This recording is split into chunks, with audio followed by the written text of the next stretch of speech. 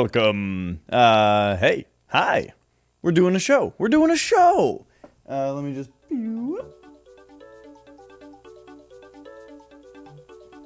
Yeah. It is showtime here on the Twitch channel. Hello, Moraine. Hello, Azure Foxy. And you know, I got a show to do. Oh, I don't have my other camera because I left it up in the drumming room. But that's okay. It just means that we don't get the other camera angle today. All right. Okay. The other camera angle, as in, like, I would put it right here on the mic so that I could give a closer look to the DS if I wanted, and to show you the gnarly aftermath on my finger of the drumming, but oh well. Alright, well, here we are with New Super Mario Bros. So, what happened last time, we beat the game, and I 100%ed the main path, you know, within my own.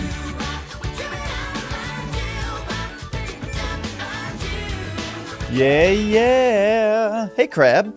I 100%ed the main path to my knowledge. However, there was more to do, a little bit.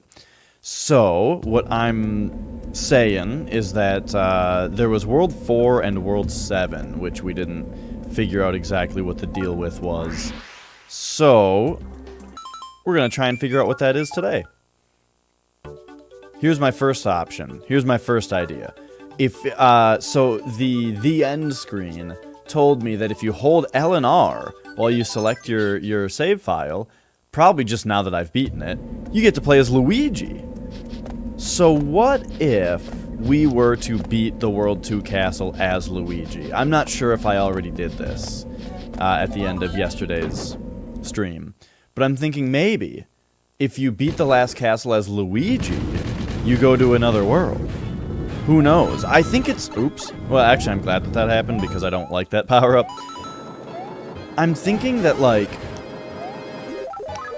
It's not super likely that the way to get to these other worlds is something that... that requires you to have beaten the game already, because that just seems kind of non-Nintendo to show you a couple worlds that you can't... Ooh, jeez. To show you worlds that you can't get to... I don't know. It seems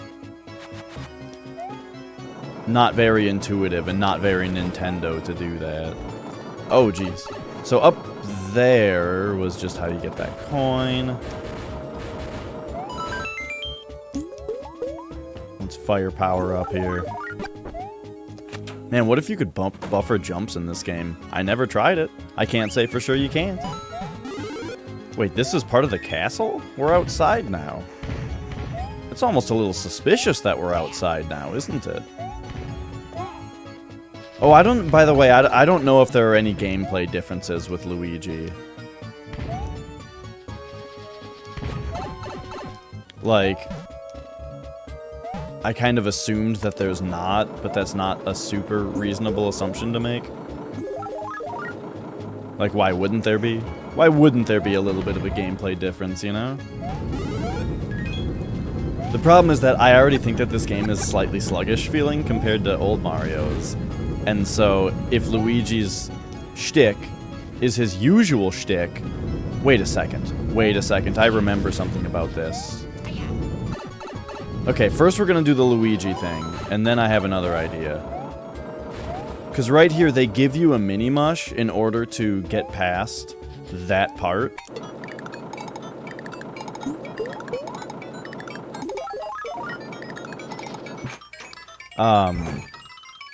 And then they give you a regular mushroom to get out of it. But what if you just beat the rest of the castle with it?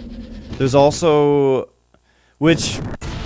Somebody told me that that's the solution, and that power-up being right there in the level makes it seem very, very likely. And, you know, I'll be very annoyed if that is the solution.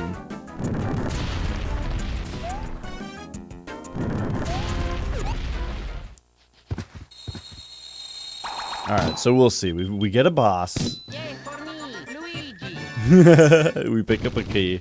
We're Luigi now. Oh, look at that. There's like a... Okay. So the solution is actually rather obvious. There's just... At the end of that castle, there's a little path that you would go in if you're tiny. So... I'm very annoyed that somebody told me how to do this. Because now that we've replayed the castle once, the solution is immediately obvious. And so, what would be a kind of nice feeling, fun, like, oh, of course kind of moment, is now just like, nothing. You know? These two worlds that I missed. It's kind of boring now. Let's get rid of this power-up. And then... hopefully we'll get a... yeah, fire flower here.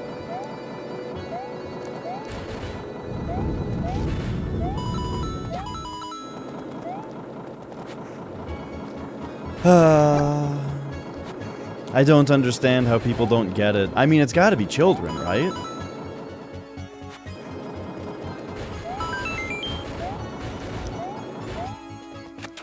Alright, so the solution here is just gonna be to pick up that mushroom, and you know what? We still have a whole world full of hidden coins and other fun stuff to try out.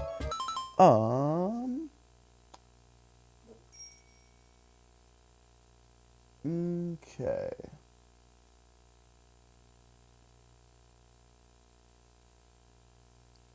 Okay. I'm getting some good information via text message about something unrelated.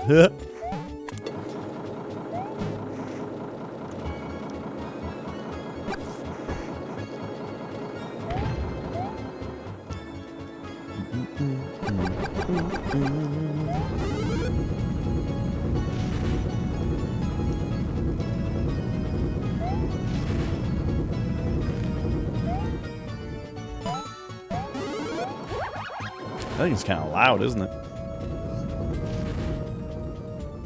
Maybe the game should be just a little bit quieter.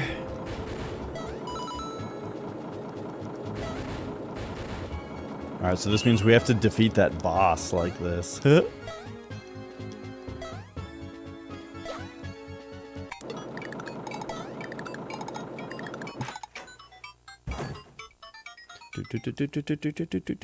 I actually,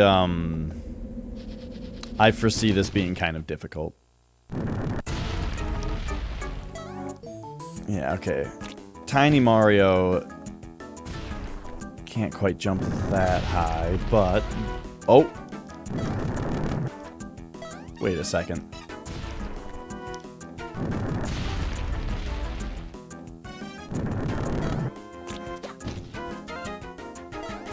I either have to find a way to defeat him like this, or we have to store a tiny mushroom. And get him later. But like, what if just surviving here for a while does something eventually? Who knows? I mean, let's try it. Let's try just kind of hanging out for a minute. But otherwise, we might have to go store one. I mean, it doesn't look like anything special is happening here.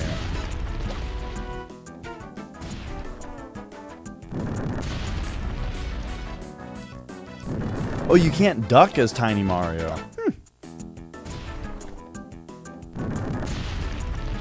I think you can duck when you're regular Small Mario. It just doesn't do anything. I think. I guess I haven't...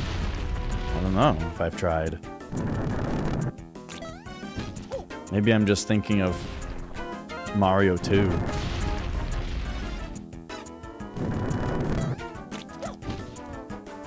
Okay, I don't think this is going anywhere.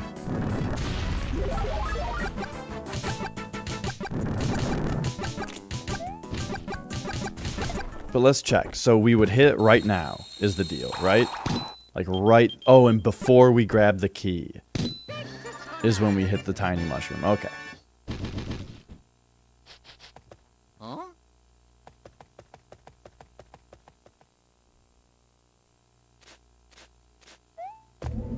So I feel like there's got to be a level earlier that had Tiny Mushroom in it. We've been using 3A, but I feel like there's a... I actually went back and watched a little bit of my... Wait. Is this a Tiny Mushroom house? Wait, what is this?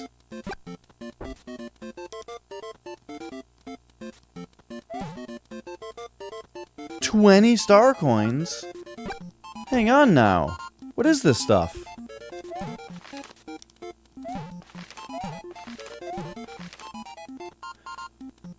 Oh, is this is like a background for my bottom screen? Okay, hang on. Yes, it did, Moraine. I posted pictures in the Discord. Or I posted a picture in the Discord. It did arrive. Thank you very much. Did I? Yes.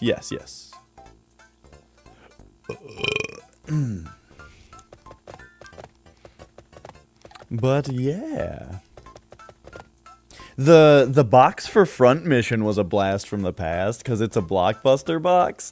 And at first I was like really confused because it has they had the notches on the bottom that I think GameCube games have.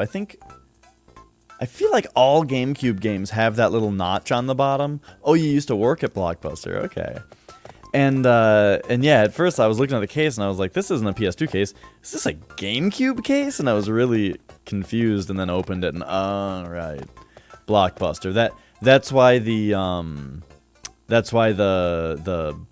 plastic, the clear plastic jacket, is like, has like a little bit of texture to it as well.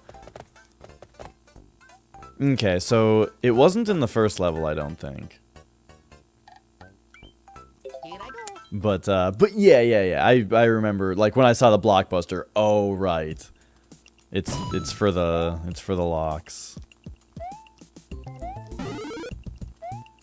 Okay, so we are on the lookout for a tiny shroom. And we want it to be one that's, you know, easy to, in a level that's easy to complete afterward. Because that one other level was just a little bit longer. So we're on the hunt. I'm on the case.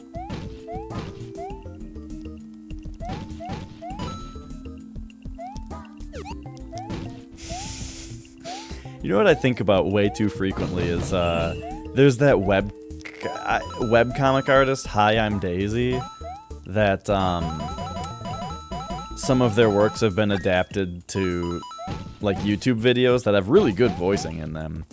And they have, like, a Persona 4 series that's super, super good. And, far too frequently I think of the scene where they tell, hey, Adrian. Oh, I've honestly never seen the Metal Gear one. Are you serious? I've only seen the Persona 4 one. And then I think I saw, like, part of the Persona 3 one as well. But, yeah. Just always thinking of the thing in the Persona 4 one where, what's his face? Adachi tells Dojima that there's the place that has, like, push pops or some kind of ice cream treat or whatever, and he goes, I'm on the case. I mean, it's not very funny when you just talk about it, but I think about it a lot, that's the point. I'm on the case. Just quit giving me those. Nobody likes the blue shell power-up.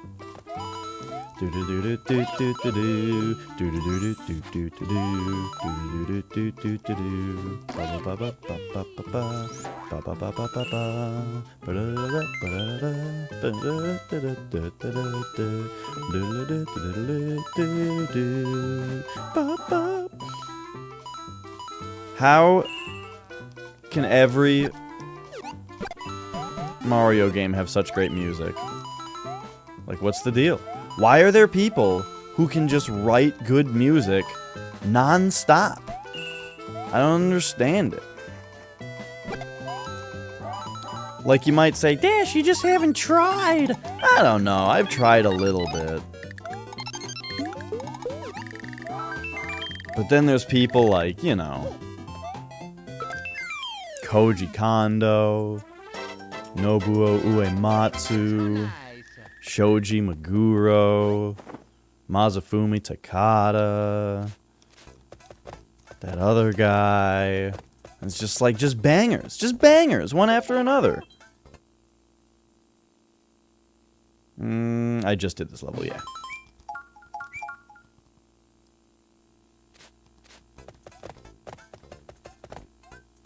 Here I go. Portable Ops. You know, I never finished Portable Ops. Alright, fine. Let's go crazy. Let's get nuts. Oh. Yeah. Oh, this is the level that has the power-up I'm looking for also. Oh. Alright, I'm glad we went crazy and got nuts.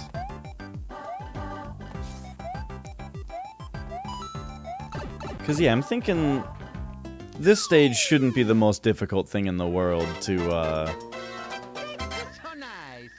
beat when you're tiny. And then to beat again when you're tiny. Okay. So we go back in. This time, we resist.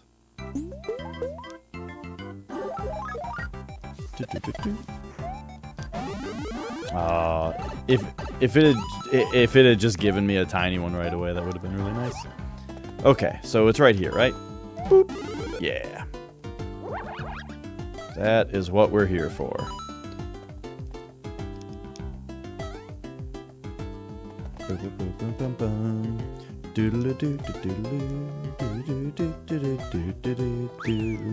I was just watching GDQ. They did Doom, which was really fun. I don't know if I've seen Doom at a GDQ before. I mean, I'm sure it's been, but, you know. I hadn't seen it, and it was exciting. And Doom 2. So nice. I love Doom. Oh, geez, I'm wearing a Doom shirt. Here I go. Okay, so now we we found out that we... Oh, you know what? Since the castle does have a tiny mushroom in it, we could just go straight to the castle now, theoretically. But this is for safety. In fact, it would be even safer if I went into the castle not tiny, but with this on my backup slot. Now, hopefully this doesn't get overwritten. If I were to pick up, like, a fire flower right now... Or when I have firepower already, hopefully it wouldn't overwrite it. So nice. Thank you, so nice.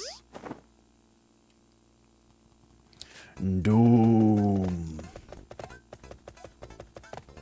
Okay, so we need to go to the World 2 castle now. I wonder if the World 5 castle will also be Tiny Time, or if there will be something else that we need. It's probably just tiny. Why do I say that? Because this one gives you the tiny, like you see that it's what you're supposed to do based on the fact that there's a tiny hole. And I'm not sure what similar kind of thing you could place that would, you know, give the hint of any other power-up.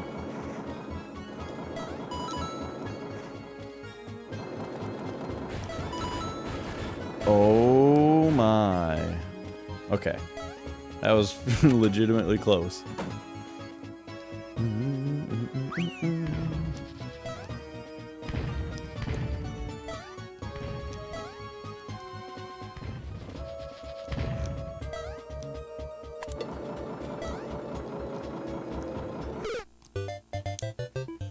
I thought I could sneak in there. trying to be a little too speedy. Here I go. Which, you might say, Dash, you weren't speedy at all the entire level. Yeah, but right there, I thought I could be a little speedy. I gotta try to crouch as Small Mario and see if you can. You know what, I'm starting to think I bet you can't. Oh, you can, okay.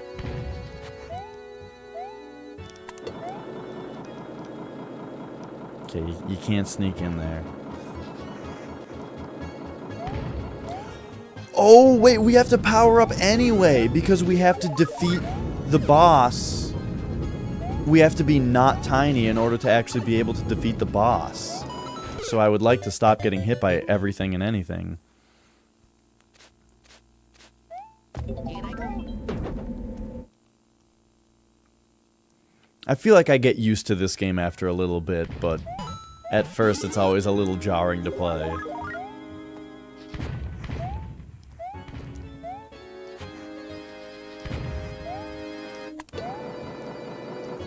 That's the speedy way.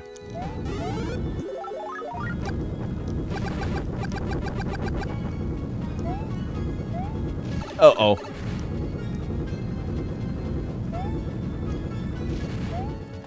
Darn vines. Okay, so we don't want that.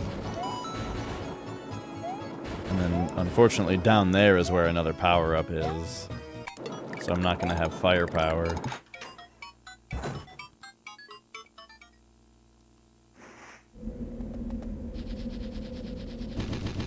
But here we go.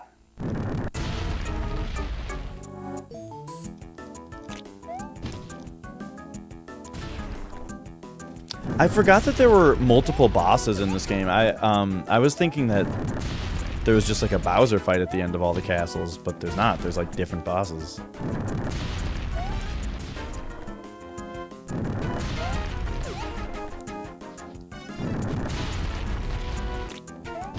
I should have tried to jump on him there.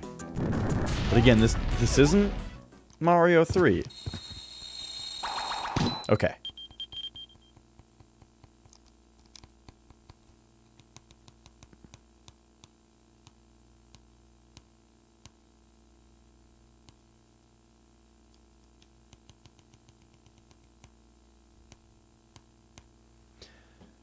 I don't think I can equip the tiny mushroom.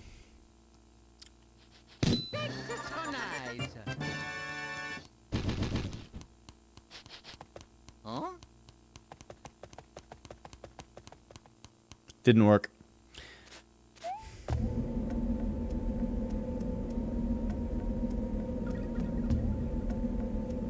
Here I go. Alright, I've got another idea, but it's a little silly. But I'm thinking perhaps the solution is that you do have to somehow defeat that boss with Tiny Mario. Which would be very interesting. And I would enjoy that.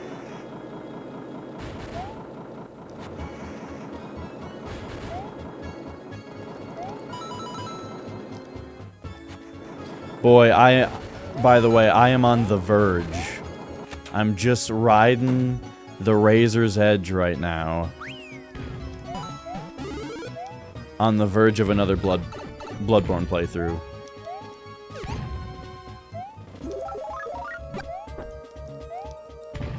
Which, like, maybe I should space out the souls a little bit, since we just played through Dark Souls Remastered. But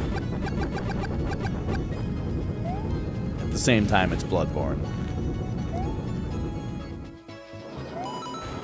Woo.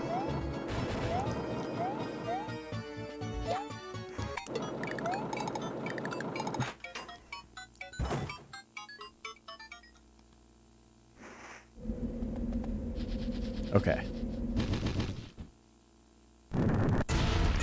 We're gonna sit right here.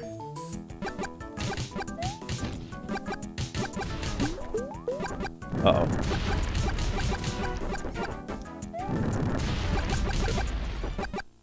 It takes away the mushroom after he dies.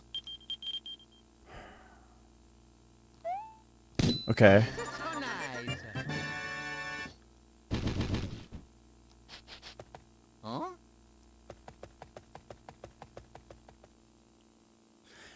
So the reason I just remembered, I just realized the reason that I missed that the first time, the fact that there's that extra little path, is because I was instead caught up by the fact that there was not a Hello Princess Peach cutscene, because I had already canoned to World 5 and back, and so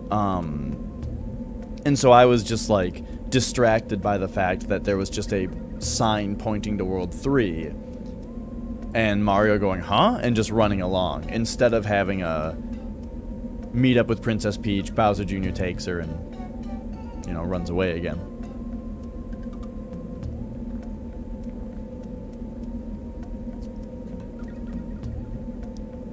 Can I go?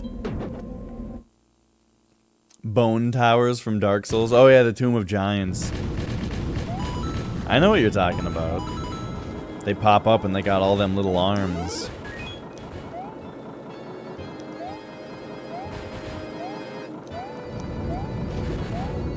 Uh-oh.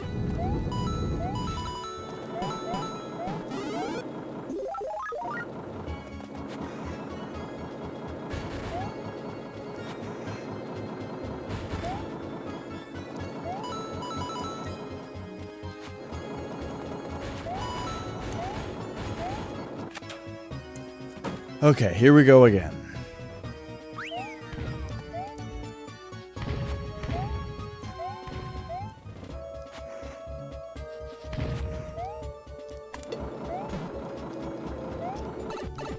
That's fine.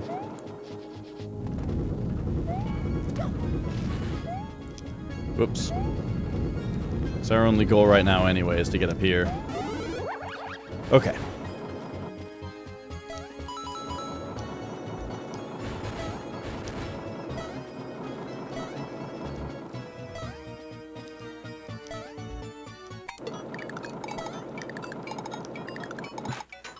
So, there must be a way to defeat this boss with Tiny Mario.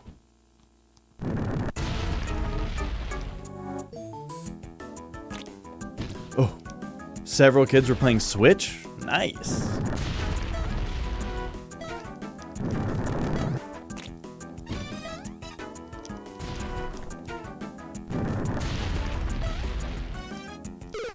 Shoot. This Tiny Mario's controls are like so floaty. But what if we have to like bounce over the wall or something because Tiny Mario is tiny.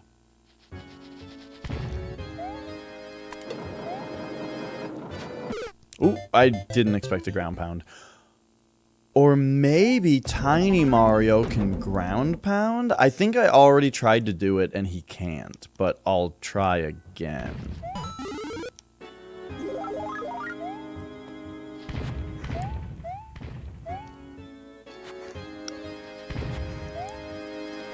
Fry, why are you looking in my underwear drawer? Well, it wasn't here an hour ago, so I thought it was time to check again.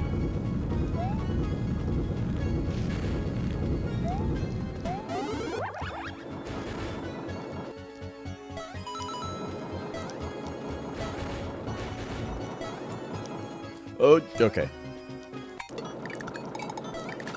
Oh, Tiny Mario can ground pound. That's how you do it. You have to ground pound his head. Oh my gosh, why didn't I try that an hour ago? When I was in here trying to fight him, going, how do you defeat him? When you're small. Do you just wait? And that kind of dumb stuff? No, no, no, you idiot. You ground pound him.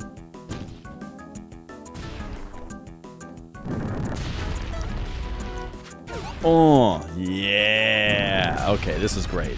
We got this.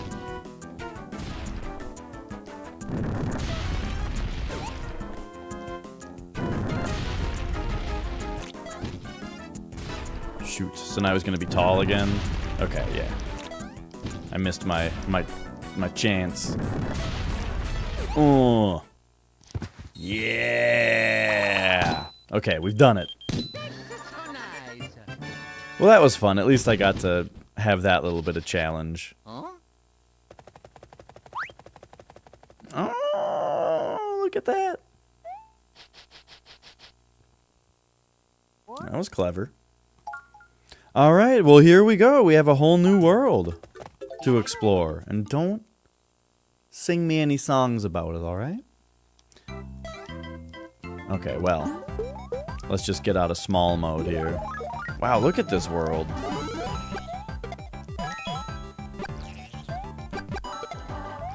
Oh, the spiders are in this world.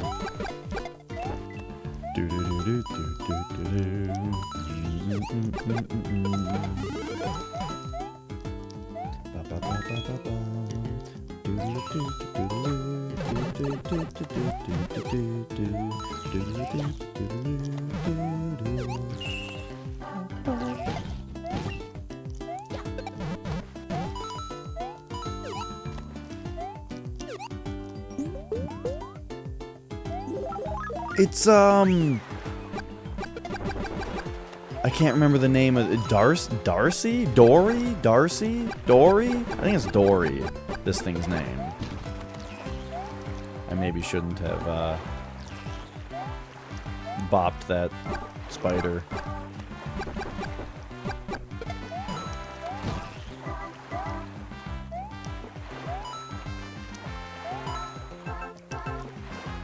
Oh my gosh.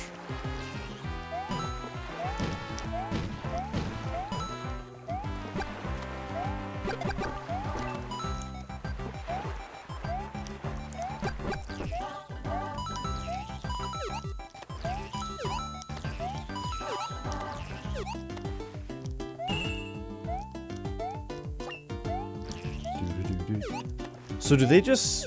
I guess they just sit and go up and down endlessly. I was expecting them to, like, drop onto the floor and start walking around or fly back up or that kind of thing. But yeah, oh, Mons, I was in the... last time I was... recently I was at an airport and I saw somebody playing a Switch. They were playing Enter the Gungeon on it. Which was funny because that was like right when I had just bought, Binding of Isaac on the Switch, because I thought that, you know, that's the right kind of game to be playing on the Switch when you're at an airport or something.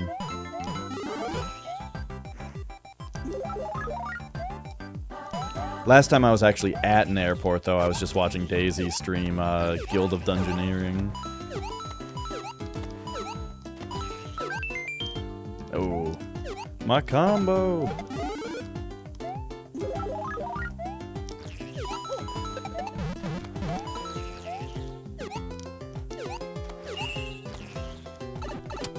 Shoot!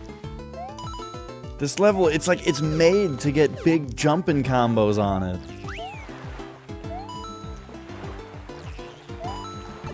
But I can't do it. The controls are too wishy-washy.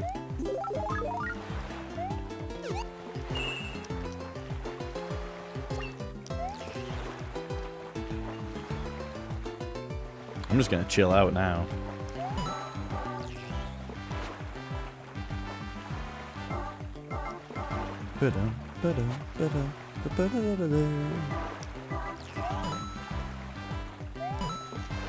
I was so ready for that to be a power-up.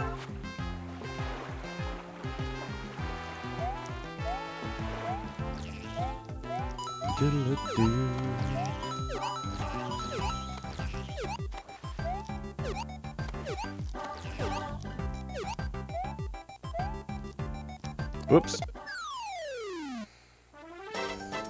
So nice.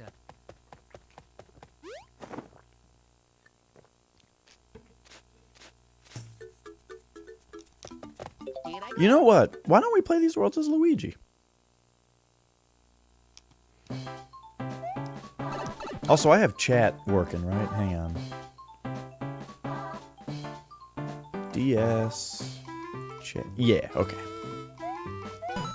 Sometimes I, because Luigi is worst. Sometimes I, have the scene turned off for whatever reason and forget. Or not scene, but the source.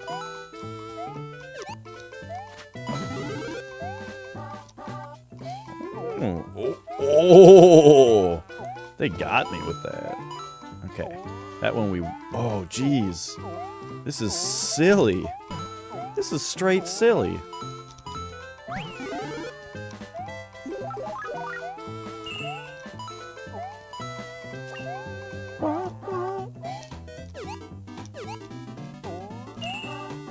Oh.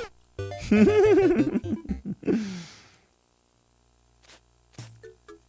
I go. Straight silly. Seen a lot of mushrooms in my days. And there's one of the silliest. Fuck! I know I can just throw a shell at it, but that's not what the challenge is. The challenge is to deal with the silliness. Get out of here, red box. No one wants your scratched up movies. Oh, it's a matter of pride now. You know, I have never rented anything from a Redbox before, but I was thinking, like, it might actually be a pretty good way to... It might actually be a pretty good way to get in quick playthroughs of new games that come out. Like, for example, that new God of War game. That's not super new anymore. That's a game that I don't think looks good. But I'm, like, slightly interested in it. I would like to know if the reason that I think it looks bad is true. So I would kind of like to try it out. And that would be a good way to do it. Is to rent it, and Redbox is the only way to rent shit anymore. Oh. You know, we always like to say that something's a good rental. But, like, renting it itself is not super common. But you know what I mean? It's like a... There's games at your library? What? Hang on now. Maybe I should check my local library.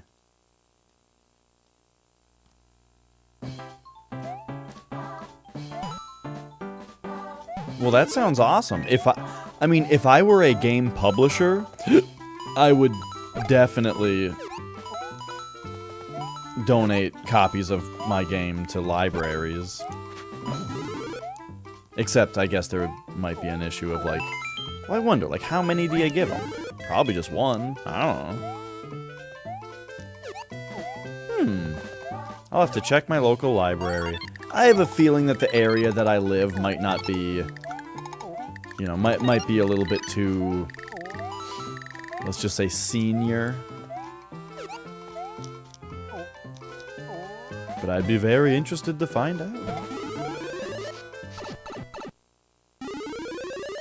Cake pans? Oh yeah? Wi-Fi hotspots, Roku devices. Huh. All I know about my library is that it's right next to a, just like a park. There's just like a park around the library, which was the hip hop and happen in this place when Pokemon Go came out. Oh, jeez. But it wasn't like other parks. Whoa. There was another park that was like a half hour away from me. Where you could sit in one perfect spot and be in range of 5 Pokestops. The most you could get at my local park was 3. So having 5 Pokestops in one spot, pretty dope. Okay, having one copy of something is most common. Interesting. I'm gonna play as Luigi for a bit. Luigi.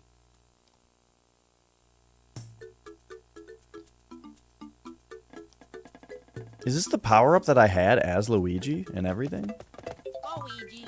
I'm not going to mushroom houses anymore. Oh, I could see that.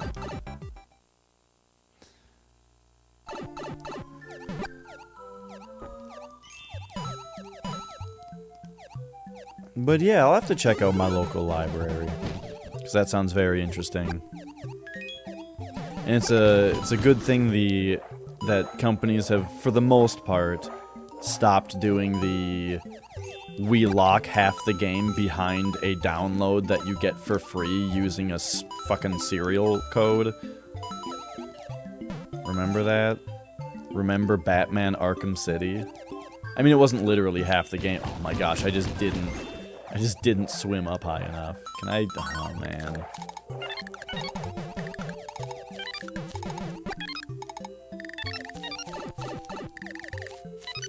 Like, I'm being dramatic when I say half the game, but...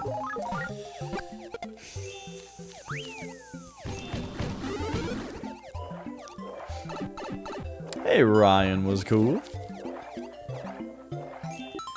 I love these stories. You remember playing this game as a kid and discovering the 2 secret worlds. It was so weird to see 4 and 7 being hidden, but it was cool to find.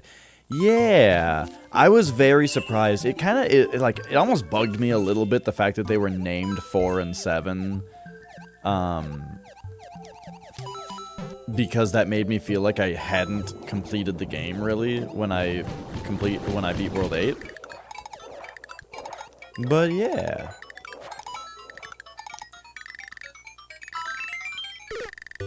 They put 2 coins down there. What was I supposed to think?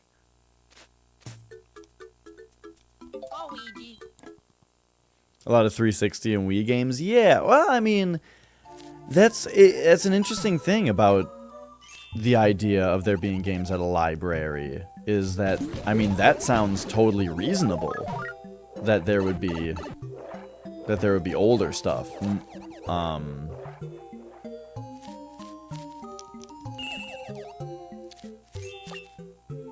We did have I was at a Half Price Books the other day, and that's where I picked up that copy of, hey, Zeleric. That's where I picked up that copy of, Rock Band Beatles that I was playing yesterday. What the hell is that P-switch for? Oh, it's to turn off the, it's to turn off the bubbles from the pipes.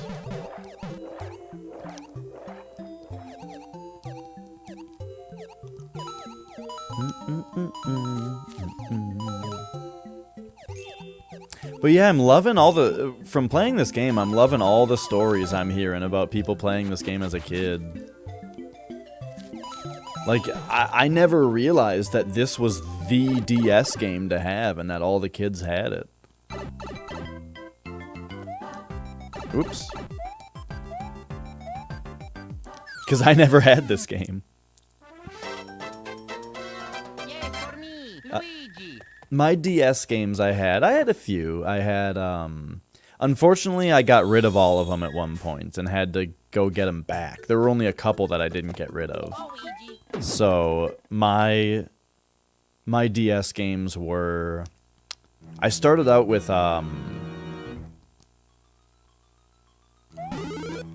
like, gosh, what was the launch game that I got with it? Super Mario 64 DS. And then I also got Feel the Magic XYXX. I really liked that game. It was really great for just showing off all the DS's features, because at the time all that was really cool. Girlfriend is texting me.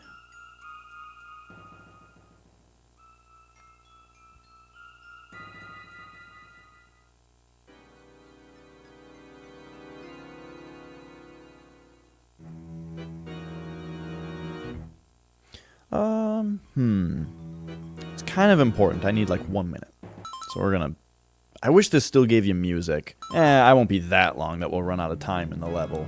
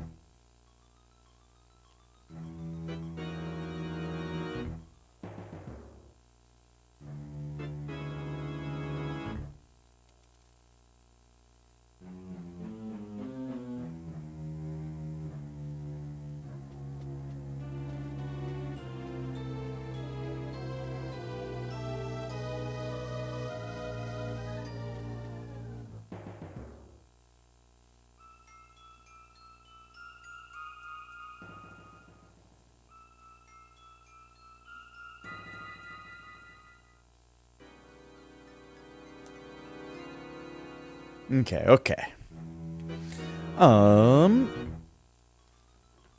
Elite Beat Agents, great game. You know what's funny about that one is I didn't actually play it until about a month ago, if that. When Elite Beat Agents came out, I played it right away because a friend of mine had it and showed it to me.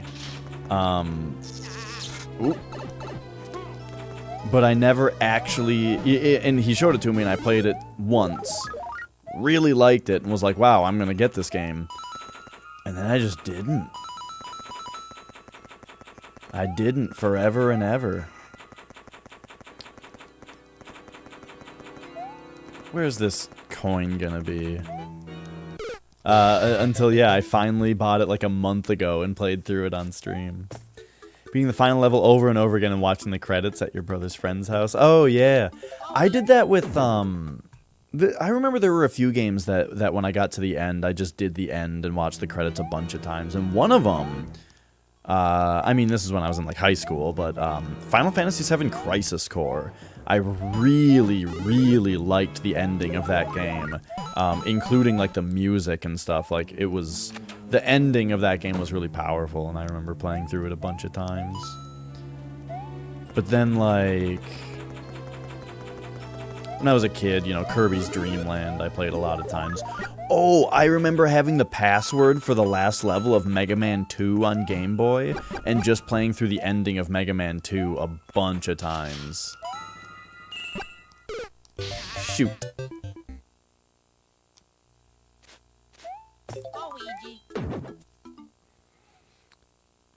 I don't know what that last one is that you mentioned, Adrian. I've never heard of that. But yeah, so my launch games for DS were Super Mario 64 DS, Feel the Magic XYXX. I think that's all that I really remember as far as like right at launch. But then gosh, I wonder what else I did get on it. Because I remember Lunar Dragon Song was a game that I really... Oh. Gosh. Lunar was a game that I was considering, but I remembered seeing bad reviews for it. I mean, it was probably a fine game, but I don't know. I did not buy it based on reviews. But I can't really think of... what the other options even were right away.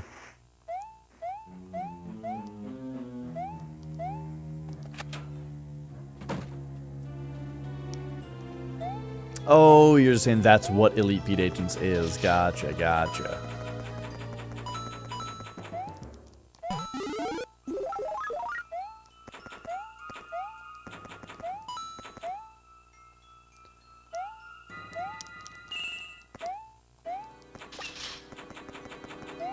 Alright, let's flip back around just in case. Okay, okay.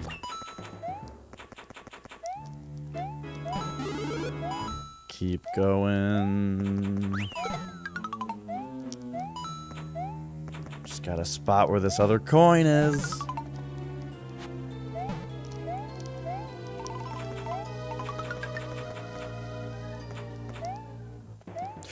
It's over there. I misjudged. Yes. Okay. I think we're gonna be good.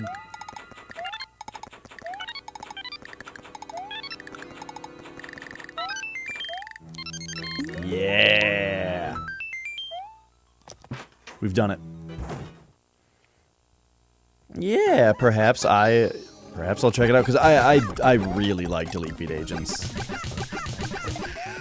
I enjoyed it thoroughly. We did it. Anyway, I remember other like early DS games that I had were Trauma Center, Under the Knife. That game was so good. Mario Kart DS once that came out. And then I was big into Metroid Prime Hunters once that came out also, but that was like slightly later.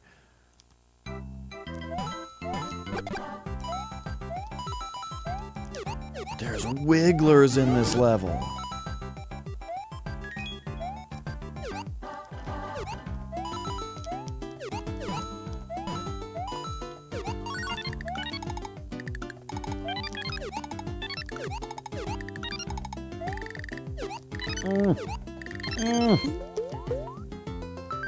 Yeah.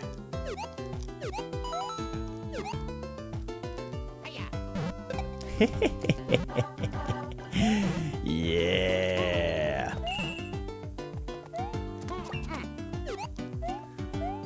Do do do do do do do do.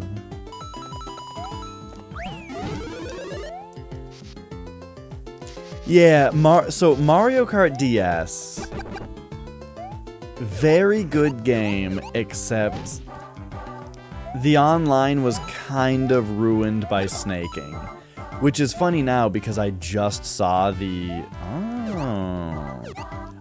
speed run of there we go, of Mario Kart DS on GDQ, where it's all about snaking, and it's like, yeah, you know, I guess that does make the speed run a little bit more interesting, but as far as trying to play Mario Kart DS online and just like play a Mario Kart game, snaking is not something that I want to be doing when I'm playing Mario Kart constantly, you know?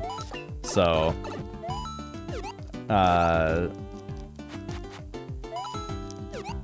that kind of ended up ruining that one for me a little bit.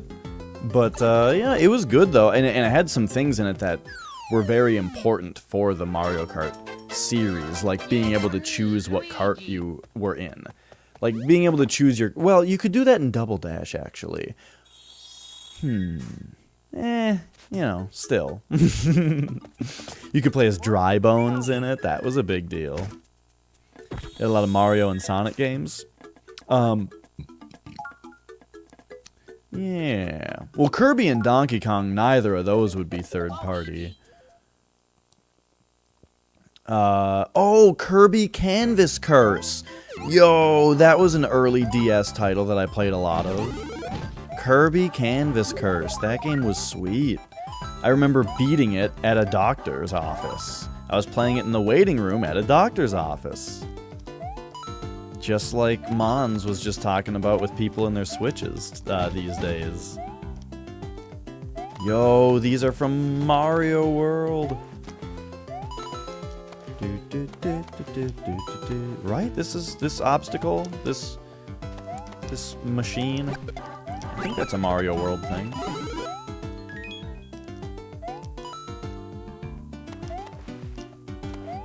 No. It's a Yoshi's Island thing.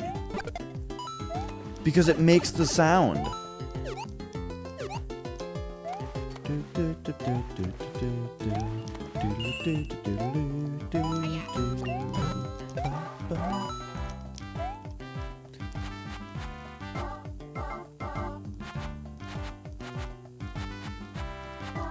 Yeah, I didn't play Superstar Ultra, though I probably should have. Because the thing is, when I was like very young, Kirby's Dream Land was the first game that I ever beat, and that was a really big deal to me, and I played it all the time. But I never really played any other Kirby games. Until, like, just recently, I streamed through Kirby's Adventure and loved it. Oh, I see. Whoops. Oh, I botched it.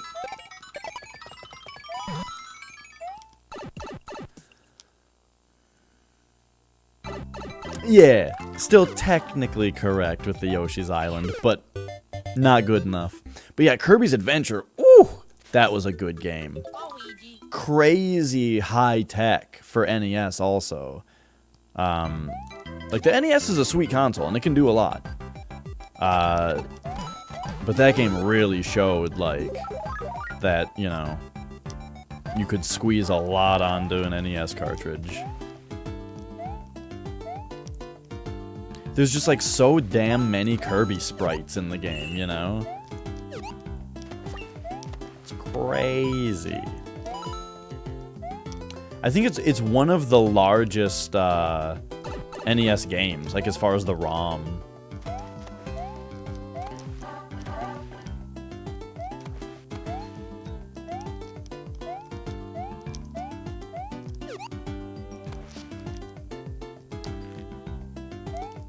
Yeah, I do think Kirby deserves more love than he gets.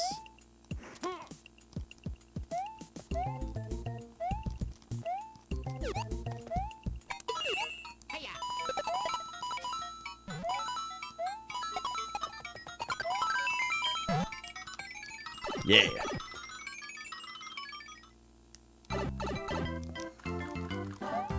Whoa. Sometimes the little dance moves that the enemies do actually screws me up. There we go. That's all we had to do before. Oh, those lips.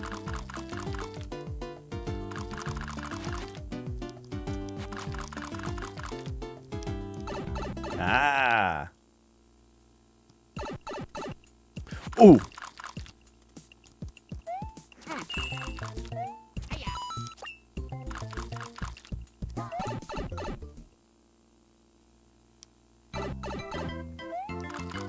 Yeah, I haven't played enough Kirby. Really, I've only played Kirby's Dream Land and Kirby's Adventure. Well, and I mentioned Canvas Curse, but, you know, that's a little different. I do own Kirby's Dream Land 2 for Game Boy, though, and we'll definitely get to a playthrough of that at some point here. Luigi. And then the one on Super Nintendo looks really good, too. Yeah.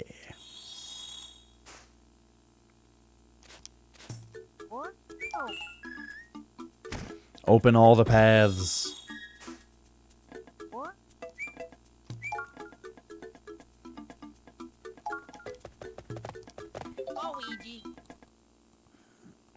For some reason, I can't think of many more. Oh, you know what other DS game I had? 007 GoldenEye. Rogue Agent. Remember GoldenEye Rogue Agent? That game sucked. The reason that I had Rogue Agent was because I was really excited about Metroid Prime Hunters. But, you know, Metroid Prime Hunters wasn't out yet, now was it? And, whoa, you can, like, kick these to the side? What if I stand on top of one? Take me up. Yo, I did it. What the hell is this? Whoa! Speaking of Kirby, look at this asshole.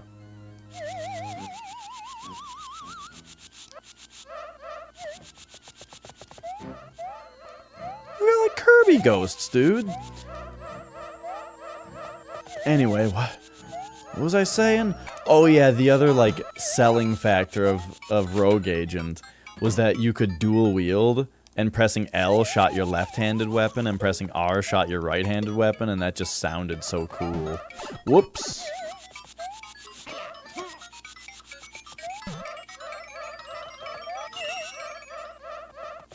Bloop.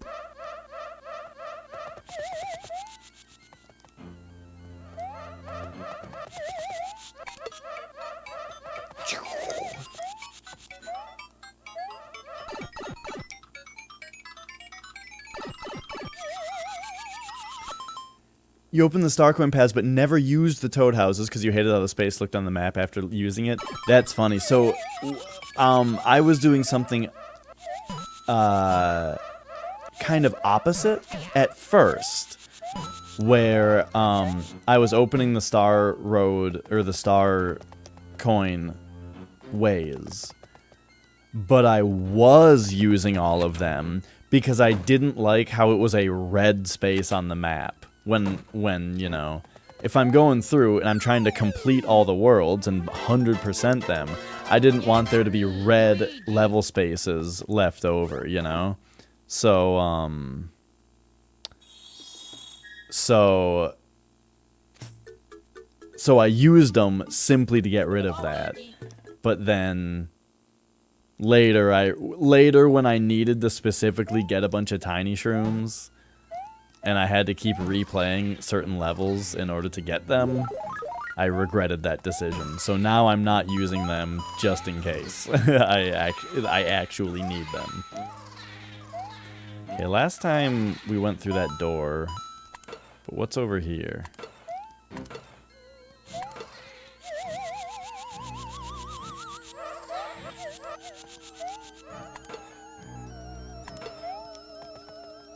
Yeah, it was something like that.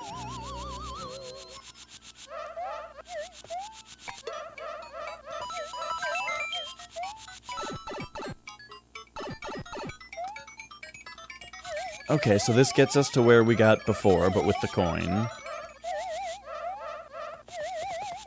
But yeah, I mean, I'm a completionist within reason, I like to say, you know? Where, like, this game, yeah, we're 100% in it. Unless I get stuck on something for 100 years, you know? At which point, you gotta question some choices. Hang on, we want to go up here.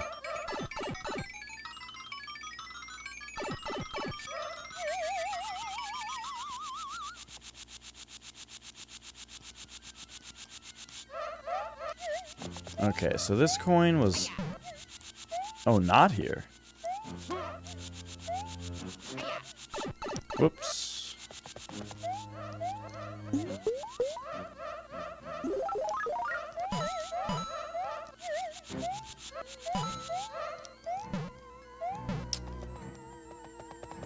So we have a door here, but a coin there.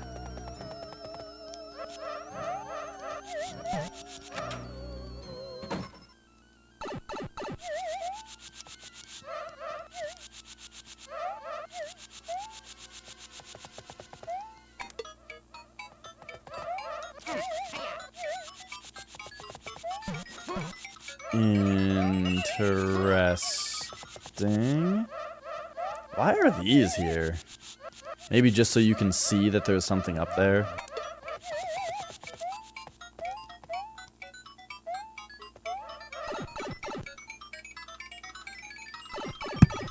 Whoops. I keep punching my mic. Maybe there's a hidden block. Maybe it's as simple as a hidden block. Luigi keeps turning around. Uh-oh. I'm kind of pinned here. There we go.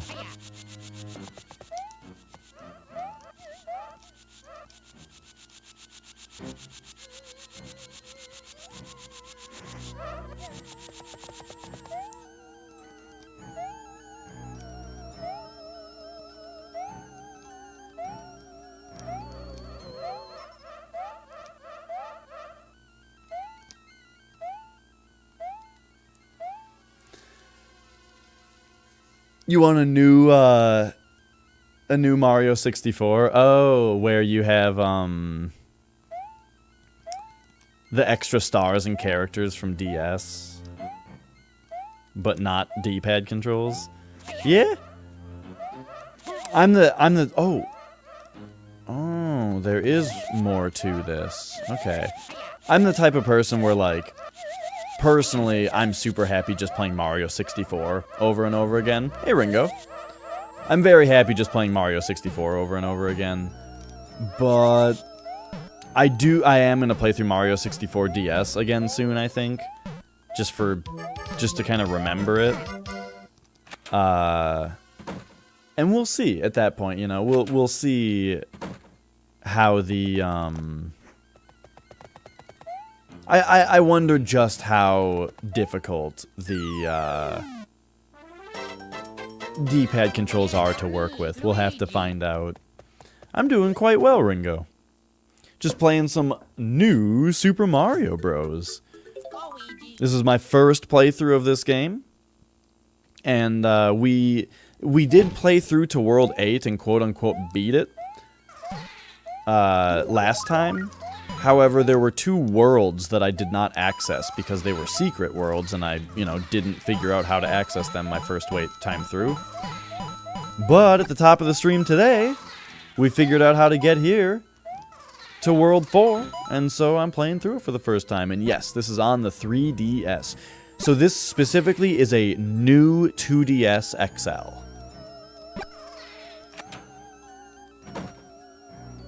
Yeah, I don't think that the D-pad controls seem so terrible. It's probably fine. And I really prefer what the graphics look like on the 3DS, where you know how on, like, this game, where the graphics are 3D, like, well, like, Luigi here is 3D, but he's big pixels, you know? The N64 has similar graphics, except they make it, like, anti-aliased, you know? Where everything is kind of fuzzy and blurry looking because of the anti-aliasing. And they don't do that on the DS version. The pixels remain nice and sharp. So I actually prefer how that looks quite a bit.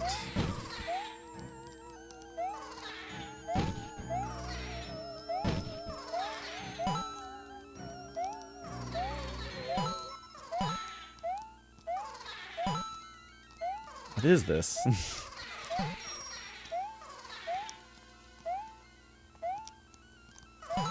Whoa! This little boo. Oh, jeez. And now we're gone.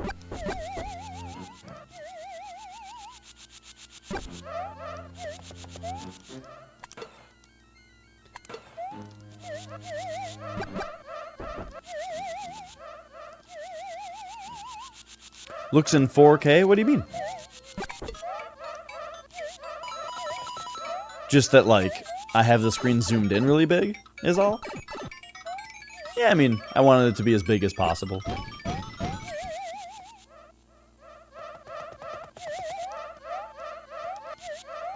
I'm playing on the actual DS screen, though, because the, like, here's my computer, what my computer monitor has on it. It's like a window of the game, you know? Because it's connected to my computer. But it's kind of laggy. So, I actually am looking at the actual DS.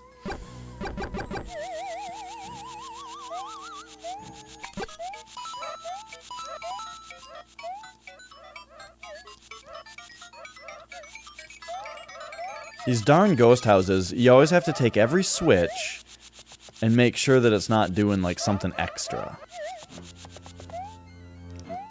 Something that it doesn't say that it's doing.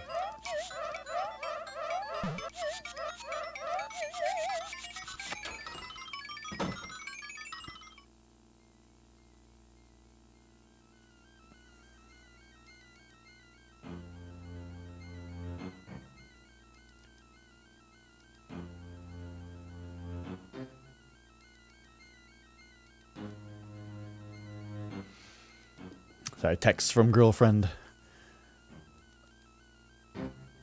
You always liked how pixelated the 3DS graphics were, not just for DS games, but 3D games as well. I agree. I like 3D polygons that are made of big, chunky pixels. I love the look of it.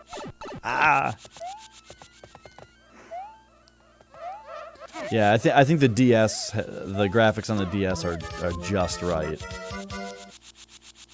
Okay, look at this. Hang on. There's something to this. I think I see what's going on here.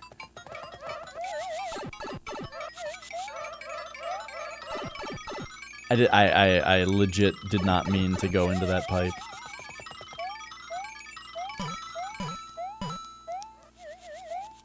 What happens with Rock Band? What do you mean? We'll play it again. I'm not playing it today, but there will be more Rock Band on stream. Rock Band used to be a much more regular thing on the stream, but because I just moved and I'm in a new house now, it's taken me a little bit of time to kind of set it up to how I can get it to where I can stream it easily. Because, like, right now, in order to stream Rock Band, I have to take my gaming PC, which I usually don't stream from, and carry it up to my music room, where I have a second mixer. I also need to unplug my capture card from my streaming PC and bring that up there. And, like, my mouse and keyboard and all that. and bring a monitor up there for the PC. And, oh,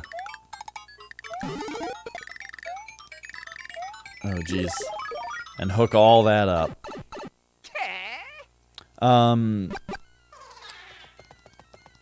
And it's just kind of a big pain. Is Rock Band my favorite game? It's one of them. I would say Rock Band 3 specifically is one of my all-time favorite games. Yeah, absolutely love it. I've played a lot of Rock Band. I used to always play the guitar. I was very big on guitar. Also, Ryan, thanks for following. But yeah, I was biggest on guitar when I was younger, but then I just recently got into the drums. And have been enjoying the drums more than I ever enjoyed the guitar on it.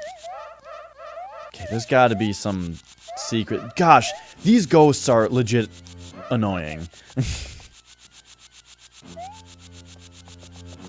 Like, man, just get out of here.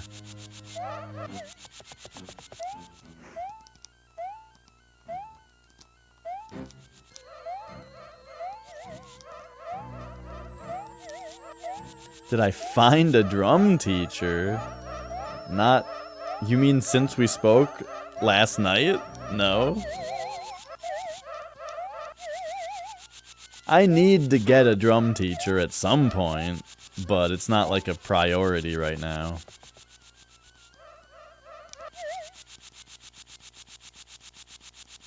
My main hobby right now is streaming on Twitch. And sometimes that involves drumming, which I would like to be better at. And someday I will be better at it.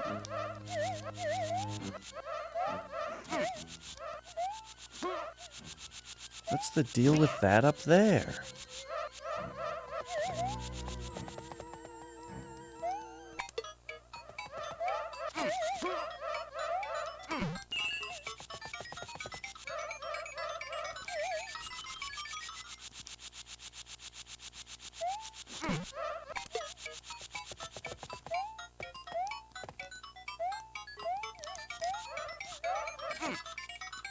I'm so surprised that there's not another red platform up there.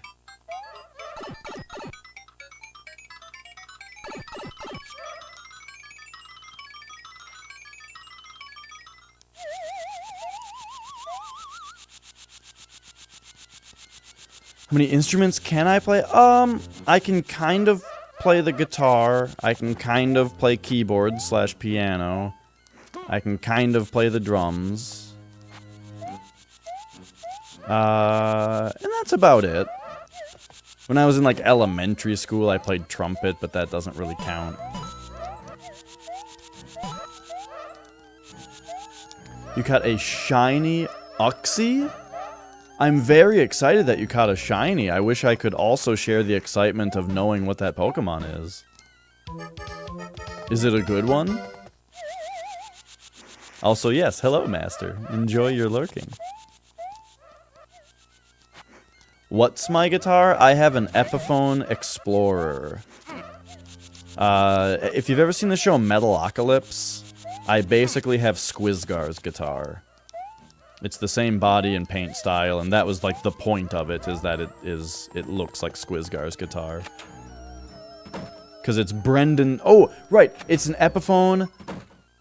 Thunder Horse, I think it's called. You know, named after the Death Clock song. Yes, for me, Luigi.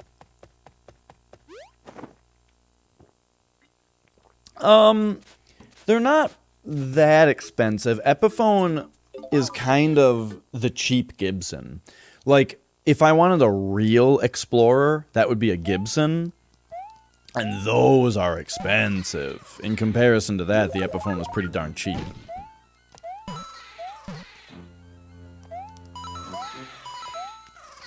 But yeah, I really like the guitar. I didn't like how it balanced at first, so I had to drill a hole to move the strap knob myself. But once I did that, it's great. What do I think about Fender? I don't really have much of an opinion. I think they make some good-looking guitars, and I've seen some people play Fenders very, very well. Even metal. Like, Jason Stepp is a guitarist that I really like, and he plays all Fender. And plays, like, really metal stuff on Fenders, so, you know. It may not have been apparent with my Beatles playing yesterday, but besides stuff like that, and also 80s synth stuff, my main genre of music that I spend the most time listening to is metal. So that's what I mostly care about. As far as, like, how instruments sound and stuff.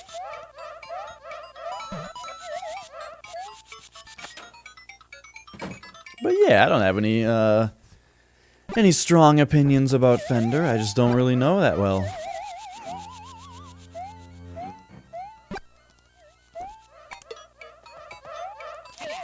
My dad, actually. My dad has a Fender that I've always really liked. The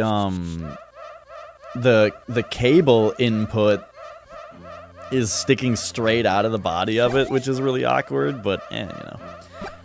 My favorite guitarist is probably Chuck Schuldiner from Death. And my favorite drummer is Mike Portnoy of Dream Theater fame.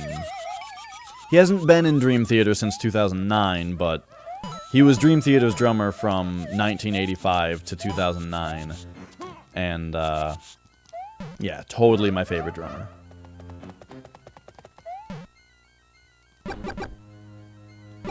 What do I do about Ucoin? Yeah, Dream Theater. They were my favorite band for a long time. They're probably still my favorite band. It's just hard to say because I haven't liked anything that they've made since Mike Portnoy left in 2009. So it's, you know, it's tough to still say that they're my favorite when there's bands like Soul Remnants and the Pantheon still making good music today, you know?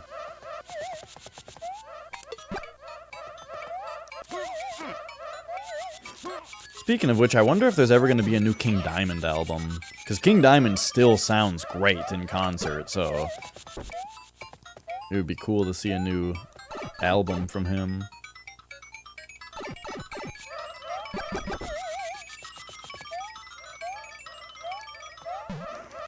Okay, I have an idea, I think.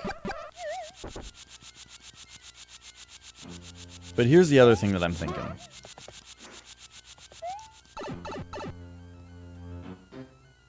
Is okay. So we come down here. We hit the switch.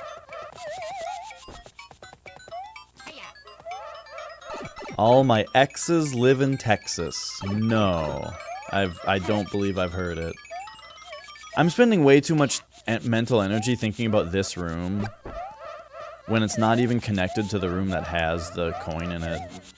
It's like I have to do something that makes me drop into this room.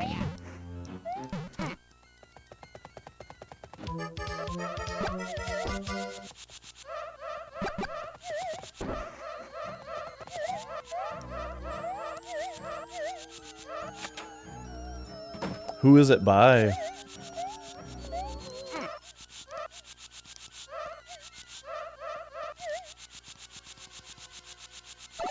Whoops.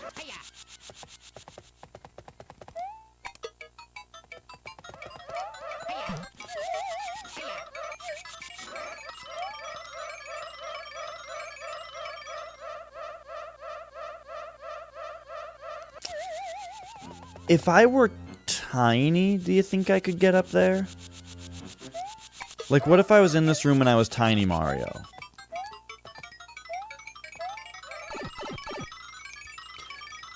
I don't necessarily prefer Luigi over Mario. I just, you know, I played this game for 10 hours as Mario. I decided, let's be Luigi for the other worlds. It's more a matter of preferring to change it up every once in a while than it is one of the particular characters. If I were tiny, I bet I could get up there. That's what it is. That's what it's going to be. Okay, we got this. We got this. I just got to be... I have to become tiny. So how do we do that? We do that one level again. The easy one. Or we go to that Toad house. What about Mario Kart? My favorite, well, so Mario Kart 8 Deluxe on Switch is the one that I play. Like, if I'm going to play Mario Kart right now, it would be the Switch one. And the character that I play as in that game is Pink Gold Peach. You know, I am also a younger brother. I didn't know that Luigi was necessarily younger. Oops. Oh, right, being small kind of changes the timing on that, doesn't it?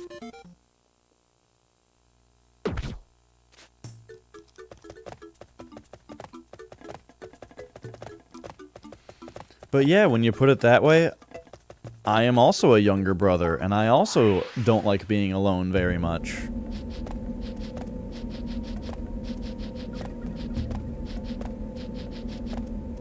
Was it 5 or 6? It was probably 6, because that's right next to the castle, but let's... But something tells me it's this... Okay, yeah. Not this level.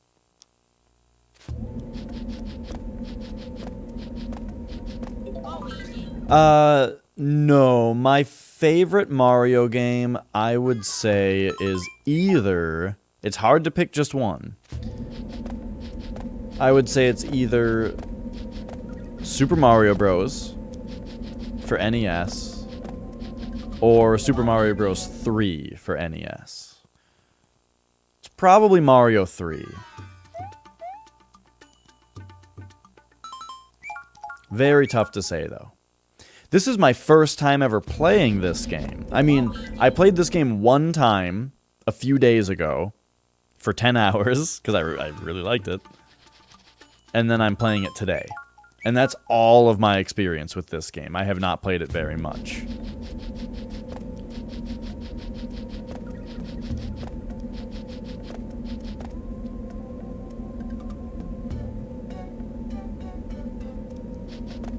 I can't remember what level... Did I already try this one? Yeah, Mario 3 for NES, yes. I don't know, though. It's really a toss-up between 1 and 3 for the NES.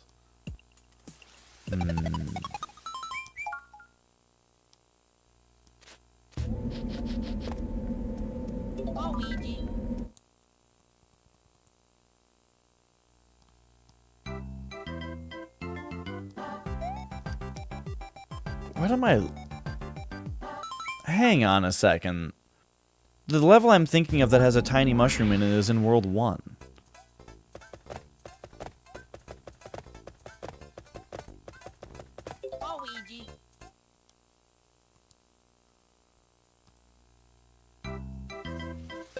Yeah, it's this level. I think. Yeah.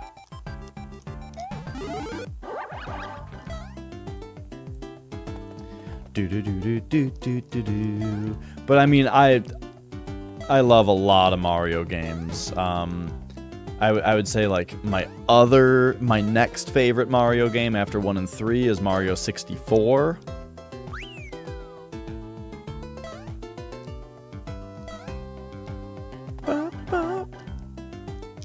Then probably Mario World.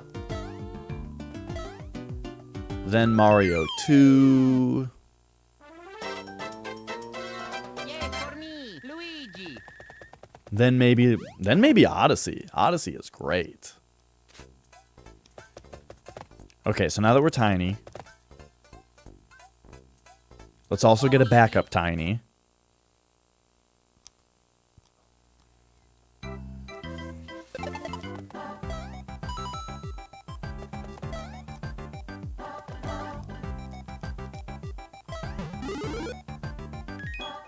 Oh, geez, I was reading chat. Yeah, Ringo was asking me what my favorite Mario... Oh, you know what? That's fine. That works out perfectly. Now we have a mini mush in our pocket.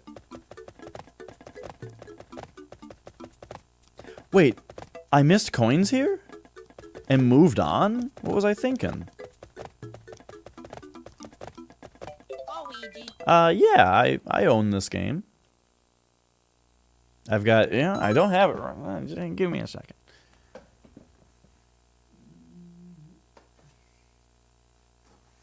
Oh. Boom, there's the case for it.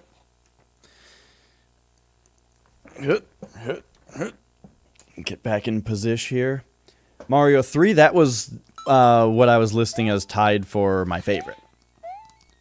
Like, as my very favorite Mario game, it would be a toss-up between Mario 1 and 3. So those are the two top spots. And then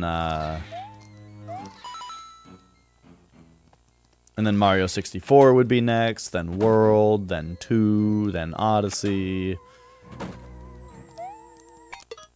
And you know, I really need to play Mario 3D Land again for 3DS.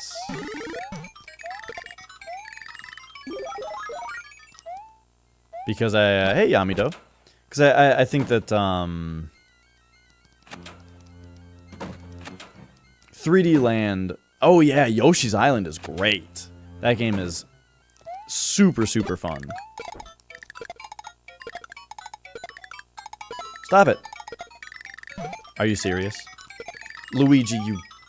Oh.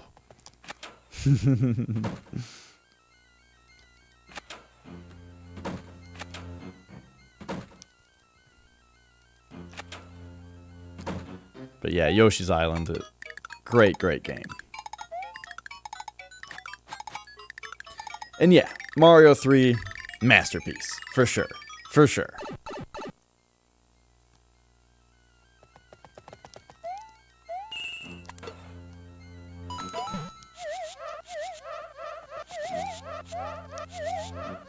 Just how many games do I have? You know, it would take me a minute to count. But I should I should go get my other camera. I left my other camera up in the music room because of yesterday's drum stream.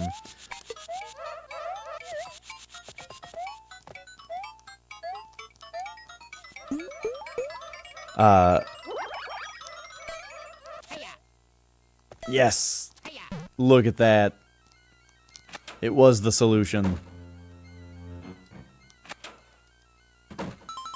You had the Mario Advance games and loved them? Yeah, yeah. Oh, this is just for a secret exit? It's not for the third coin? Oh my gosh. I mean, that's exciting in its own way. But...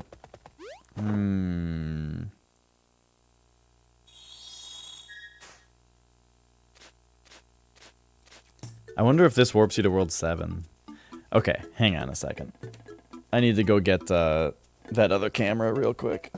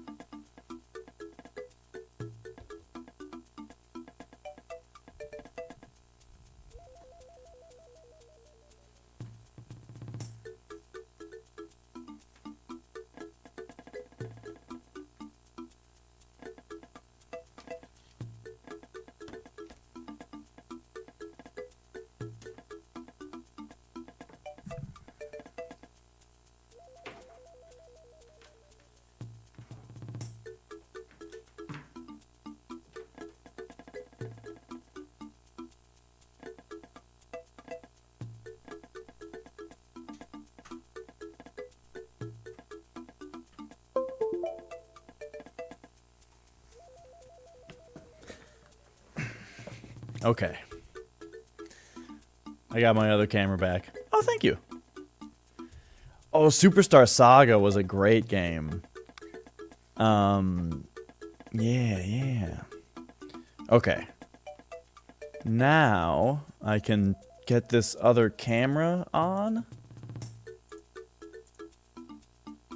There we go.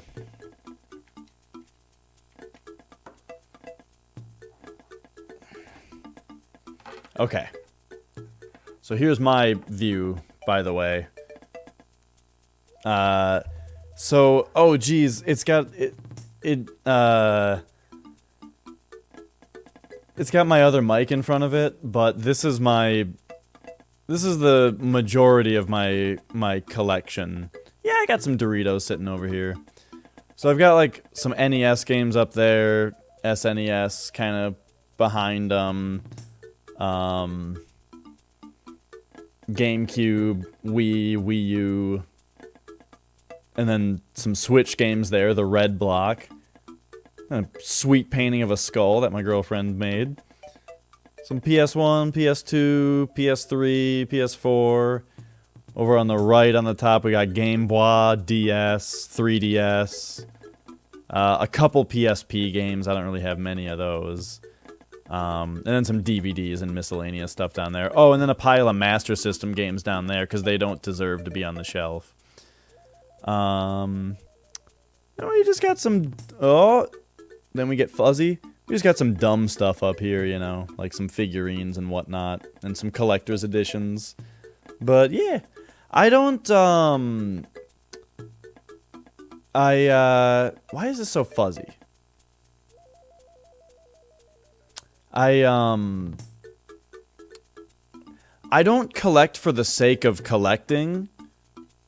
I buy games that I want to play, and I've been playing games my whole life. So, I naturally have built up a bit of a collection. There are some games that I've sort of bought for the sake of collecting, like... I was at a retro shop recently, and they had a copy of Project Cross Zone for 3DS in the whole box and stuff, and I was like, I need to pick this up. But New Super Mario Bros., this game wasn't that hard to get. I mean, I went online, I went on eBay.com, and I bought it. And it was pretty cheap. I don't think it was much more than like 20 bucks. So yeah. Okay, so we still didn't get the coin here. I also missed 2 coins in this level that I totally forgot about. But let's look up the actual cost on New Super Mario Bros. I'm curious. I think it's just pricecharting.com is a website that you can go to. Yeah. And then New Super Mario Bros. For DS. The average price right now for a complete in-box copy is $13. And $32 for a brand new copy.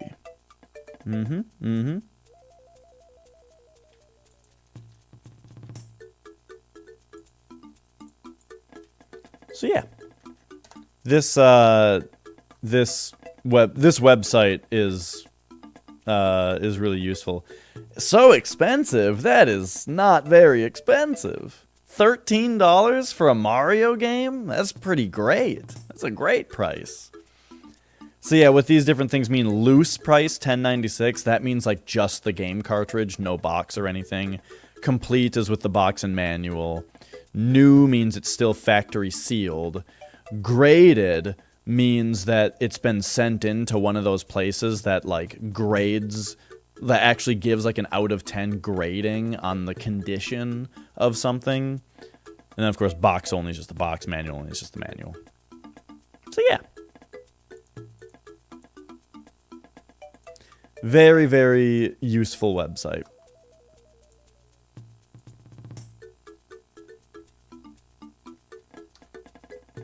Alright. Let's do this level. Luigi. I wouldn't say that I'm rich. I don't know what you're talking about. I mean, I have a job, and I spend my money on video games. Like, I'm 28. I should have a job where I can afford to buy video games that I want. I can afford a $13 video game. It's not a matter of being rich.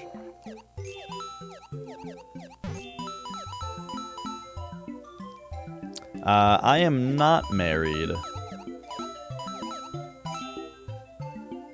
I have a girlfriend, but I am not married.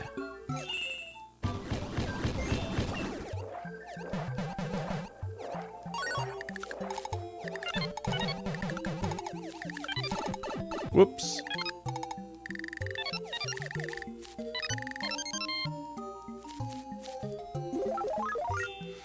And since it was a topic of discussion earlier, and it being people's favorite game or favorite Mario and all that, you know. On the subject, my girlfriend's favorite game of all time? Super Mario Bros. 3.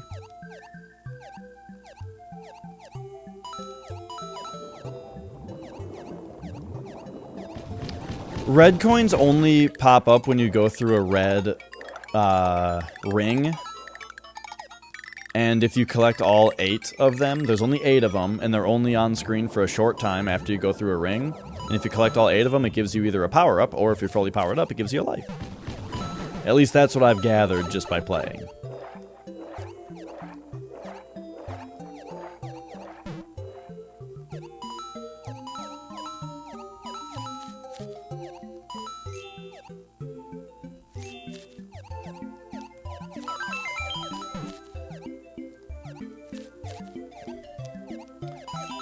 I haven't been with my girlfriend a super long time. Just a few months. We started dating in August. Oh! Wait, where was the third coin? It must have been in like a pipe. Alright, we gotta take another look. Yay for me, Luigi. Yeah, she plays games. She really likes Mario 3. Luigi. But she plays lots of NES games. Lately, she's been playing a lot of Roller Coaster Tycoon 2.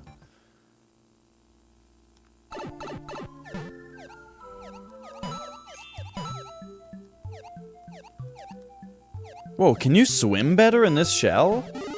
I feel like my controls are more precise. Yeah, dude, Roller Coaster Tycoon.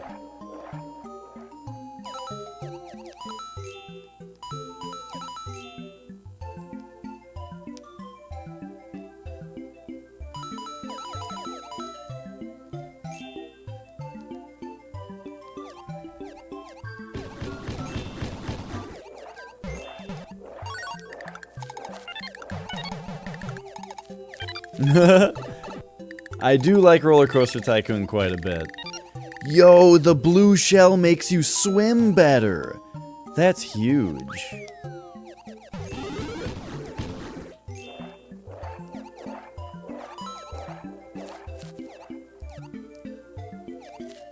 Okay, so I guess there's something to be said about me complaining about... Like, this whole game, I've been complaining about how frustratingly sluggish the swimming controls are. And then I've also been saying, you can go in here. You gotta be able to go in here. Yeah. I've also been saying that I don't like the blue shell power-up. So, there you go. Yeah, I played a lot of Age of Empires when I was younger. And my girlfriend did too. Maybe not a lot. But she played it. I played it a bunch when I was younger. Really, like, the 2 PC games that I had that I really remember were Age of Empires and the first one, and StarCraft. Really, really liked both of those games. Alright, we're gonna just drop down this pit so I can try to get into that pipe again. Yeah, Neener, it's like Nintendo knows how to design a video game. Do Justin Bieber songs even have guitar in them? I've heard one Justin Bieber song, and I don't think it had a guitar in it. It had some really, really boring programmed drums, and that was about it. Which is an issue that I take with most music that I hear that's new on the radio nowadays, is it's all 100%, it's just vocals, and really boring and poorly programmed drums. And by poorly programmed, there's 2 coins down there, dude. They want me to go down there. Did I do something wrong the first time? We're trying it again.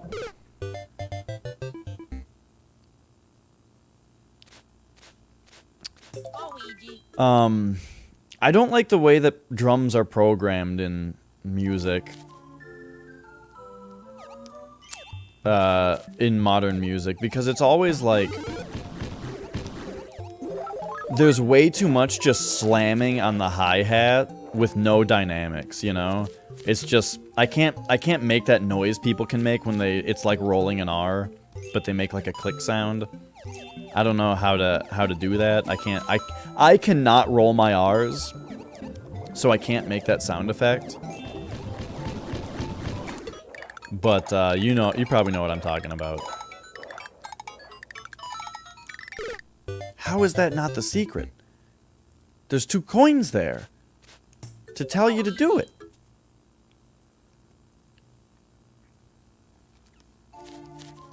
Anyway, point is,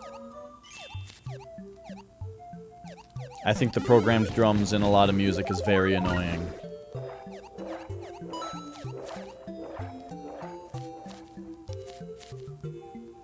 Do I like racing games? I haven't really played a racing game in a long time. Like, I really like Mario Kart. Mario Kart is great. Love that game. Love that series. As far as, like, something like Forza or Gran Turismo, I've never played Forza. I've not really had an Xbox, so I've never really played that, but I did really like Gran Turismo 3. Crash Team Racing, I loved that game. I had that when I was younger and loved it. But yeah, Gran Turismo, I really liked Gran Turismo 1 on the PS1 when I was younger. And then I really liked Gran Turismo 3 on the PS2 when I got that. But I have not played like a real simulation style racing game since Gran Turismo 3 on PS2.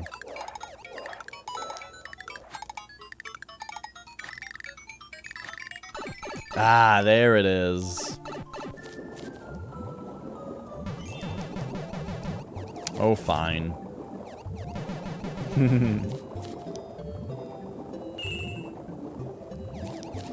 Well, I guess with what I was just saying, you could probably infer that I kind of prefer arcade style because I really like Mario Kart. Haven't played anything else in a very long time. Haven't been interested enough to play anything else in a long time. There, like, the only racing game that I thought looked really fun and I would actually like to try that's recent is, Wreckfest. The game that was made by Bugbear, the team that made, Flatout.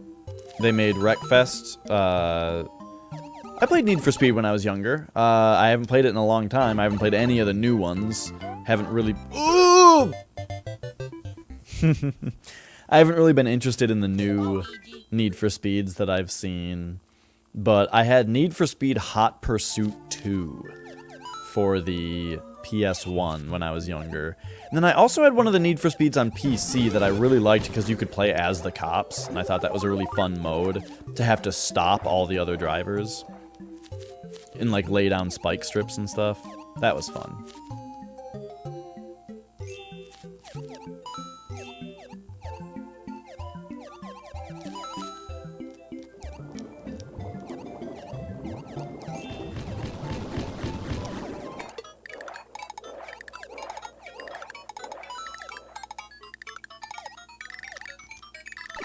There we go.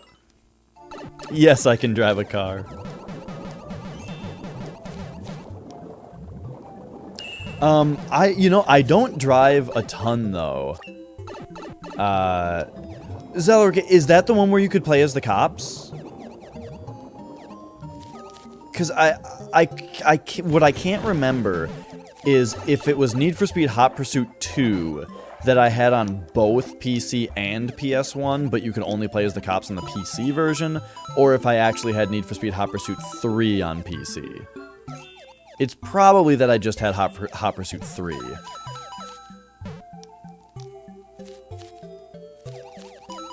But yeah. I don't really have an opinion on Need for Speed versus Forza because I haven't played either of them in... Well, I haven't played Forza, and I haven't played Need for Speed in years. If I were to get a new racing game right now, it would be Wreckfest.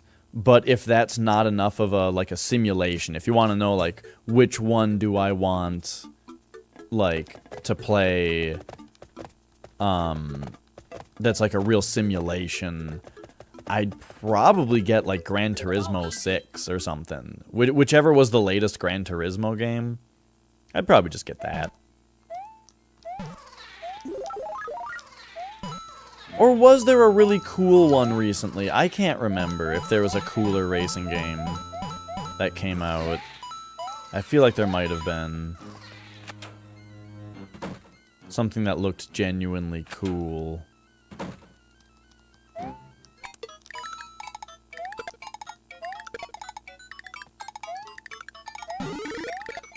Oops.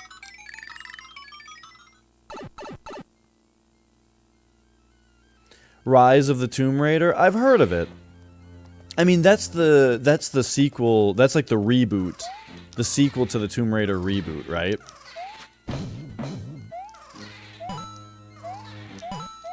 Where it plays similarly to Tomb Raider, the one from a few years ago.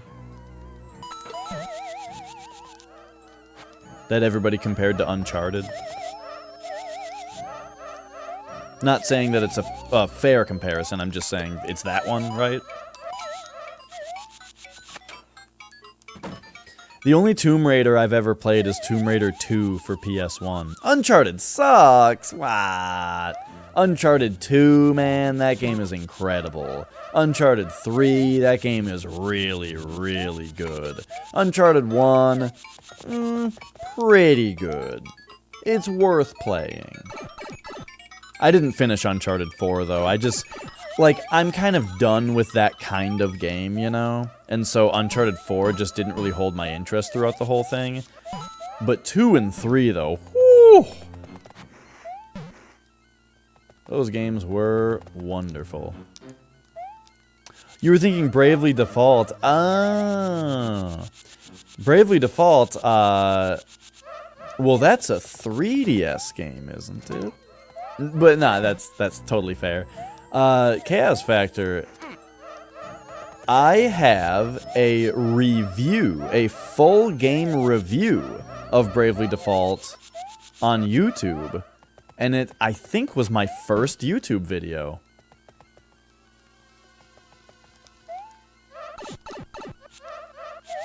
However, I have a lot of complaints about it.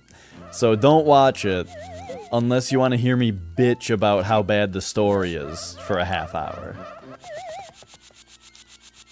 My 10-second review of Bravely Default is that it's so close to being genius.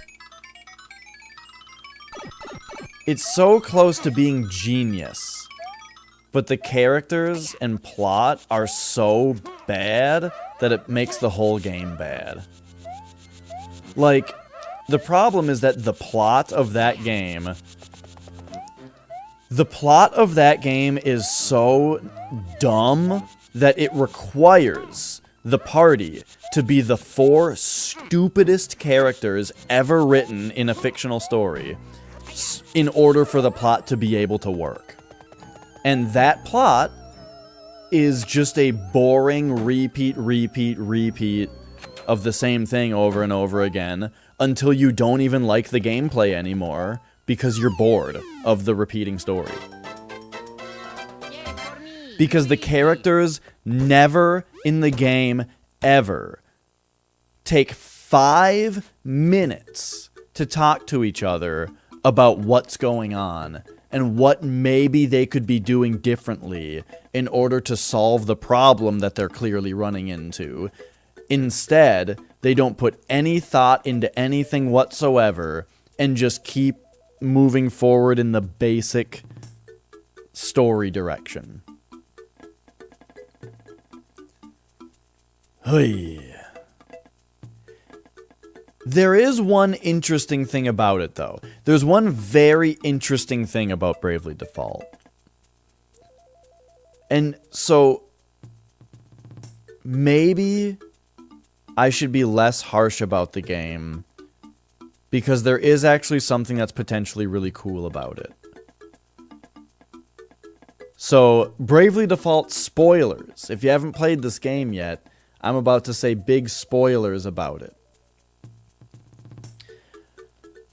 My roommate played Bravely Default, and he exploded one of the crystals.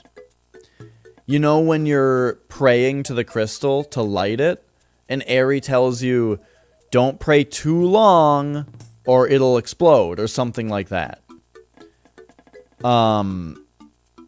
He actually did that. He just sat there and kept mashing the button until the crystal exploded. And that's a thing you can do. And if you do that, it triggers the ending early, kind of. Where you then have to fight Aerie.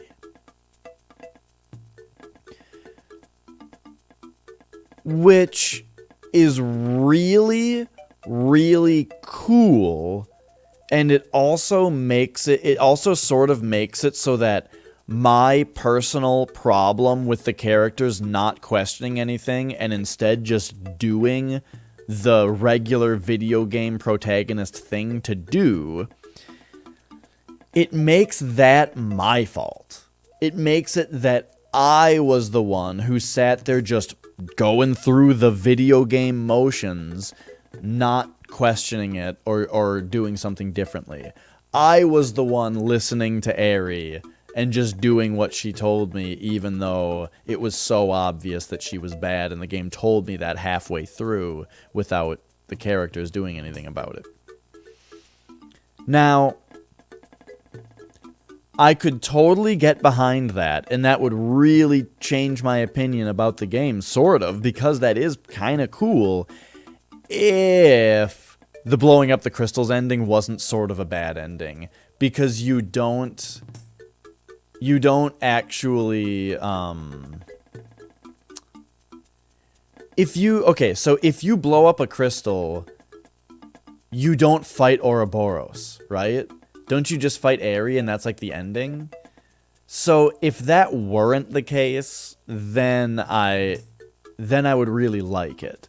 But instead, if you actually go through all the motions and you do all the stupid stuff, then you fight Aerie, then you fight Ouroboros, the real last boss, you know? And the fact that you can't trigger that early makes my criticism still valid.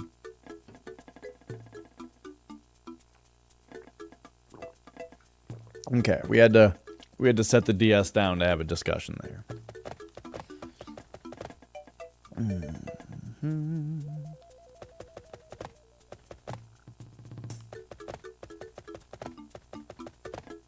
Okay, hang on. I missed a secret exit. It looks like it's either right here or from the castle. I'm gonna guess it's in this level. No, I'm drinking a Soylent. This is a meal in a bottle. It's like a shake, and it has essentially 20% of all the nutrients that I need in a day. So, instead of having to take a break to eat in the middle of my stream or that kind of thing, I just drink Soylent while I stream. And it keeps me going.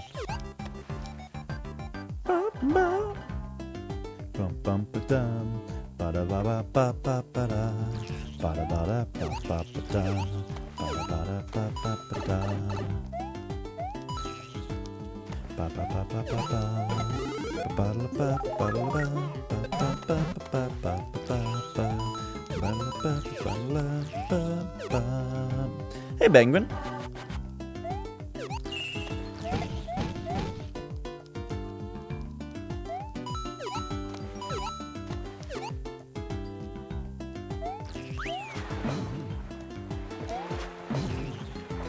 She puts her head down if you do that, just like in Mario 64.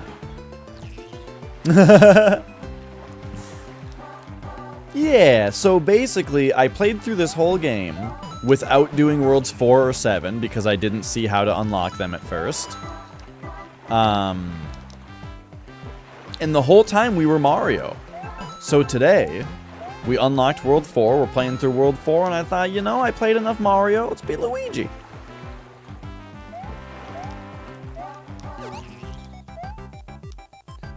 Do I know? I know of Barney the dinosaur. I never liked Barney when I was a kid. And I'm not just saying that to try to be cool. I liked several stupid things. Like Linkin Park. But Barney was not something that I was ever into. Or Sesame Street. Or anything like that.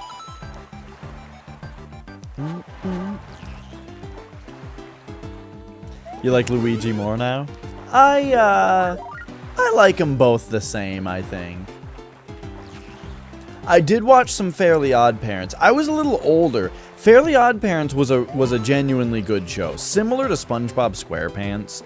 I was watching Fairly Odd Parents when I was like 14 or 15, you know? Which isn't like old, but I was in high school, you know? It was a genuinely entertaining show. But yeah, Barney, like, when I was like a kid, you know, the big things were Barney, Sesame Street, Rugrats, I guess, if you could call it that. That kind of stuff. Yeah, your first year of high school, you're 14. When you enter high school, you're 14, right?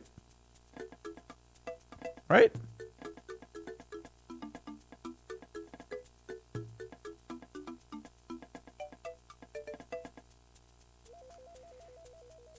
I graduated in 2009, which means I started high school in 2008. When I was 17. Because I was 17 in 2008, I turned 18 in October, then graduated in 2009. So I started my senior year of high school when I was 17, 16, 15, 14. Yeah, I was 14.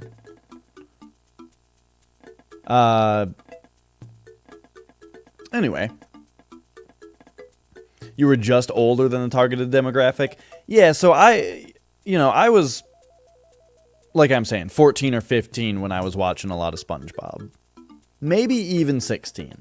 I was probably also 16. My degree? I don't have a degree. I work in computer network engineering, which is not a field that you get a degree for. You just get certifications. I did go to school for game design briefly, but the college I went to was not good. I went to ITT Technical Institute, which is a for-profit school, and it was almost literally a scam. Oh my gosh, I can't do this.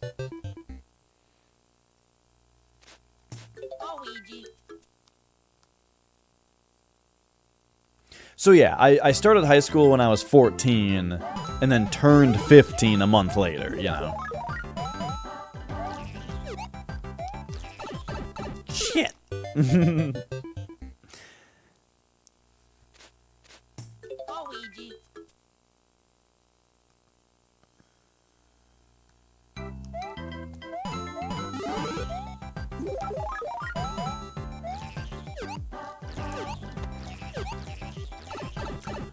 Holy shit. I've fallen in this pit so many times. Luigi.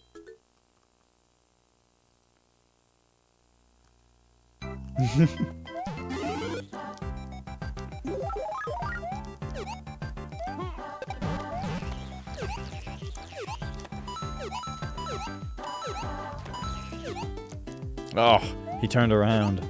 I mean, he's a red Koopa, he's supposed to, I'm just saying. If he hadn't turned around, I'd still be on my funky flow.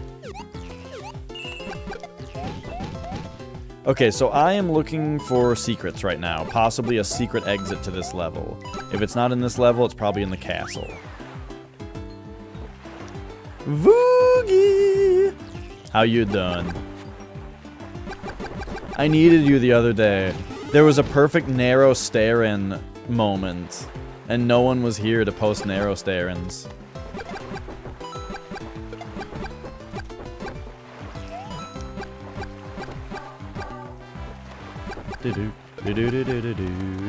Hang on. I just realized something. Something very important. Give me a second. Just a moment.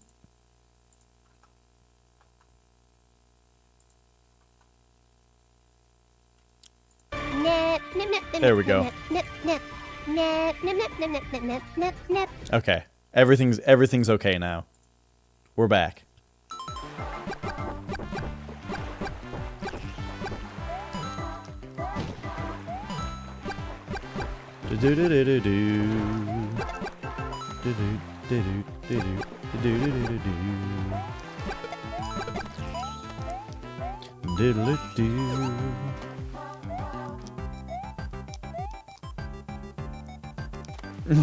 Hey, Flex.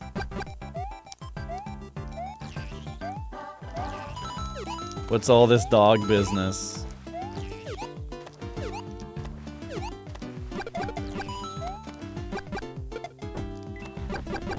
Sounds good, Master. Boy, I did not see an opportunity for a secret exit anywhere in that level, so I'm going to check the castle. Gotta check out this castle. Luigi.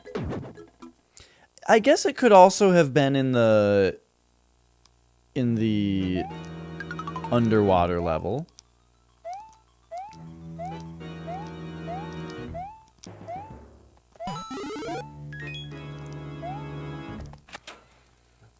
I still can't really tell if Luigi controls differently than Mario. I feel like he doesn't.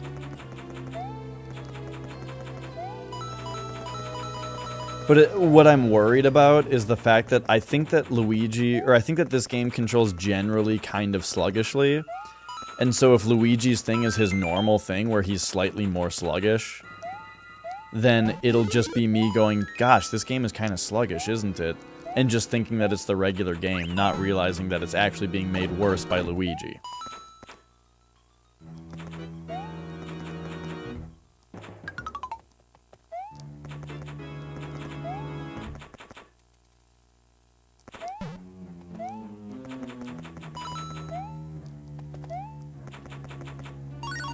Oops. I actually didn't even mean to... I did not intend to go down there in order to hit that ring. Luigi. It was just a mistake.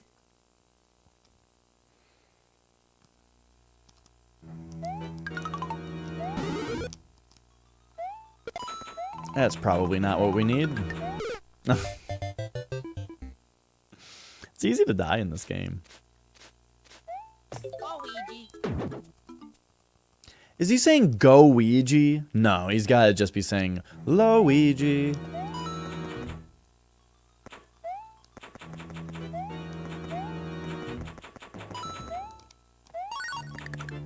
Whoops.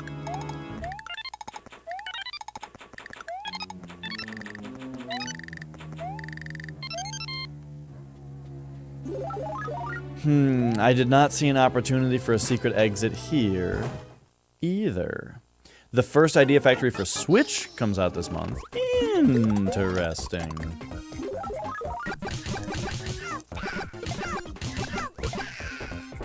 I did not know this. Luigi.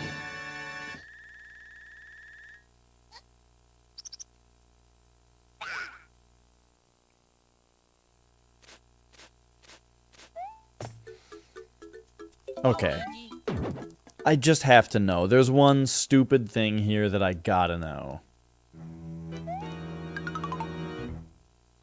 I don't think that this is going to be... I don't think that this is going to be the secret. But I think it's worth checking. Because there was one weird thing about this level that I need to check on why it was the way that it was.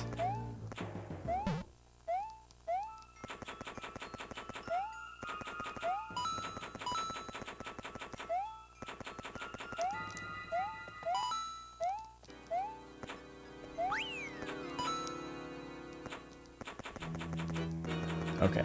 Uh-oh.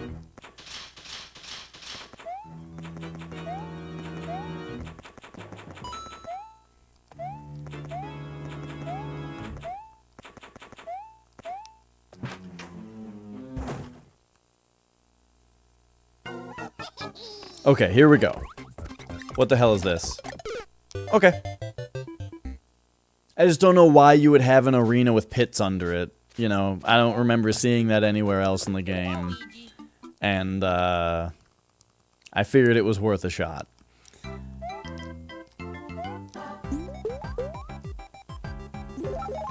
Okay, so now we're back to this level.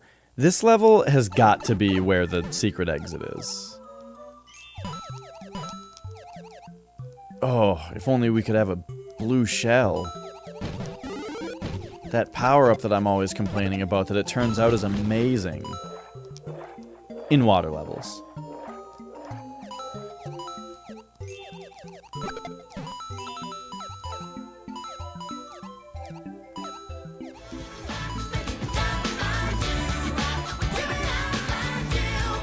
Do-da-bop-be-dop-doo. Yeah, yeah. Hey, guy. Hello. How are you today?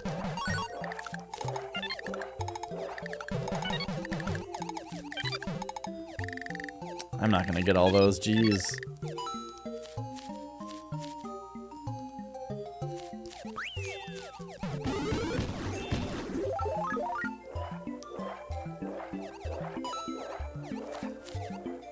Got good news? Well, share it. Super Neptunia RPG is coming out on Switch and PS4. I'd get it for Switch if I had the option, I think. I think I would prefer a Switch game over a PS4 game. I like the controller better. I like the ability of making it handheld. I like it being on a cartridge where it's not gonna have a huge install file and that kind of stuff. They can transfer your old 2DS eShop account to your new 2DS? Well, great. That is good news. So I had never really heard of that one. I feel like I remember you telling me about an RPG, like an old school style NEP game, Voogie, but it was like a fan-made thing, or it was made by a different company or something. Is it that one?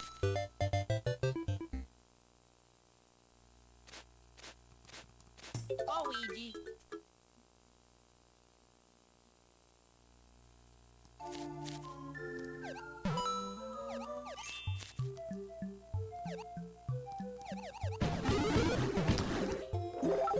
Yeah, so Guy, what would have even the issue have possibly been? Because I've transferred my data, let's see.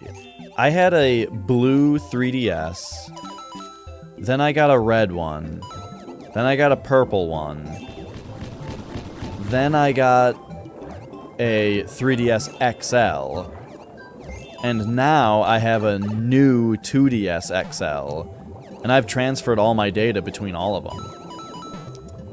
Every time I got a different one, I transferred the data using the system's utility. Oh, right. The one you told me about before, Voogie, was an RPG Maker game. Okay. So this is like a new game that we haven't seen before.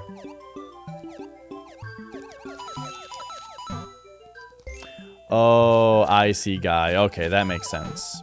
Because you traded it in. Yeah, whenever, like, anytime that I switched DSs, I did it in a way where I was able to have both the DSs and transfer the data. When I worked at GameStop, if somebody wanted to trade in their 3DS for another one, and they wanted to transfer their data, hell yeah, they can do it.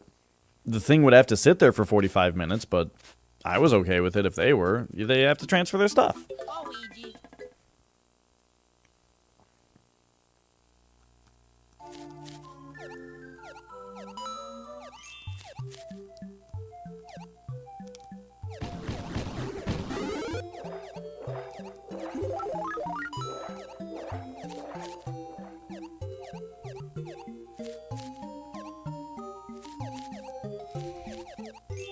Well, that sounds cool. Yeah, I'll have to check that out, Voogie. I mean, it has Super in the name. And it's 2D. What more could you really ask for? I really think that that's...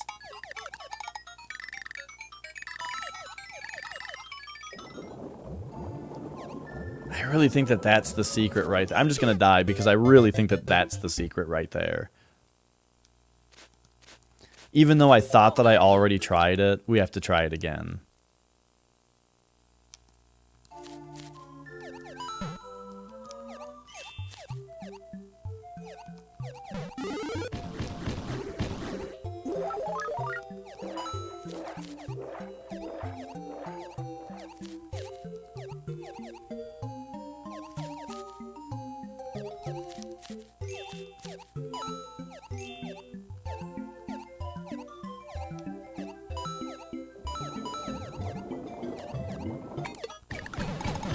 How is this not the secret? How is this pipe right here not the secret?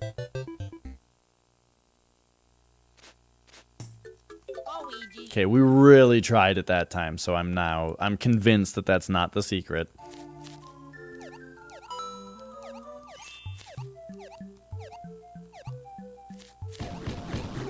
By the way, sorry I was a bit late to start the stream today. I got my Stream Deck all set up for trivia, though. Where, like, now when I do trivia, my Stream Deck has a whole profile for it.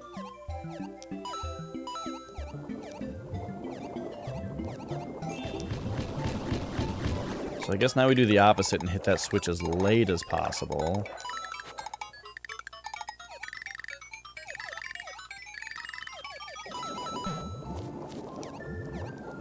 Can't wait to play Smash 4 again. Oh, right, on 3... Because that one's on 3DS. Yes, yes, yes.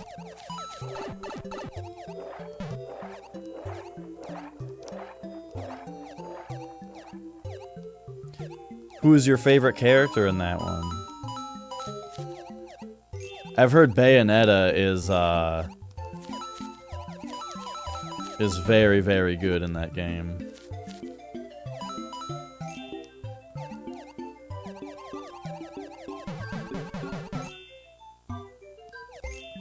You get sickness from Ultimate?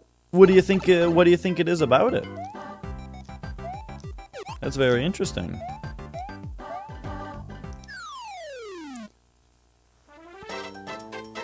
Me, Luigi.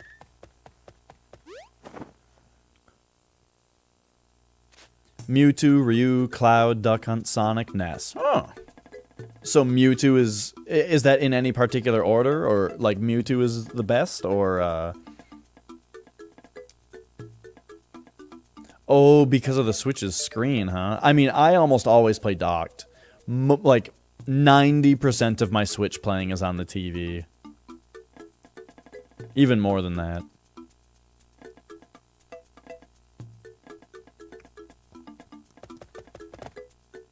I don't think that the secret is in this level because there's blocks in the way of it drawing a path. You know, the game can't draw this path to the secret from here.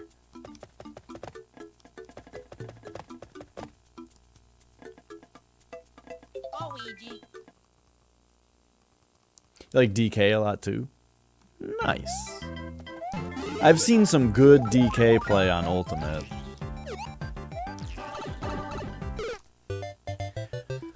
Dude, the hitboxes on these spiders are smaller than I think they should be. Not that I'm saying the game is wrong, I'm saying when I look at these spiders, I'm imagining a hitbox much larger.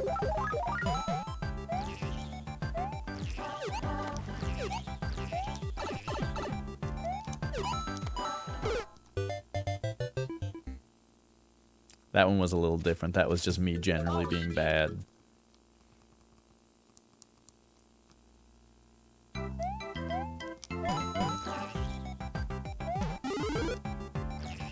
Okay, I'm starting to think that the secret is going to draw a path between this level and the level, like, either the water level or the level after it. Which I think that it means that it must be in this level. So we will find this dirty secret.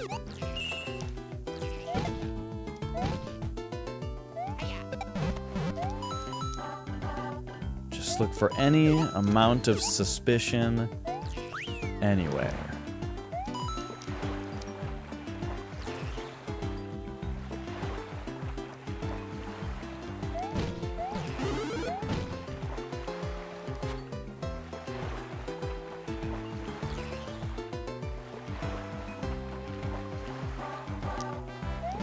The spiders don't even interact with the background music.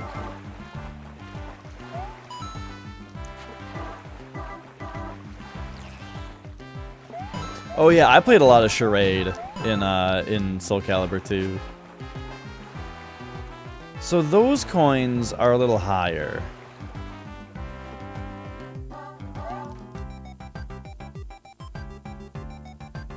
Like, what if up there is like a secret?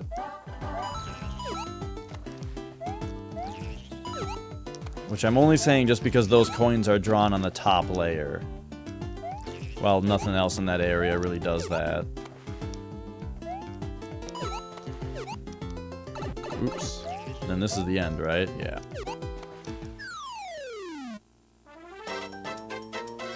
Yay for me, Luigi.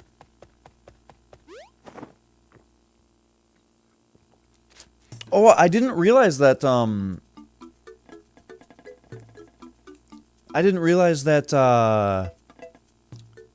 Charade never picked Link in... Well, because I only played the GameCube version.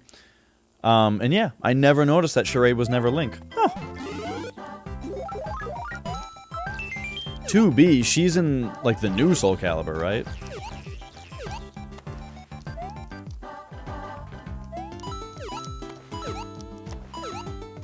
That's a really great character for Soul Calibur.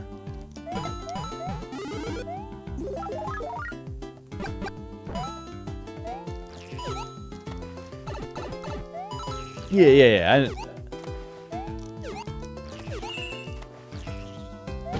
Let's just say I've browsed enough fan art, we'll call it, of 2B to know what game she's from.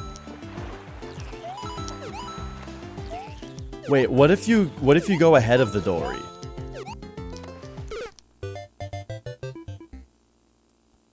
Okay, that's my idea. Luigi. I don't really know what to expect as far as what this will accomplish. God damn it. But what if we go way ahead? Yeah, Yoshimitsu from Tekken. That's why it's funny that the guest character on PS2 was Heihachi. Because there's already a Tekken character.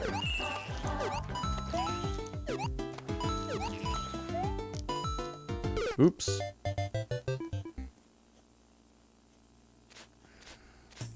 Luigi.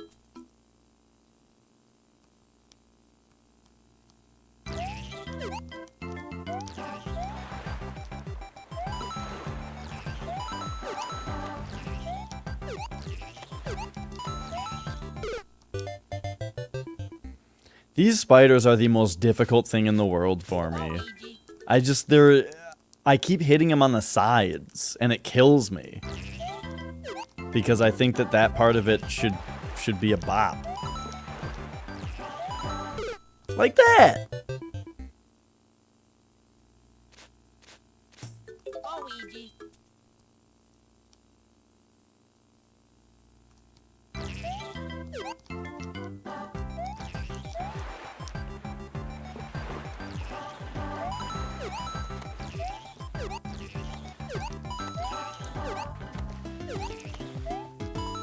Oh my god. I'm used to not only the SMB hitboxes, but also the fact that if you run into something on the side, but you're moving downward, then you bop them, you know? I am used to that as well.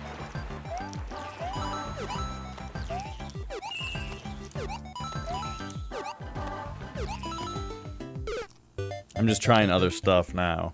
I really think that this might be part of the secret. Also, again, I really can't tell if Luigi controls differently from Mario.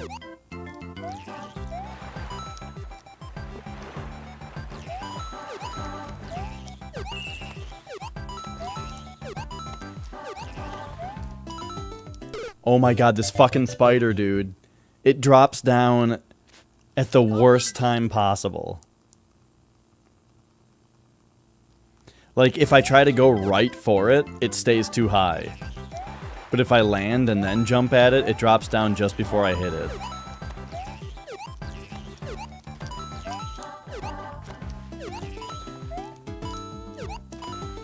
And yeah, that just doesn't do anything for you. Okay. Luigi. Again, don't know what I'm expecting to get out of this. Like, okay, so you don't have to actually follow, or you don't actually have to be on Dory here. You can get through the level fast. It's also, alright, I gotta bitch for a second. Staying on Dory's head is way too hard.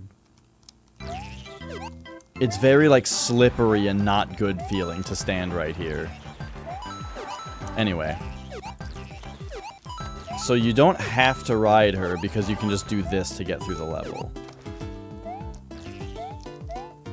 Which, it's like, okay, so I did that, but I'm not exactly sure what I expect the game to do. You know, the game doesn't really have any secrets that pertain to that kind of thing.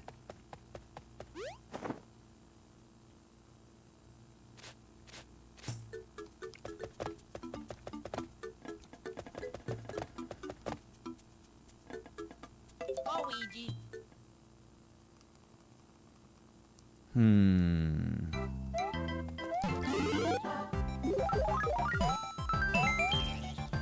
You see, Mario World tells you what levels have 2 exits. I kind of like that this one doesn't. Because you gotta kind of use your smarts to determine what level the secret is even in. Oops.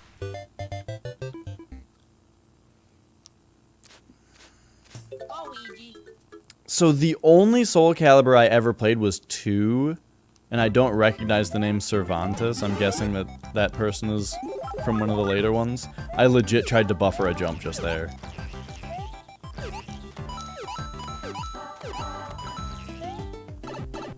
Oh my god, if that were regular SMB, I would have bopped that Goomba. Luigi. I'm actually running out of lives.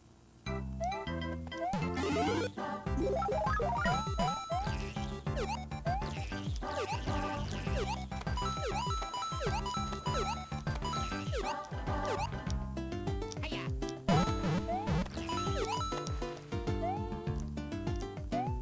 He was the pirate guy. Was that Ivy's dad? Right, in the story? I remember a pirate guy. Or wait, no. Is that the guy I'm thinking of? He's old?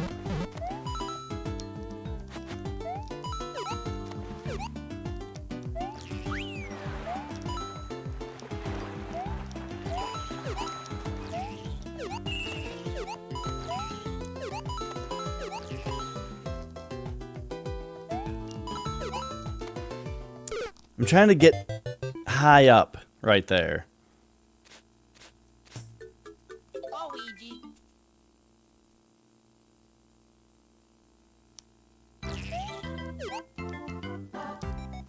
Because maybe there's like a platform high up that I could get to.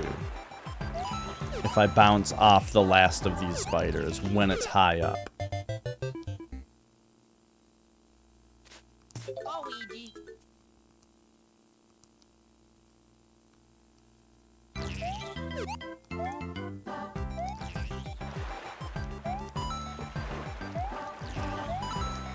Oh my god, I just cannot get on this thing's stupid head.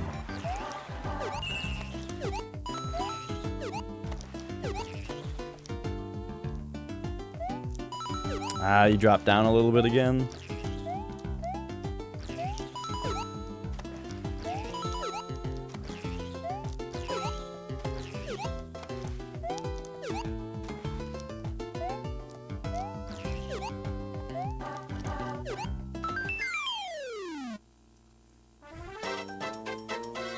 Yay for me, Luigi. Okay, I'm done with this level for now.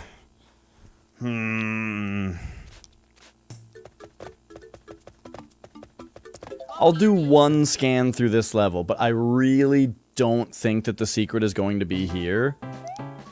Again, because the world map has, like, blocks in the way of where the path would be drawn for there to be a secret here.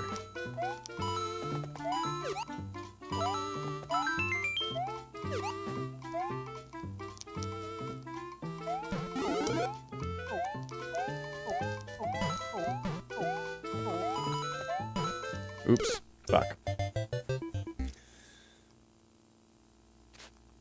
You see what I mean? Like, you can't draw a path directly down from here because there's blocks in the way. Luigi. But who knows? Maybe it'll be like Mario World, where it just kind of changes the world a little bit before it draws the path. But the game has not done that yet. It noticeably has not done that yet.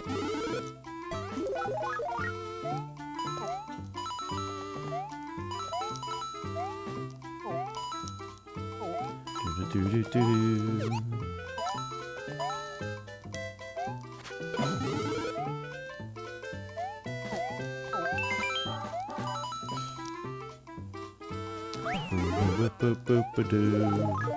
Yeah, I kind of barely remember that character.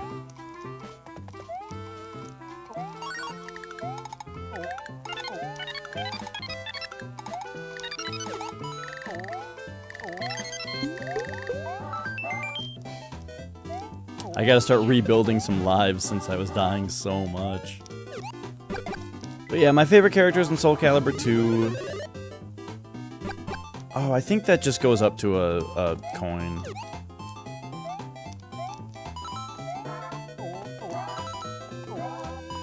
But yeah, I really liked Link.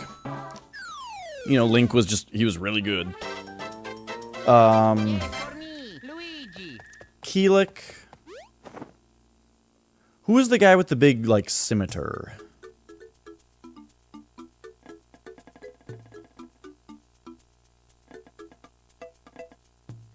I don't remember his name, but he was really good.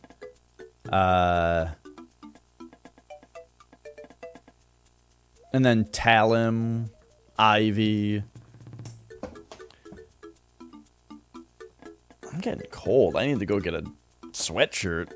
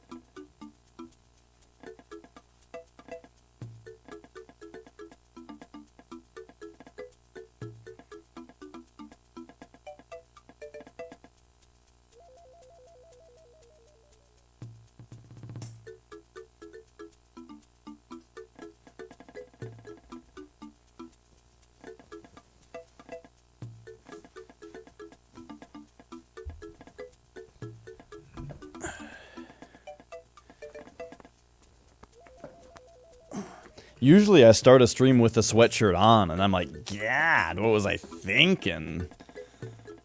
But today I'm cold. Okay.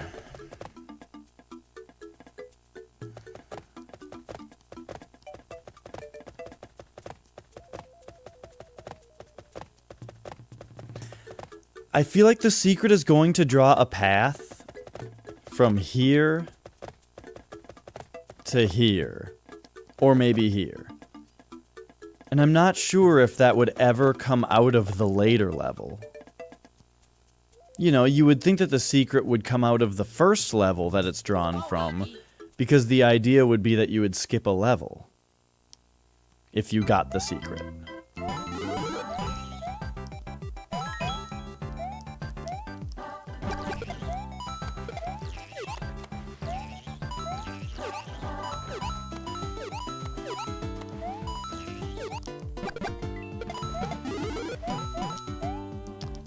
Now this might be crazy talk because the game hasn't had anything like this in it yet. But what if it's something like a Mario 3 throwback, where you need to collect all the coins in the level or something?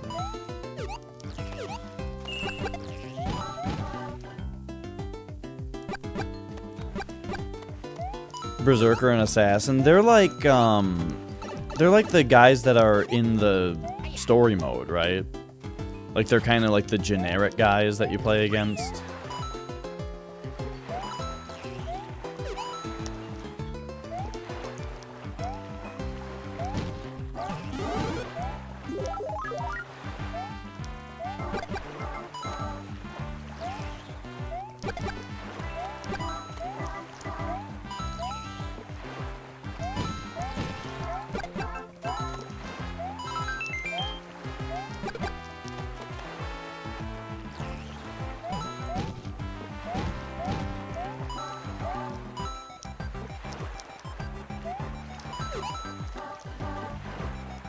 Okay, we missed one coin block.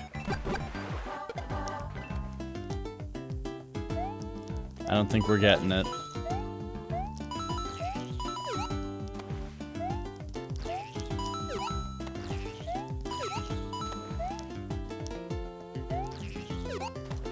These probably don't count.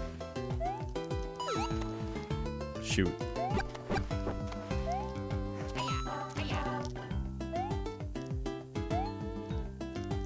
But why not, just in case? Oh, because I almost died?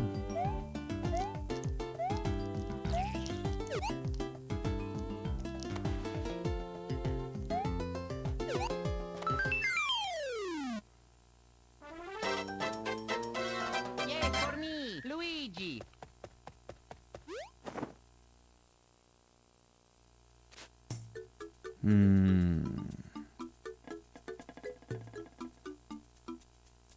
Luigi.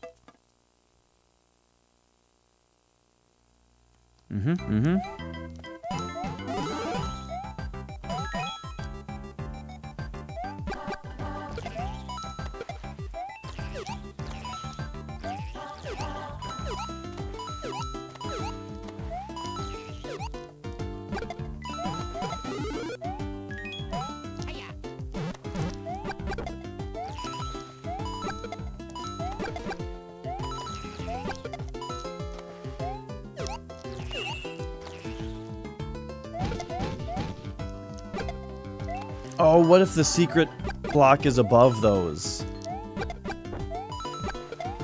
Okay. There's plenty of room in this level for secrets. Still. Oops.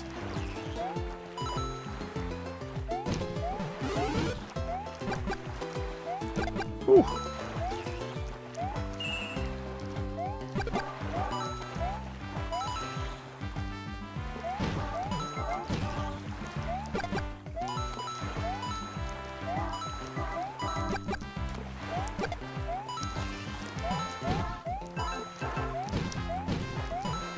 Shit. Alright, alright.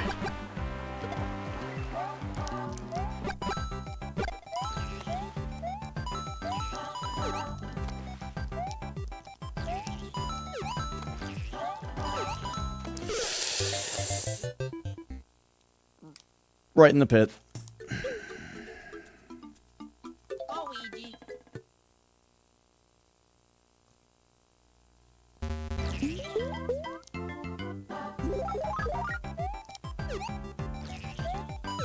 Hang on now. I found this to be... Okay, there's something here.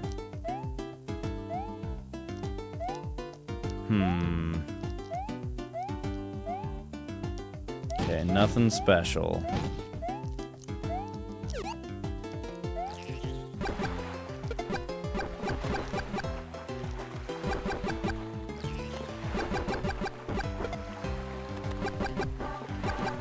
I like this. Being able to launch these fireballs.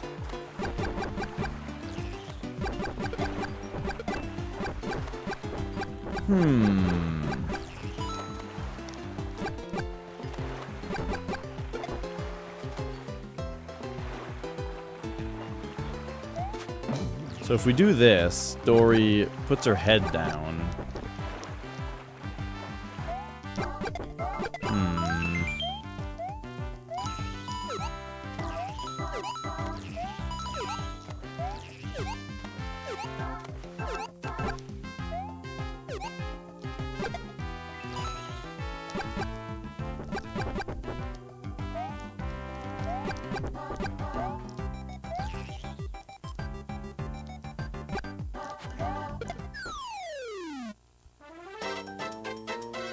Yay for me, Luigi. Man, as far as noodle scratchers go, this one's a honey doodle.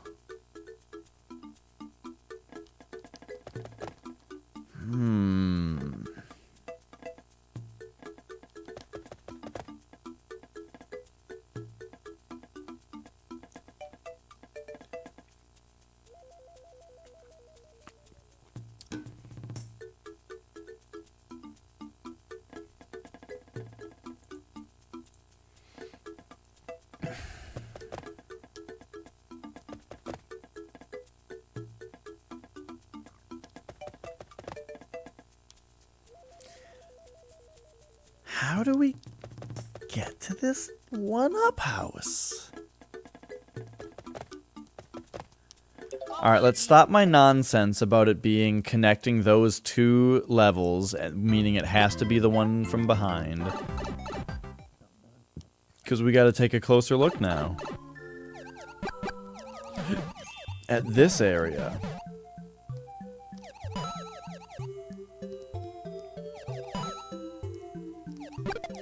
Man, if only I had that blue shell power up.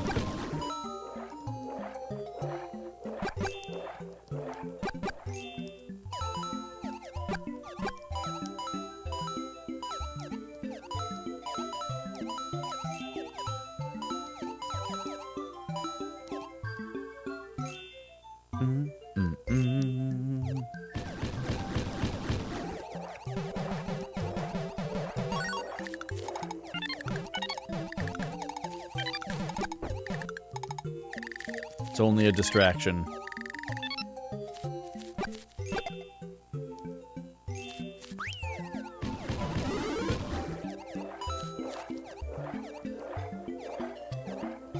I wonder what that block is that he destroys right there.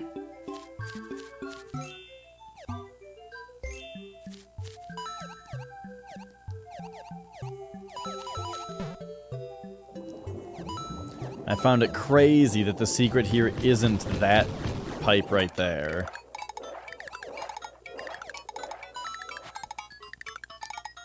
And these two guiding coins down here don't mean anything. We tried going down there a couple times.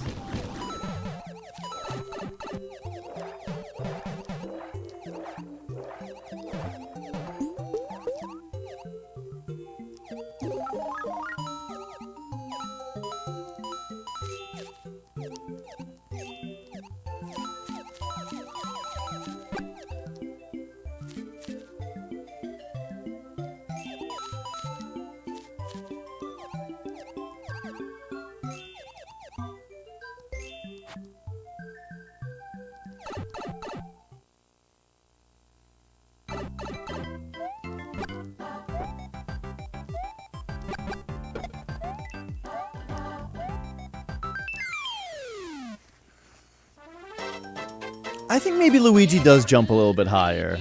Because I don't feel like I deserved that one up. Maybe he is a little more sluggish. Let's put it to the test. Luigi.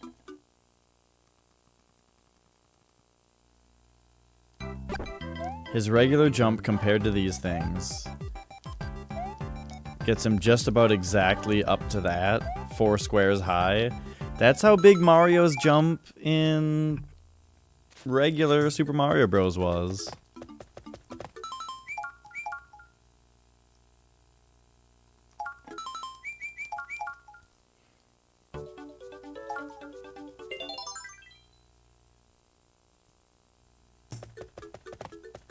Here I go.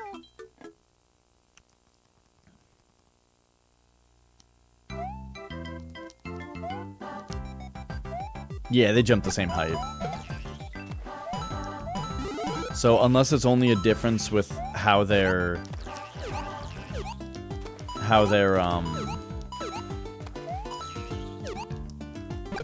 like running jumps are, then I think they're the same.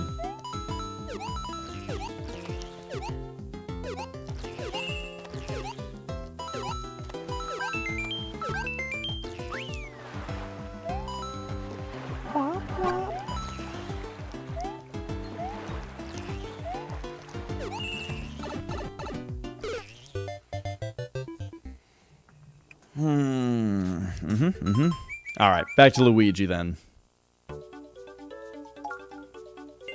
Luigi.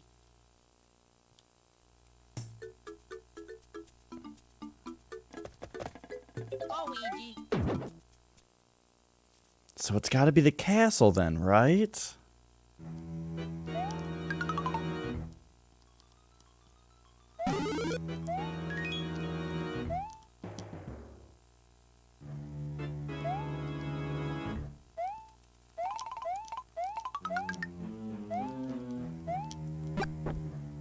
Oops.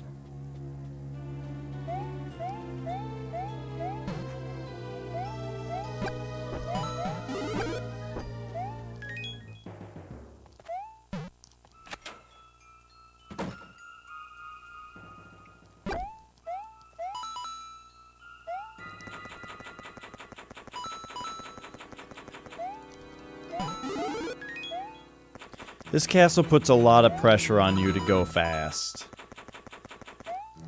So I could easily see it being something overlooked here. Maybe even something to do with being on the backside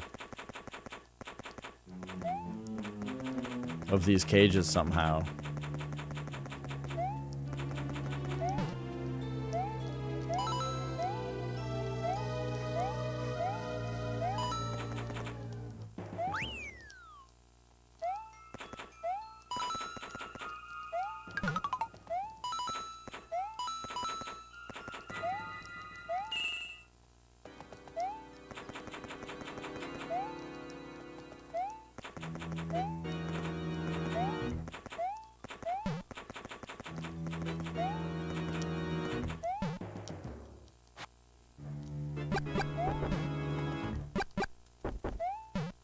Now this just stops, right? Right? Right? Are you serious? It doesn't?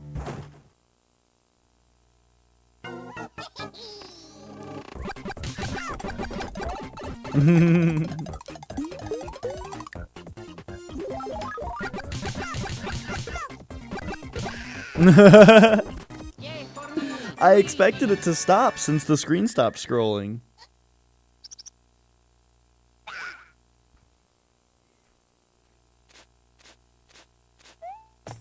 Luigi.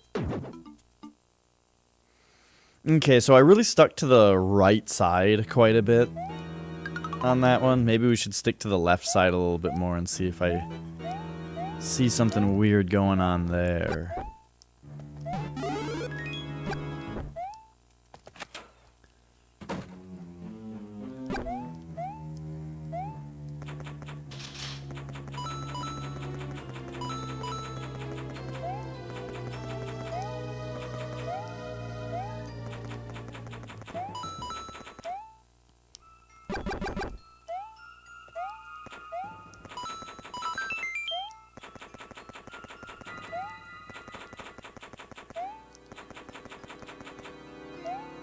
Just looking for the smallest clue of anything.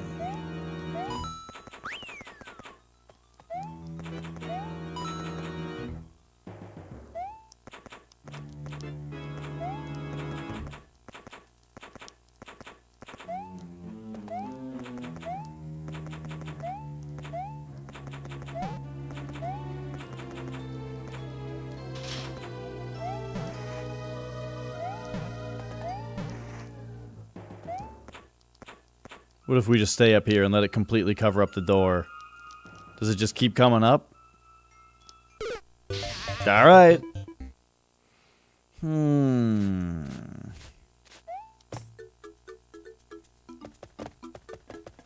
I just don't see it.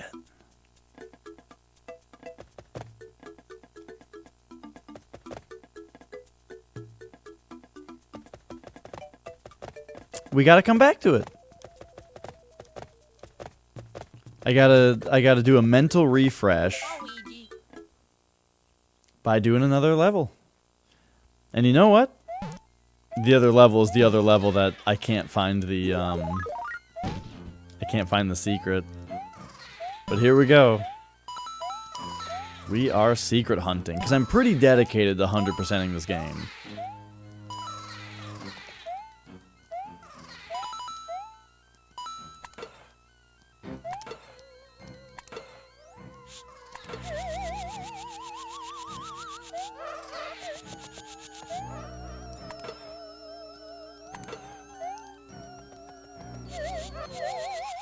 No, Flex. I don't think Luigi's any different. I think it's purely for fun.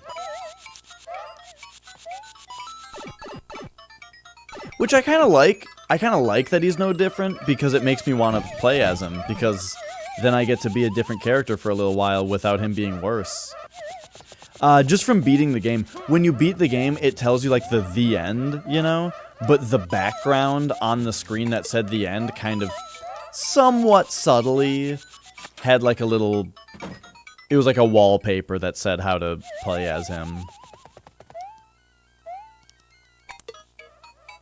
I don't think it was like a big secret or anything, but you had to be paying a little bit of attention. Oop, oh, that went away.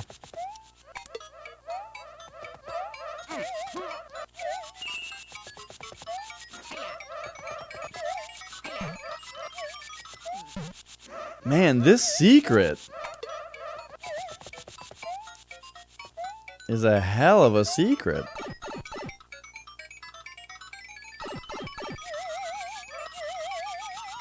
Yeah. Yeah, it's the third coin that I'm looking for now. I had to take a little break from looking for that hidden exit. In this level, I just need to get this coin right here. I just don't know how to get it.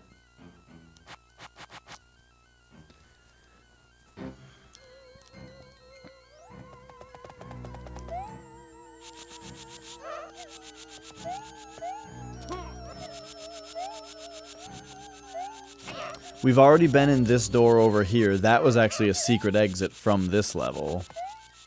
So it's not that.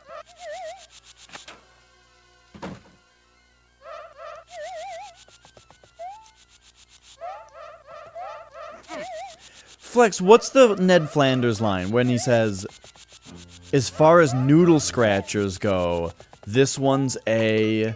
Is it honey doodle? So that's what I remembered it being. I think it's when Homer is high, and he asks Ned Flanders if God could microwave a burrito so hot that he himself could not eat it. I think that's what Ned Flanders says. Whew, as far as noodle scratchers go, this one's a honey doodle.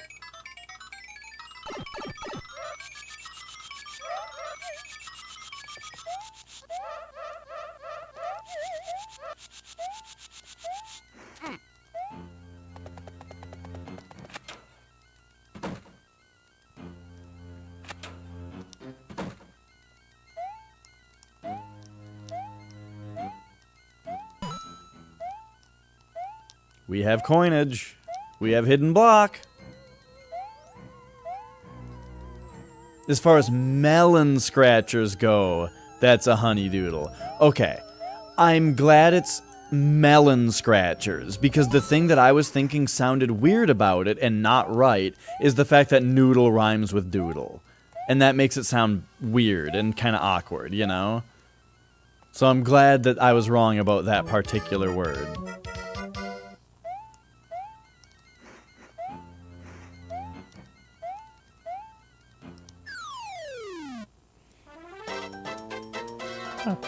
Me, Luigi.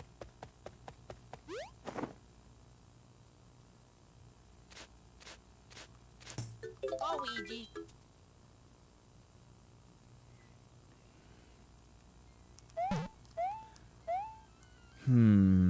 Okay. His son's neighbors are afraid of his big dog. Oh.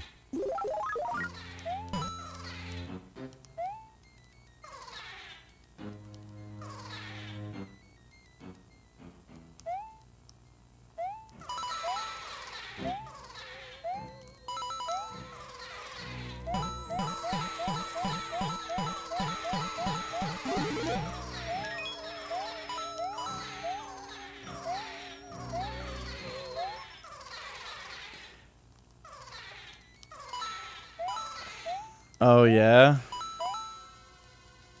That seems like a pretty bold claim.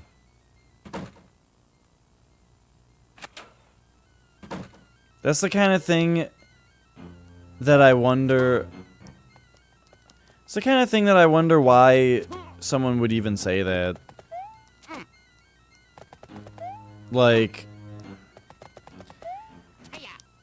that's your response? Your response isn't anything about, like, your particular training of your dog or anything like that.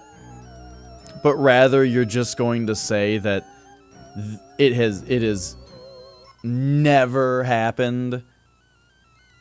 There's never been a case of a lab attacking someone. That's just a ridiculous thing to say.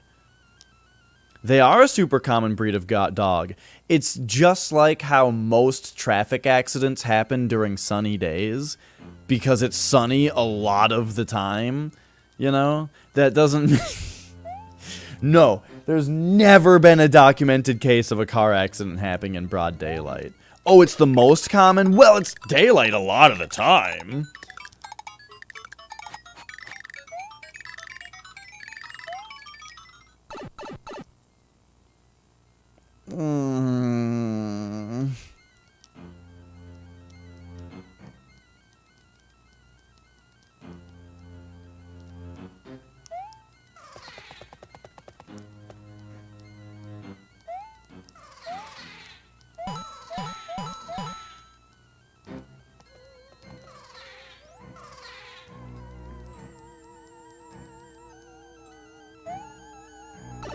Oops.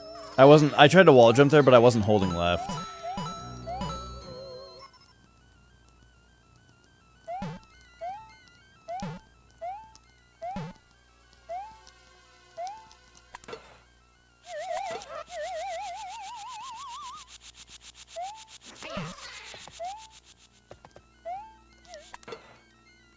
Right. Yeah, I hear ya. What is... Oh.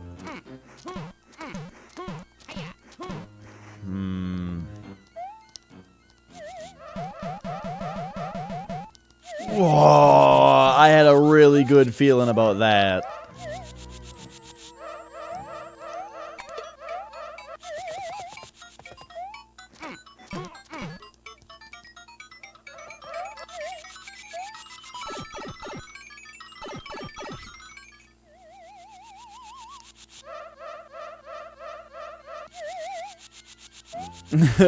Right. That's just a really ridiculous thing to say. Like, it's like, you want to have... I understand that... I understand that you want to have an argument against what somebody said about dog attacks. You know, you're looking for something that's an argument in your favor. But that's just such a ridiculous statement. Like, you've gone way too far. Even if you're bullshitting, and you know it, can you at least, like, realize how ridiculous of a statement it is to say that there's never been a documented case of a certain breed of dog attacking somebody? And you said you looked up fatal cases. That's a huge deal.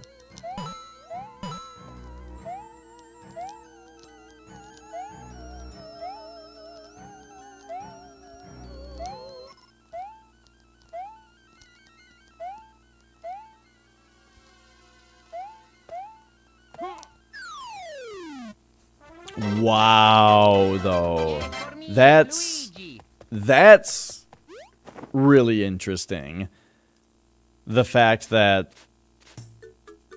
70% Pitbull, that's crazy.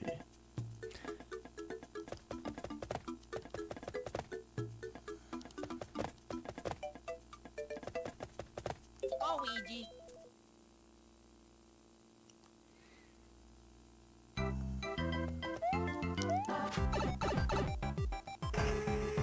It is a canon to World 7, just like I thought it would be.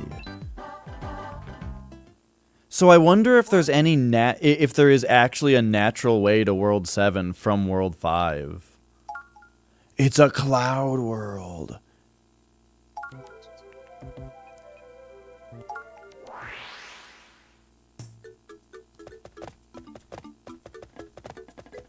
Oh man. I have to just go on. We have to come back to these coins. I'm starved for new levels. We need to just see a new damn level because I cannot figure out those others. But I love that bomb just destroyed those blocks. That was great. Oh, dude.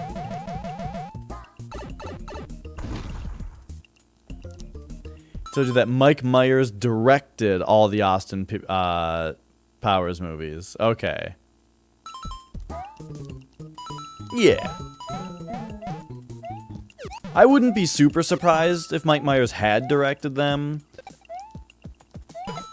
but I wouldn't expect it.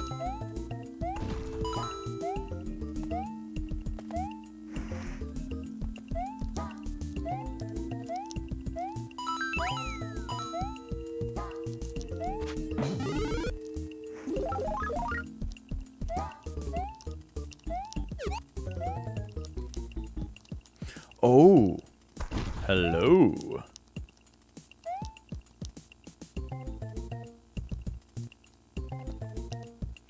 Speaking of movie directors,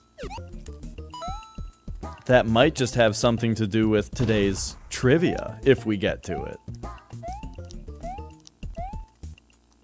Oops.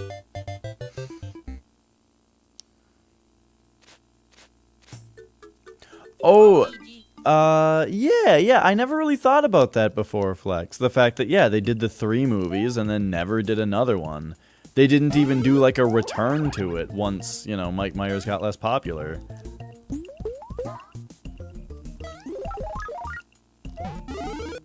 Yeah, it seems like a really old thing. Oops, oh. Yeah, I mean, Mike Myers does other stuff, too. He's the voice of Shrek, for fuck's sake.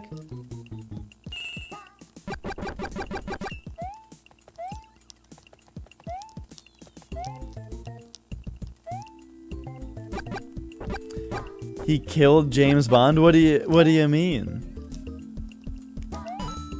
Like, do you think because of something to do with Austin Powers? Austin Powers Origins.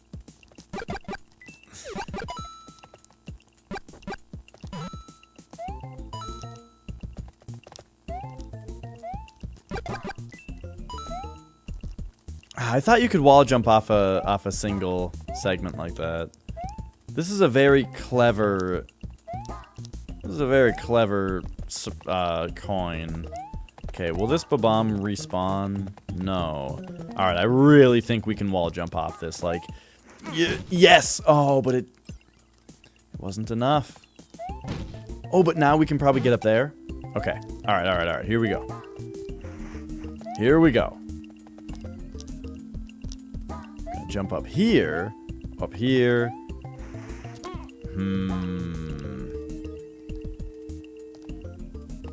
It's like I need to keep wall jumping off this thing. I could just die also and then just try again at the proper way to do it. They had to stop doing fancy high-tech gadgets because of the Austin Powers movies. Luigi. I don't really understand. I don't really understand how they're related.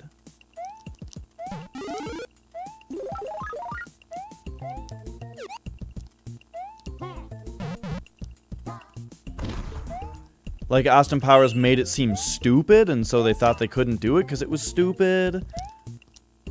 Or there was somehow some kind of legal thing about it. Actually, I want him to be further that way. There we go.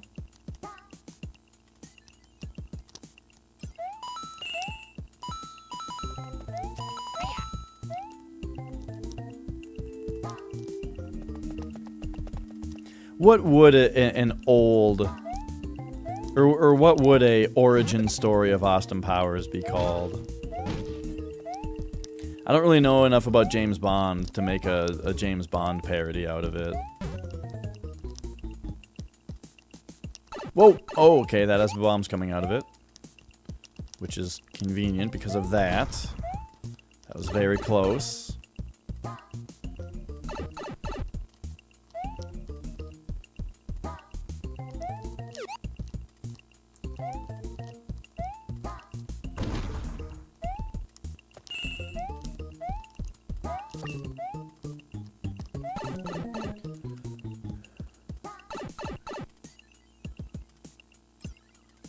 Oh, I see what you're saying. You're saying that James Bond was pretty silly.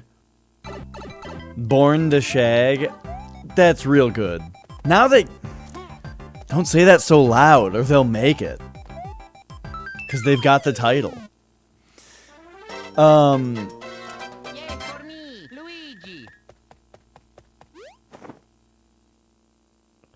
I see what you're saying. You're saying that James Bond was always kind of silly. So then, since somebody made something really silly that that makes fun of it, then if they kept the normal amount of silliness, people would see it in a different way, and they would think of it as like an action. They would think the whole series is a joke because it's just as silly as it used to be, but now somebody has made fun of it. I see what you're saying.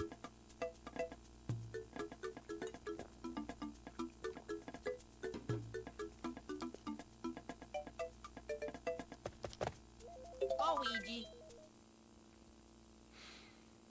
Is it kind of like how Disney movies, like female characters in Disney movies, are written way differently now to specifically counter the criticism that that Disney princesses are the same or not good characters?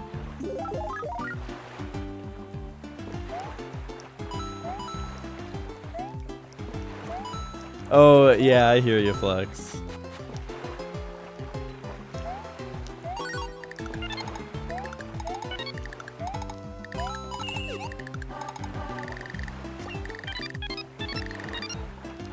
How are you supposed to get those? You gotta, like, wait until the dory is, like, halfway under it already?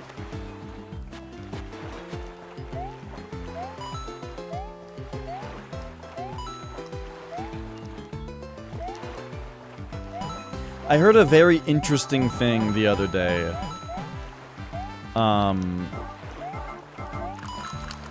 Gosh, who was it?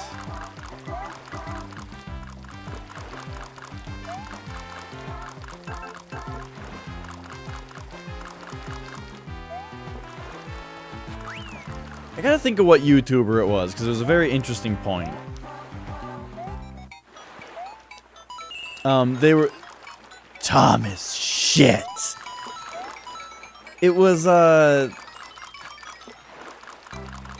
they were talking about how...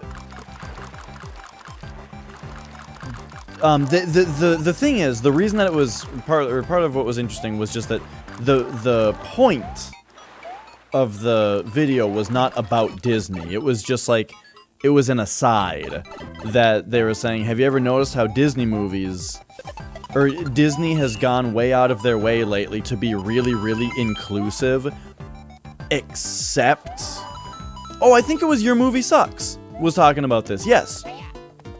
He was talking about the Chinese market and how movies are made. So many movies are made now specifically to do well in China. And that's part of why. And then he said, like, have you ever noticed how Disney has gone way out of their way lately to be very inclusive of all these different groups, except gay people? And the reason that, you know, like why wouldn't they try to have a homosexual Disney princess or something like that? Well, apparently the Chinese market, like specifically and strictly forbids that for some reason. Which is very interesting. I didn't know that. And I'm thinking about it, though. Wasn't there supposed to be some kind of big deal that one of the characters in that live-action Beauty and the Beast movie was openly gay? But yeah, right, exactly. Transformers movies are big there. When the Tom Cruise Mummy movie came out, Red Letter Media was talking about how the movie was very clearly edited in a way that would allow the movie to really easily have like ADR narration over it that would explain the plot without having to like do a whole dub or that kind of stuff. Yeah, there was a World of Warcraft movie. Or was it a World of Warcraft movie or was it a Warcraft movie? Wasn't it just called Warcraft? But I suppose if you're into it, you might make an argument that, like, maybe the story that was told in the movie was specifically World of Warcraft's story. I don't know. I didn't see it. Nor do I really know what the story of World of Warcraft is. I've played World of Warcraft. World of Warcraft is easily one of the top 3 games for me as far as how much time I've put into it. I couldn't tell you what the story of the game is at all. Sylvanas Windrunner was a night elf at one point, and now she's Queen of the Undead. That guy Arthas was like a paladin at one point, but now he's the Lich King. That's about all I know. Illidan is like, what's-his-face's brother? Is Illidan the brother of the leader of the orcs? Or the war chief? Sorry, the orc war chief? And his name is like fucking Doomhammer or something? No, that was a different guy.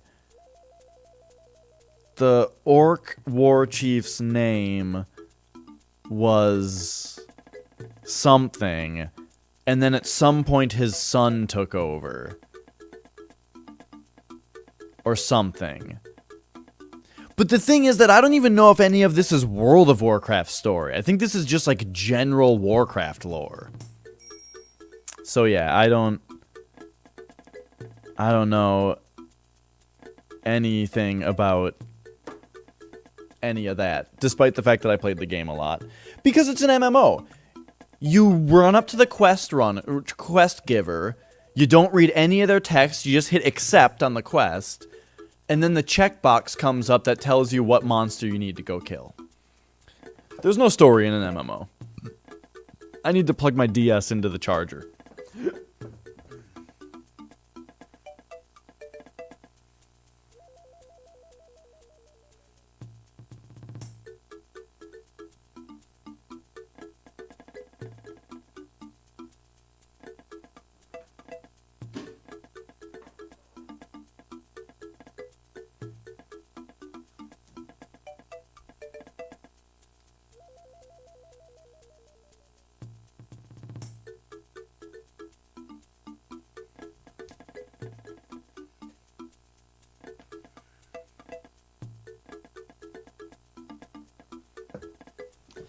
Yeah, I tried to pay attention to the story stuff a little bit, but the problem is that in an MMO, story kind of gets in the way, you know?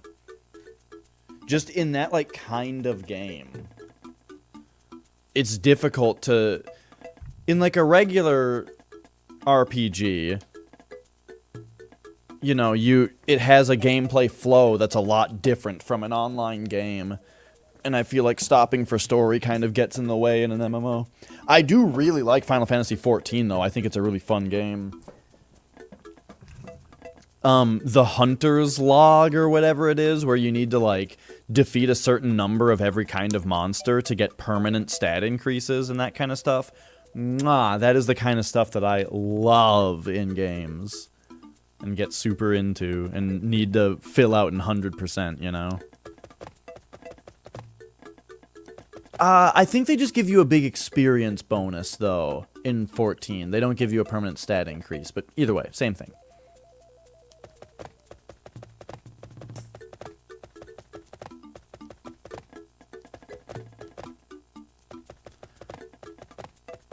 Well, I guess I'll do the castle.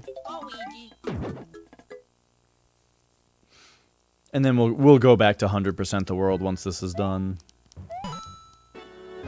Ooh, look at this.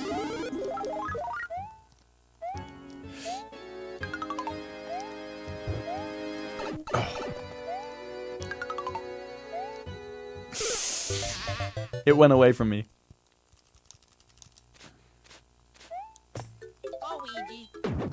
Do, do, do, do, do, do, do. You know what game I would really like to play more of, but I just am having a hard time finding the time for it? Fucking Monster Hunter World, man. I feel like that game is capable of taking my MMO slot. Because, you know, at any given time, I basically have an MMO slot that needs to be filled. I need to be playing something that's giving me the MMO endorphins. You know, because there was World of Warcraft, and then I started playing Vindictus, and then at some point I played Destiny, and all that kind of stuff. And then when Monster Hunter World was the one, that was the vibe it was giving me. That's how I was feeling about it, was that it was scratching the MMO itch.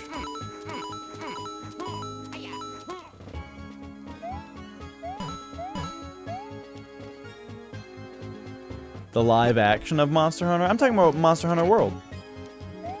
Just the game.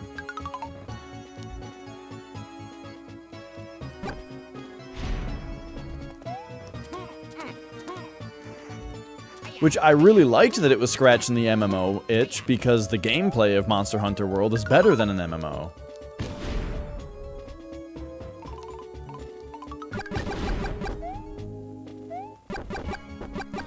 What is down there? Nice.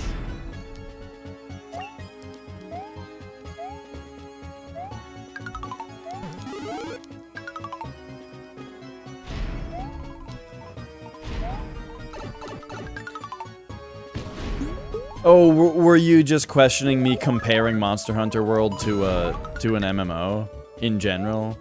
I mean, I think that there's a lot to that game that, like I'm saying, scratches the MMO itch, because, you know, you grind a certain monster for certain loot and that kind of stuff, and your character looks different as you play, and you can play online, and you know, after every hunt, you've got like the different professions essentially, like, you know, your bug baskets and that kind of stuff. Like you've got like your little things you do between hunts and that kind of stuff that that feels like you're playing an MMO. But a giant Goomba. It's a giant Goomba.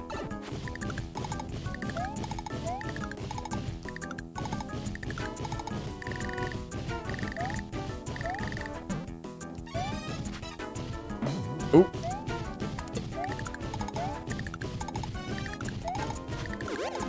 Oh!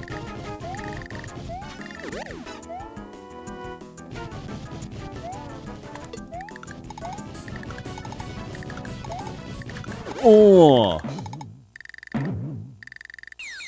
That was wonderful. Beep. Yay for me, Luigi.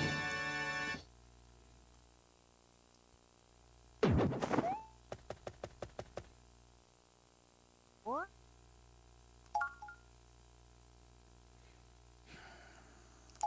Alright, so we went and did it. We got through World 4.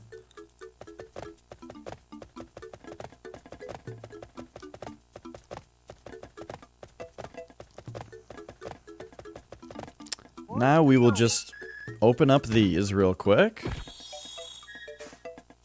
What? What? Oh.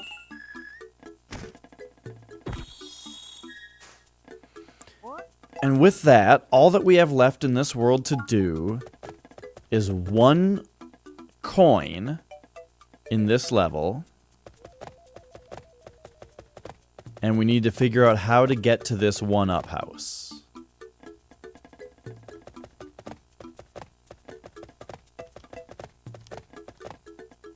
Luigi. Let's get the coin first. Let's get this world coin complete.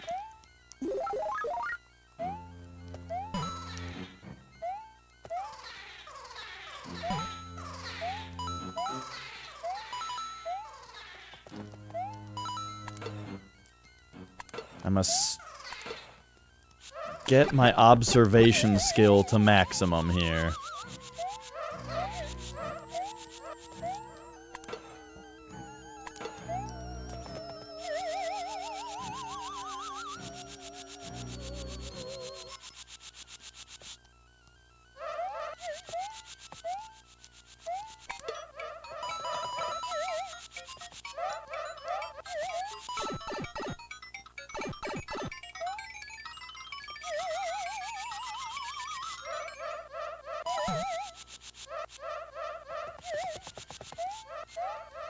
That P-switch lasts a long time.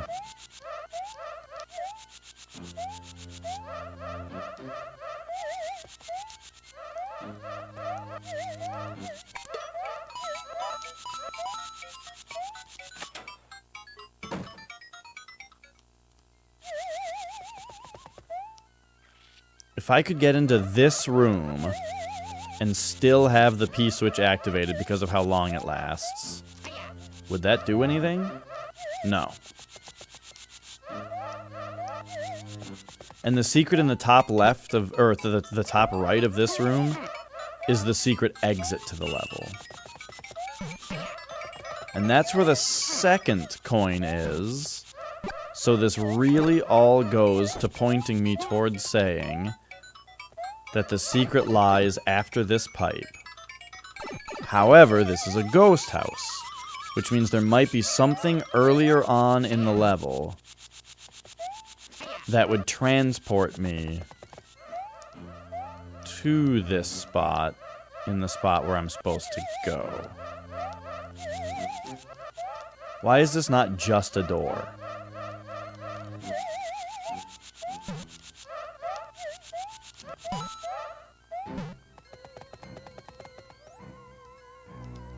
This door exits the level. This door lets you go back down, but why would you want to do that? Unless there was something I'm trying to do.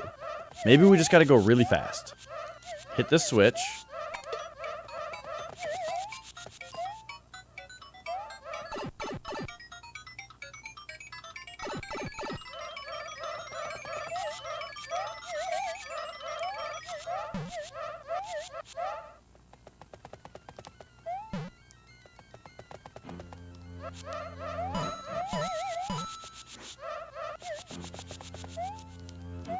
Hiya.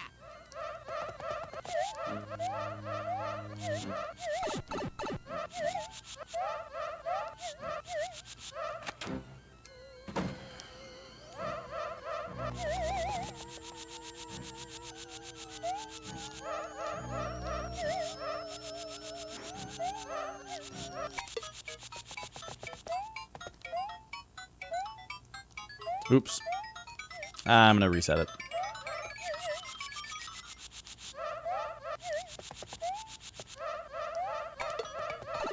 Oops.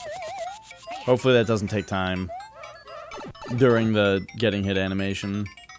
Oh, I did hear... Okay, so speaking of... I was talking about Monster Hunter earlier, and you're asking about live-action Monster Hunter. You're probably asking about the movie, like whether I was talking about the fact that there's apparently going to be a Monster Hunter live-action movie. I did hear about that. It'll probably be terrible. Now, that is a subject relevant to today's trivia topic. Should chat get bumping enough for trivia? Okay, this one feels good so far. I'm going fast.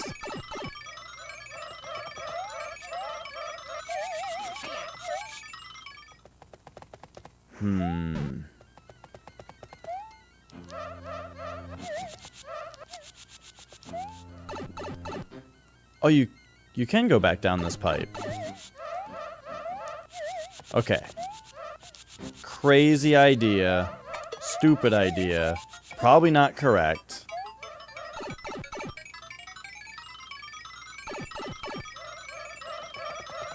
But since I can't seem to figure out anything else to do... Whoops. The Witcher live-action show, huh? I didn't know that was a thing. Oh, I mean, from what I know about The Witcher, it seems like it's probably source material that could make a show, you know, similar to something like other popular TV dramas. Not that the story would be the same, I'm just saying, like, stuff like that. Supposed to be based on the books. And it's starting to do the place in Superman. I didn't know there were Witcher books.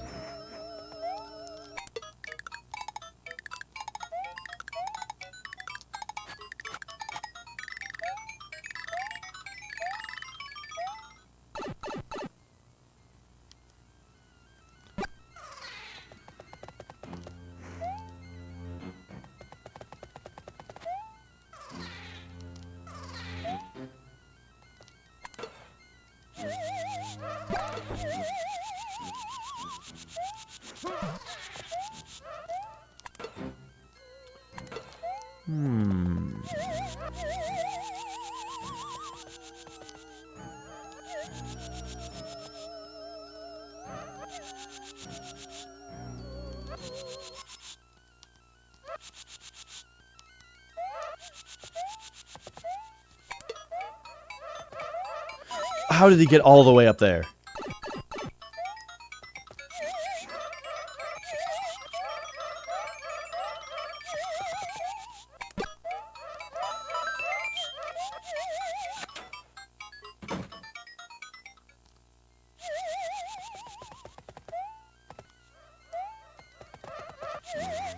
Did I just land on that switch and jump past it? Uh-oh.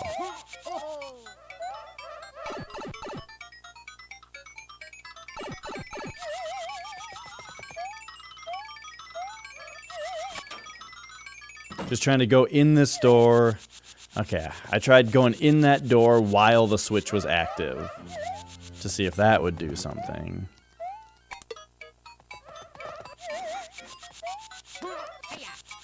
This only gets you a coin.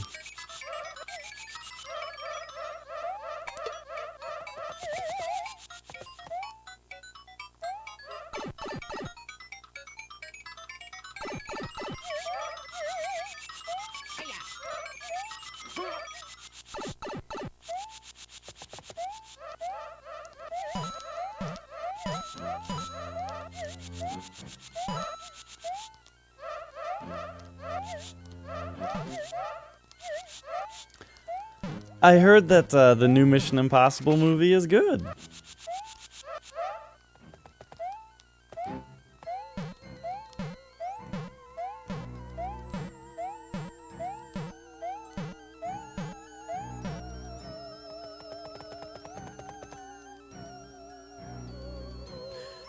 I have a crazy idea. What if, when the ghosts suck in, they actually, like, Kirby up that thing?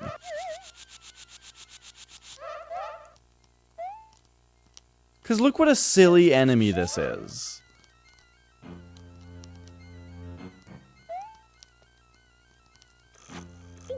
Can you come down here? Or up here, I mean?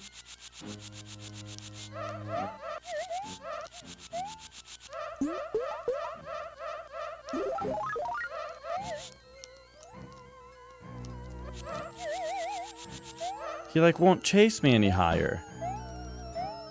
He won't chase me up here.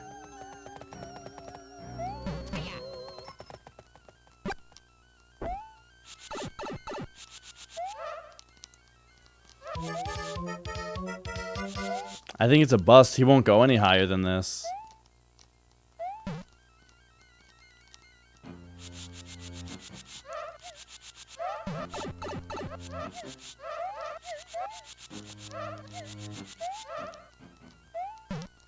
Yeah, once I'm up here, he just stops chasing me.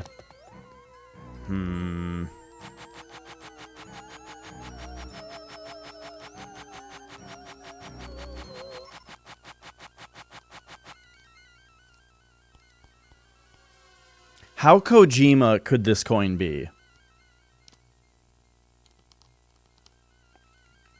Like, maybe I just gotta yell at the DS?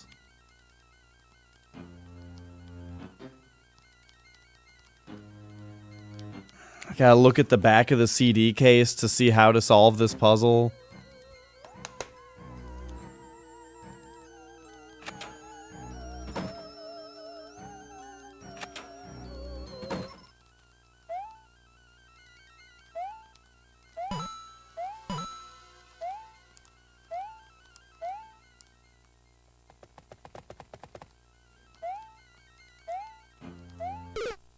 Oh, that actually kind of scared me.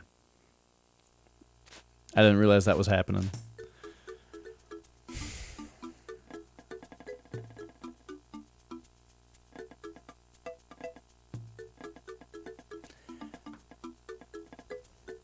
Am I completely ignoring a power-up in this game?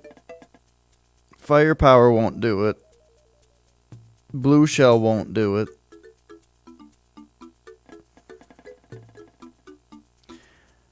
I don't think Mega Mush will do it.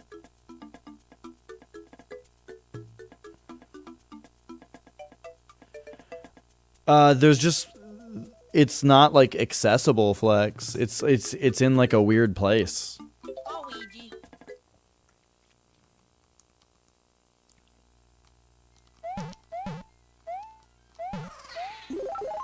Like the room below it that has the pipe that goes up there, has a ceiling, so they're not connected.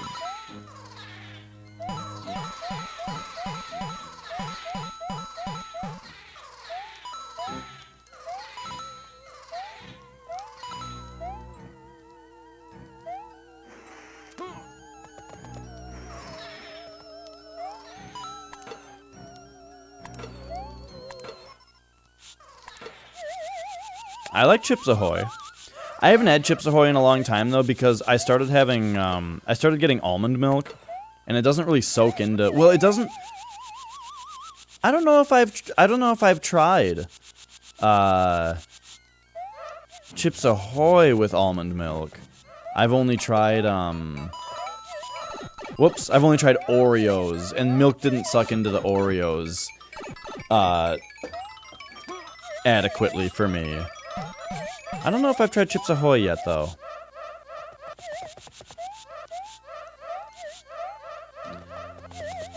I might prefer chewy Chips Ahoy I might prefer Chewy Chips Ahoy if I'm just eating the Chips Ahoy straight. But if I've got milk to dip it in, then I want just original.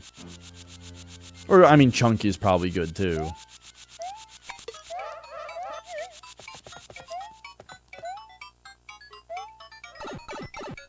But all my cookie eating lately has been,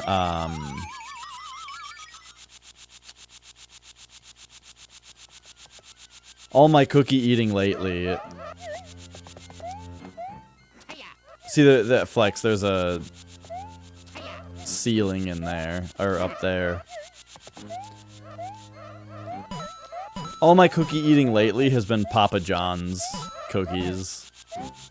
Just when I get a pizza, I get a cookie with it. Because those go great with almond milk.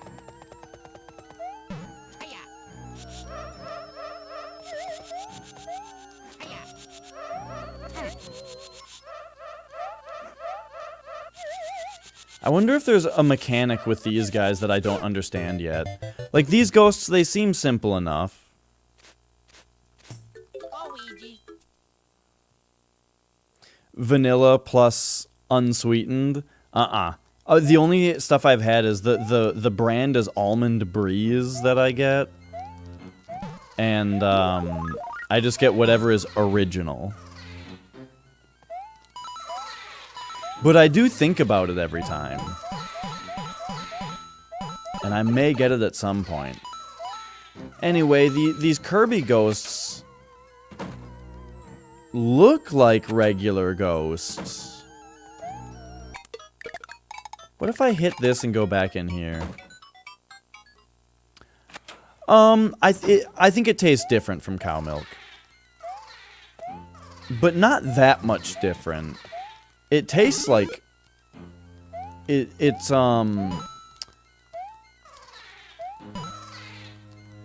yeah, I don't know how to describe... I mean, it tastes... kind of how I expected, I guess. I don't know.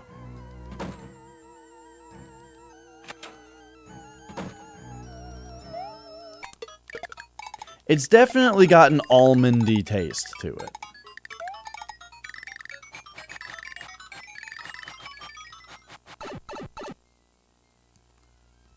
But in cold liquid form, I think that that's pretty great.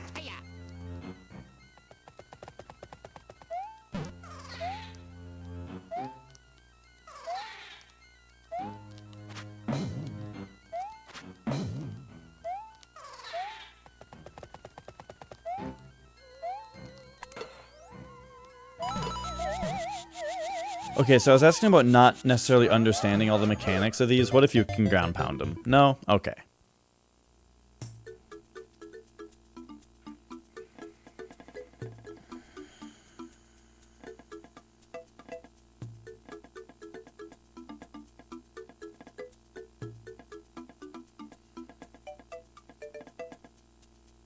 Luigi.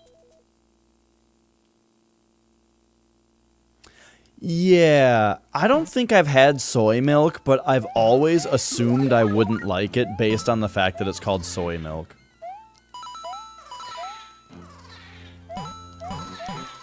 But the idea of milk coming from an almond, to me, sounds great.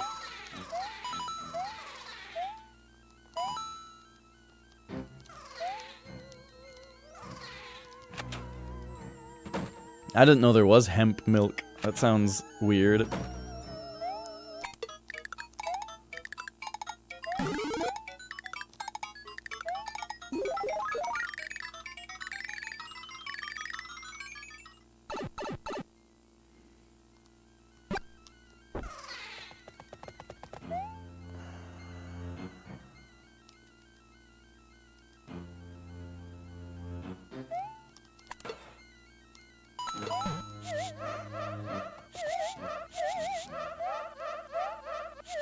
Yeah, I don't know how they make it. I imagine they were just squeezing some almonds. Like they're juicing them. They just squeeze them real hard.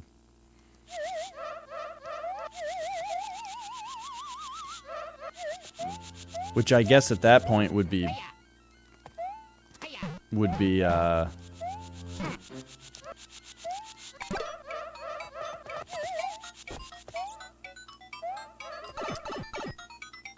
basically crushing them.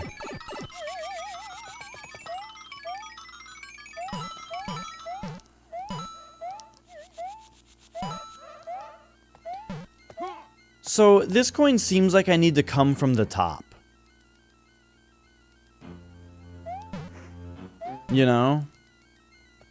And drop down onto it.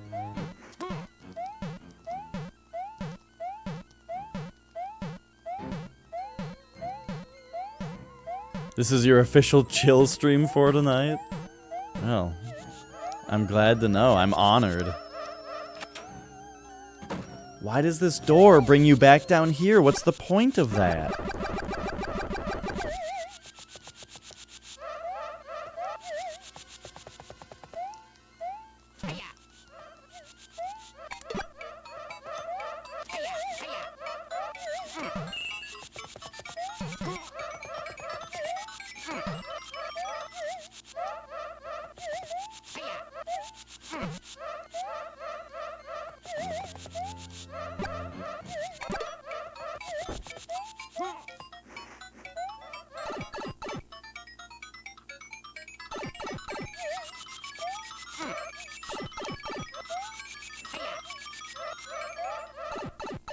Oops.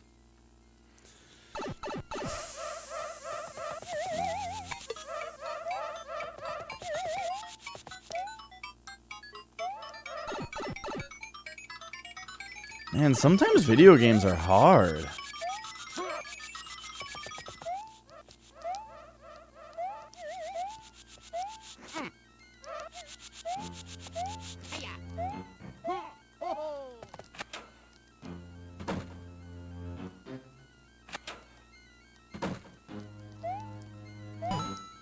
No, Voogie, that's very interesting sounding. So Bungie is splitting with Activision, huh? That's very interesting.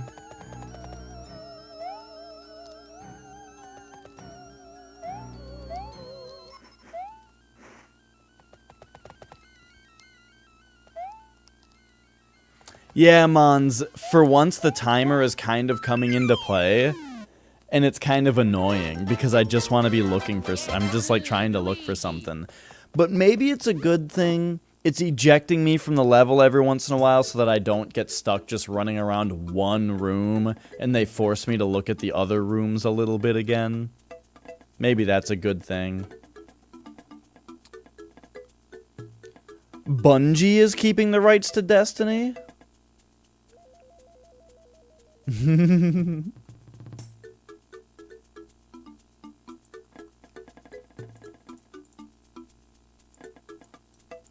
Wow, that's really surprising.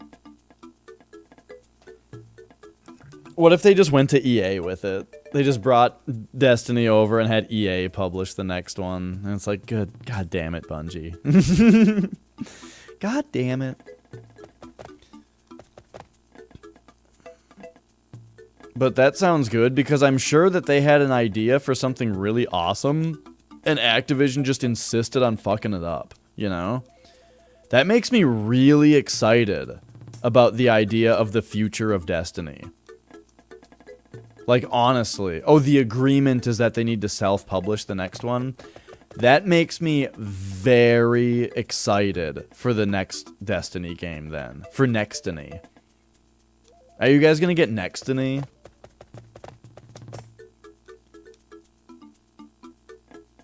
It's coming out for the next box.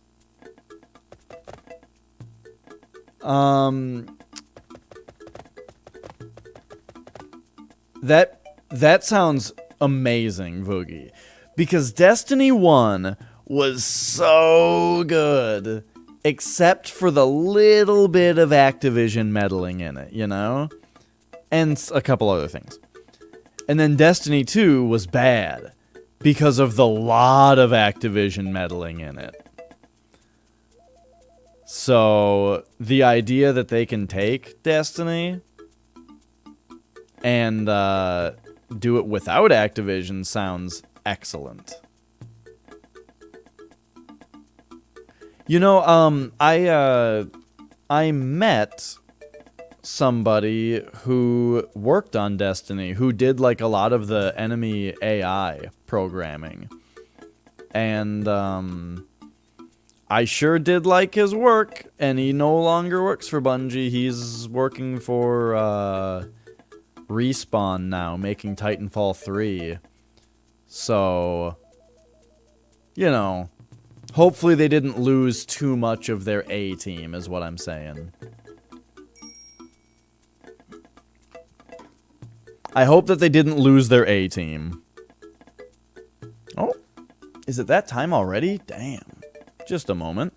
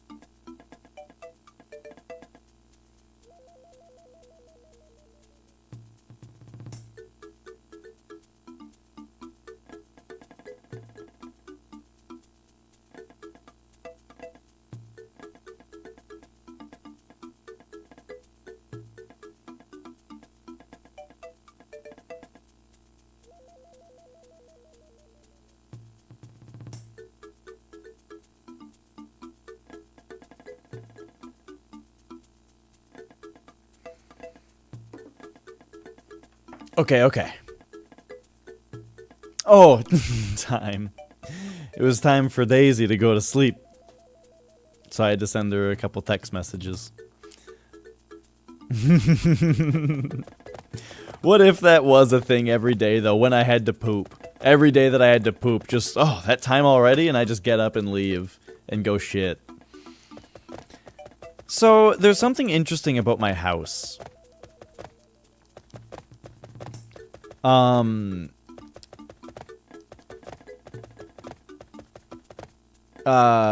What's the stupid thing about my house? Oh, yeah.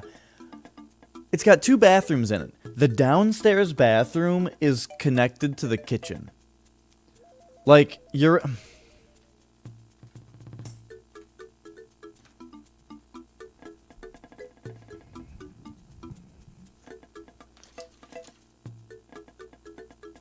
Okay. Over there is the kitchen. You see the fridge and the microwave? That white door that's ajar is the bathroom. You come out of the bathroom and you're right in front of the fridge. I kind of hate that. That's all. Can you see the toilet? You can see the toilet paper, yeah!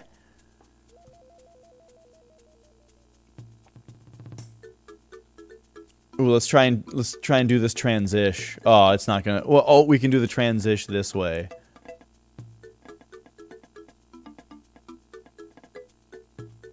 It wasn't that good. If eating something upsets your stomach, maybe if I ate in the kitchen, that would be true.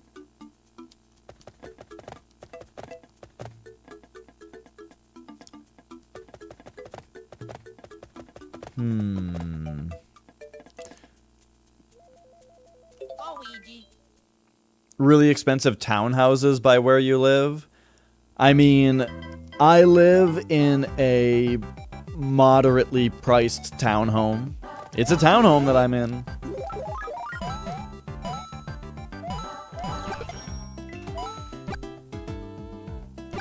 Alright, so we're back to looking for this secret exit for a little bit.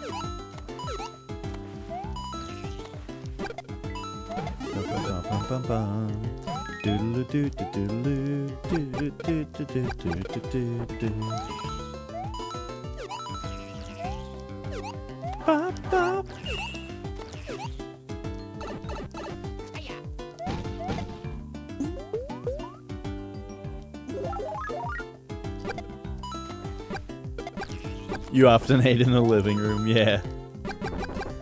I mean, I always eat in the living room. I just don't see the kitchen as a place to eat, you know? The kitchen is for making food. I eat in front of my computer 100% of the time. My computer desk is also where I eat.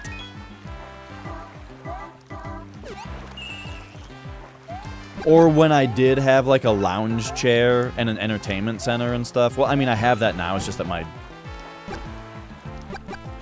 It's also my computer desk. I eat off that as well.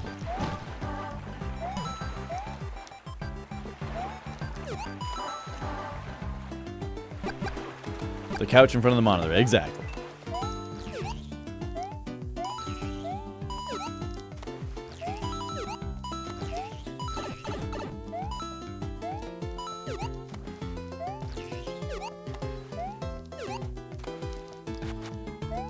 Like a dinner table to me that is for when a family eats together.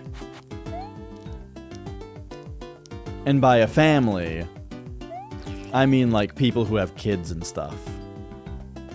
Oh, I didn't expect those Goombas to have respawned.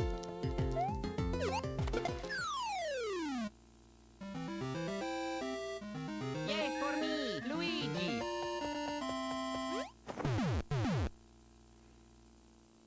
You guys, where the fuck is this secret?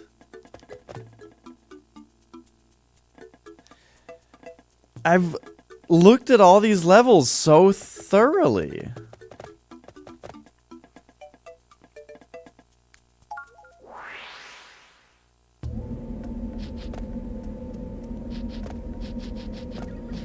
Cause I've got a secret. Name that song.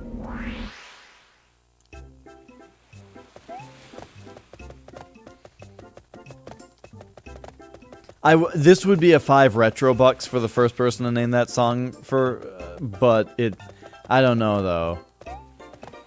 It was,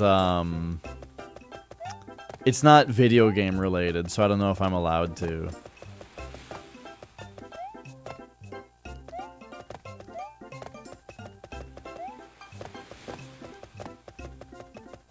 Oh, it goes, Cause I've got a secret. I don't know what happens right after that. I have a feeling if Chaos Factor doesn't immediately know it, it's at least bugging him. Cause I know he knows it.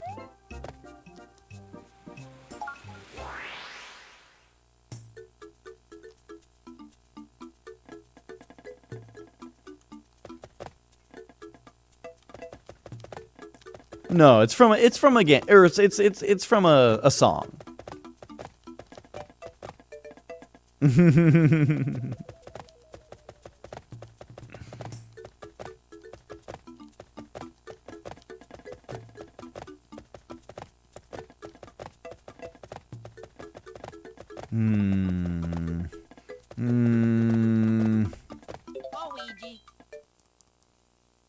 I'm trying to think of any other part of the song. And failing to.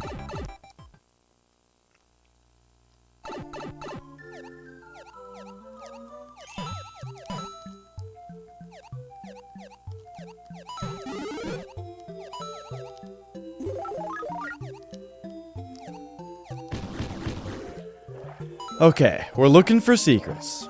Looking for secrets. A secret exit to this level.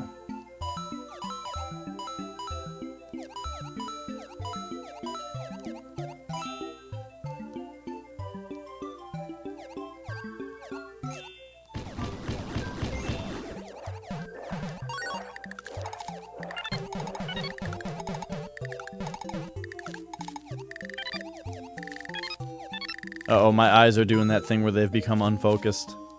There we go. Oh, oh, oh.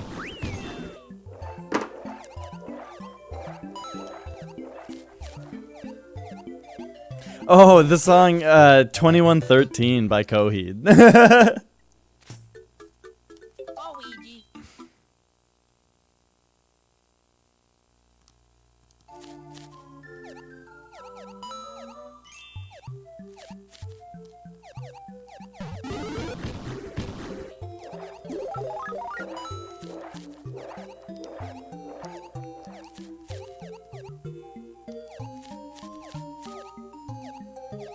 Hmm. Hmm.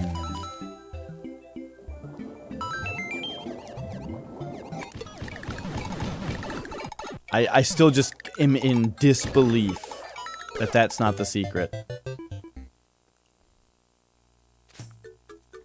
Luigi.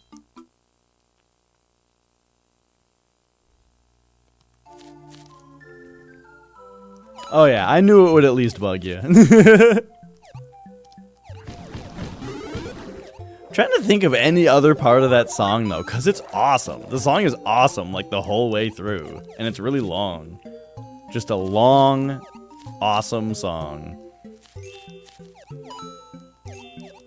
Which Coheed is very good at putting at the end of their albums.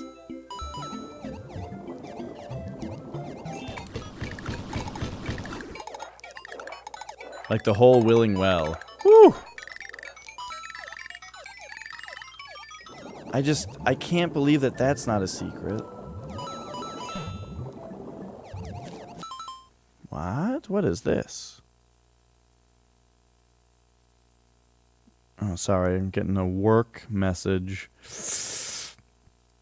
Work message.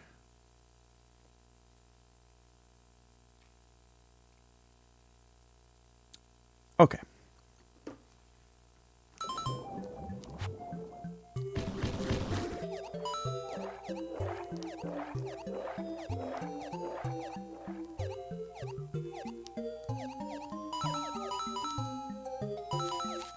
Yeah, I wouldn't have gotten into Coheed, I don't think, if it weren't for Rock Band. Because I didn't like their singer's voice at first. But because I really, really liked the guitar work, or, well, because the thing was, yeah, I didn't like the vocals at first. Luigi. But you know, they had Welcome Home in Rock Band, and the guitar work in the song Welcome Home is really, really good. So I played the song a lot on Rock Band, and just really liked the instruments, and just from that alone, the vocals just really grew on me. And now I love his vocals. Luigi. Now I think Claudio Sanchez is a top-tier vocalist.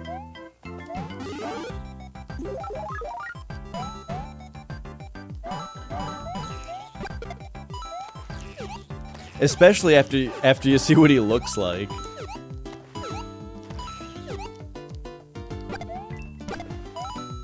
And you're like, nah, that's not what that guy looks like.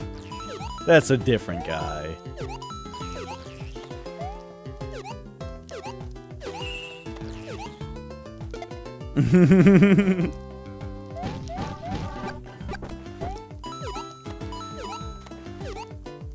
You see a picture of him and you're like, okay, but what does the vocalist look like?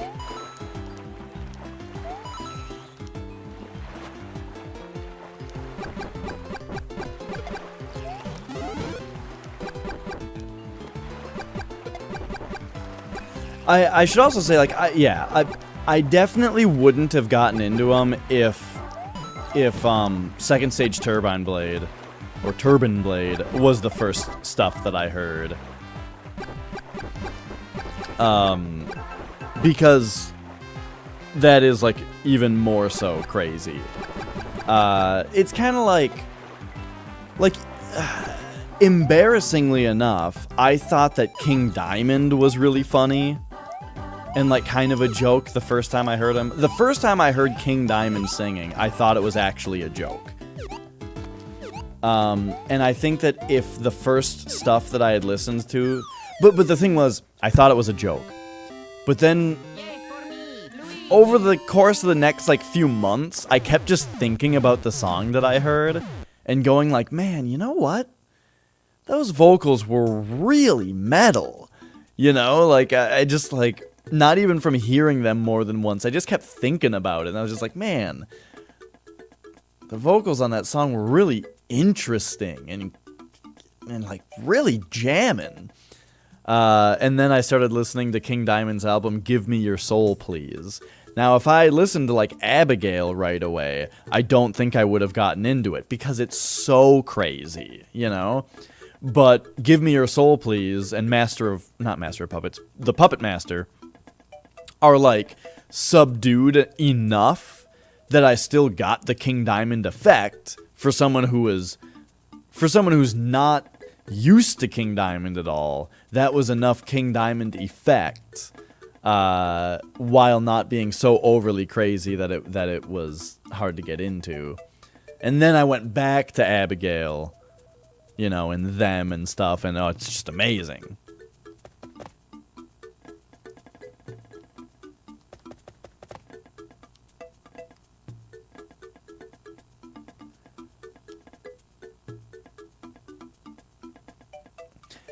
Yeah, I agree. Second Stage has Neverender on it, which is an amazing song.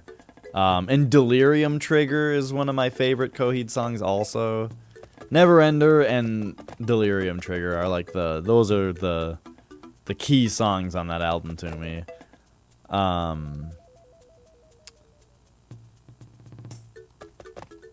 Luigi. And then I do think Keeping Secrets is a better album. Like overall better. It has The Crowing, which is probably my actual favorite Coheed song, is The Crowing.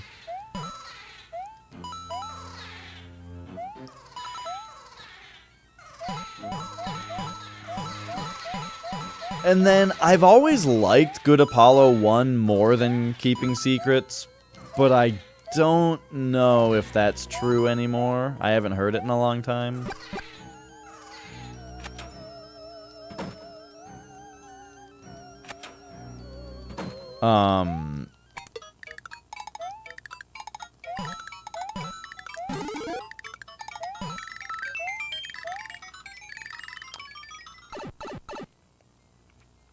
And then No World for Tomorrow is my favorite Coheed album. I really, really, really like that album. A whole bunch.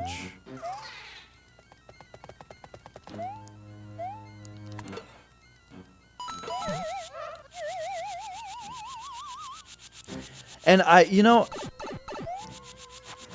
didn't like, when I first heard Year of the Black Rainbow, I didn't really like it that much. But I think that was just new album syndrome. Because then I listened to it again, like, years later, and really liked it, so. It was just me being dumb.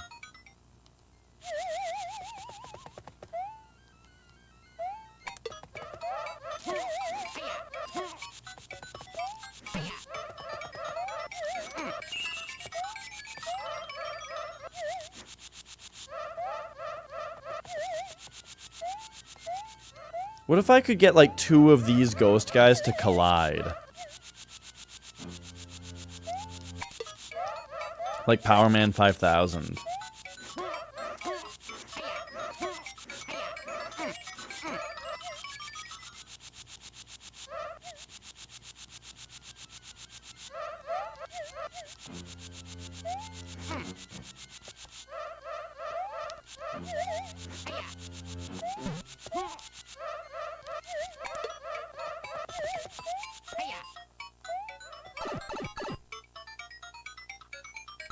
Nah, there's no way that other one is following me down here.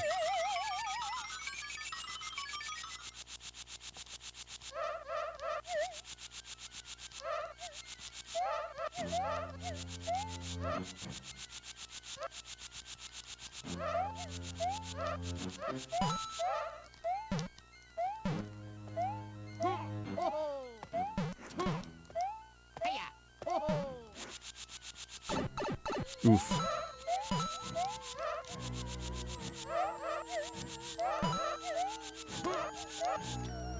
Flex must have pooped out. I know he would have some input on the Coheed conversation too. Same thing probably about the vocals like I was talking about.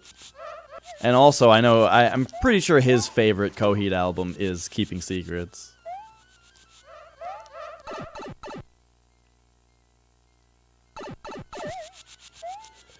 With, I think, Good Apollo 1 being his least favorite. But the both of us have really only listened to those first 4, or first 5.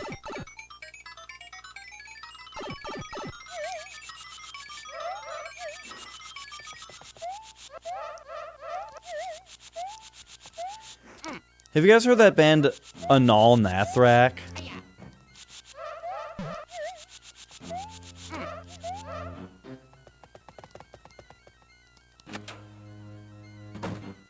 Oh, it's No World for Tomorrow.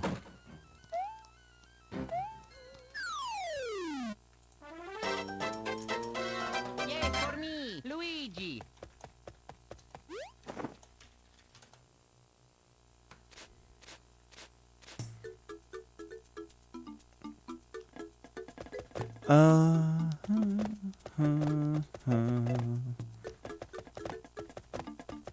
Yeah. Yeah, it's great.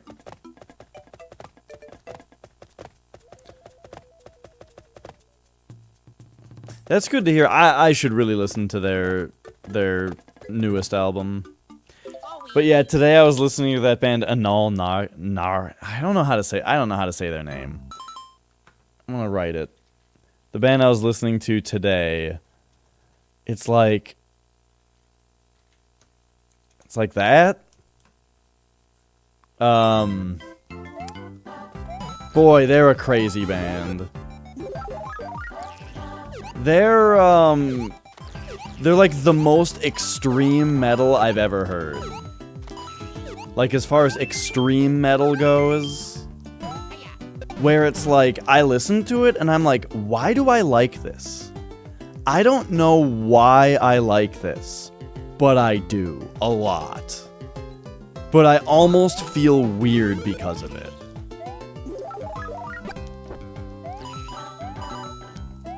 I've only really heard their first, or not their first album, one of their albums. Called like Veritas or something like that. It came out in 2012.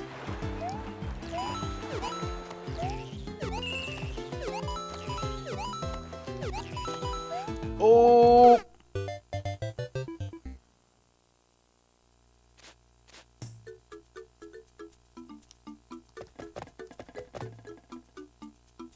Luigi.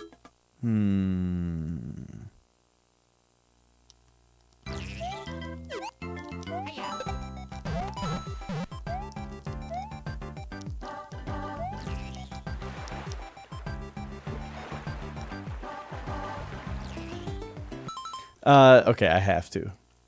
Let me put one of their songs in my Discord.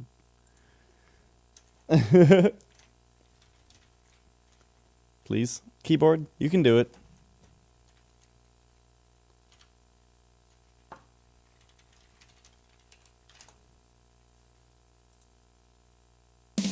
Oh, okay. It was just gonna go. YouTube was ready. What? Don't switch. Okay.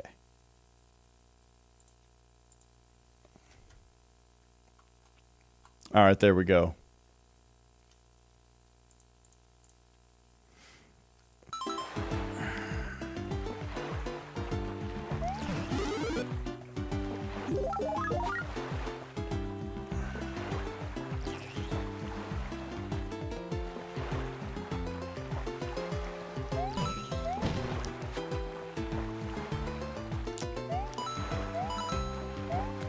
I think we gotta go to the next world. I'm just not making progress here.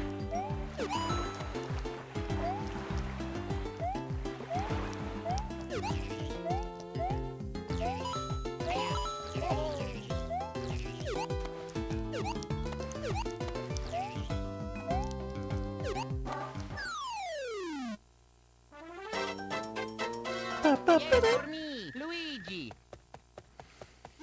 Alright, so we got the cannon to get to World 7, but I want to see if World 5 Castle has something noticeable in it of how we actually could otherwise access World 7. I'm guessing it's the same exact thing, using a mini-mush. Luigi.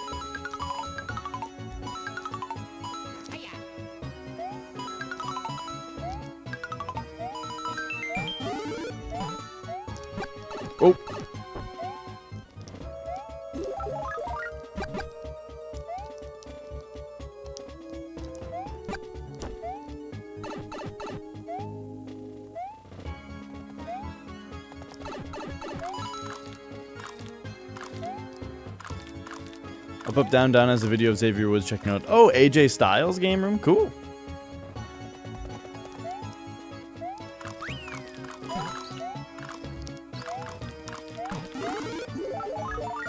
Oh, I should have used my fire flower out of my inventory. Okay, that's fine, because this is actually what I'm guessing we need.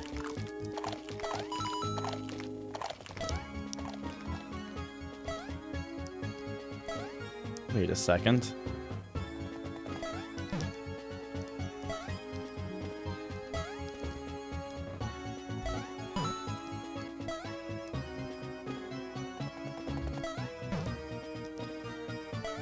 Oh, he kept saying Famicom. Oh, man. Ooh, we got up here. Oh, we've done this. This is just how you get the last coin.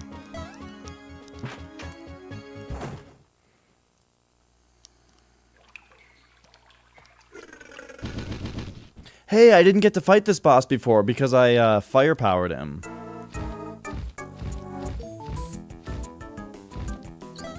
Oh, I think I see where this is going.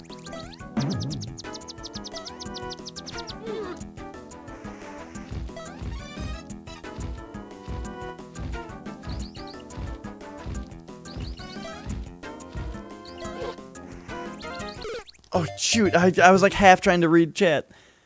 He's talking about how his wife wants him to get rid of the big CRT, but he needs it.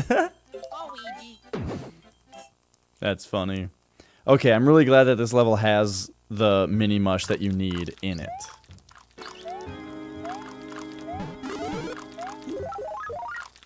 I need it.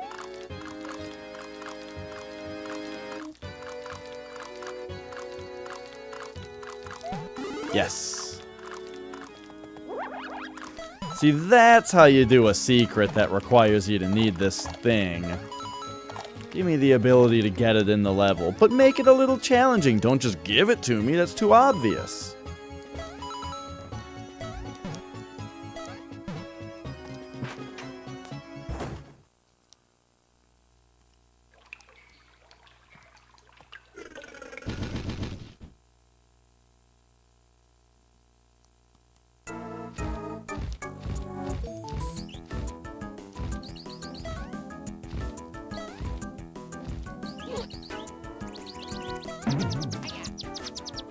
Okay, his arc is a little bit more straight down than I was thinking.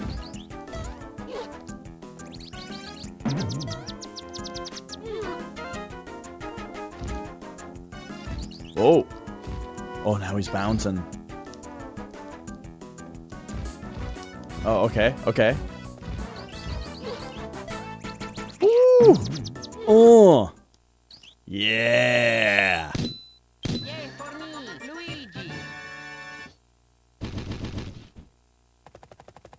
Huh? There it is. Whoop. Beautiful.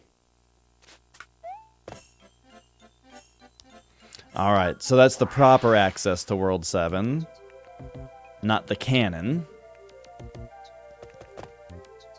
And I guess let's get going.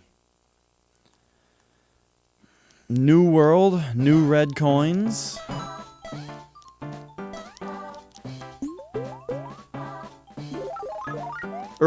Secret coins.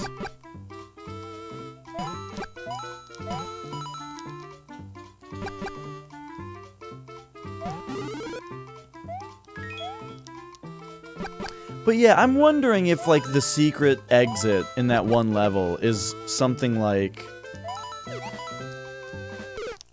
a Mario 3 throwback where, I need to collect all the coins in the level or something like that. I mean, the game hasn't done anything like that before, but who knows. A Neo Geo X? And it's like an official... Is it like a Neo Geo handheld? That was official? Crazy.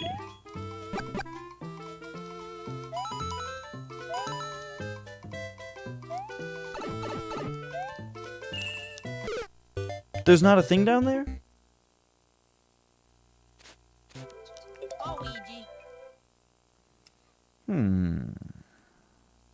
I wonder if this top platform lands on that one.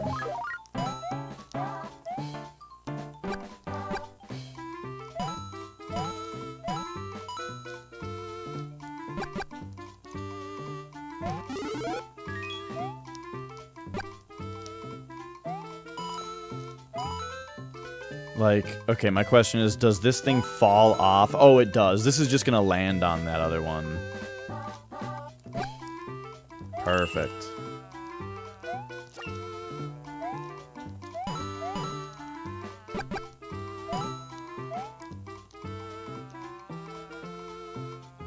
Sounds good, Chaos Vector.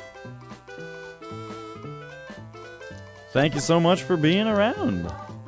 And we'll see you next time. Woo!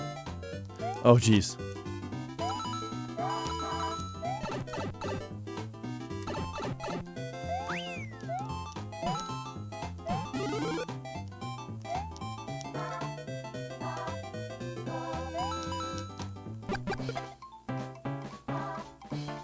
Firepower didn't kill those guys in Mario 3, I don't think.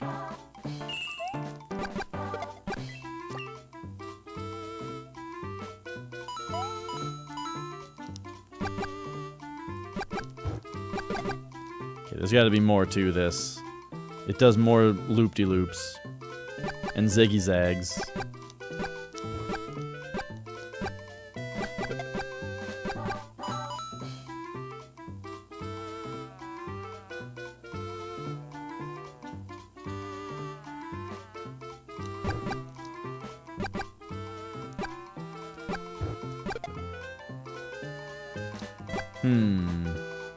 Okay.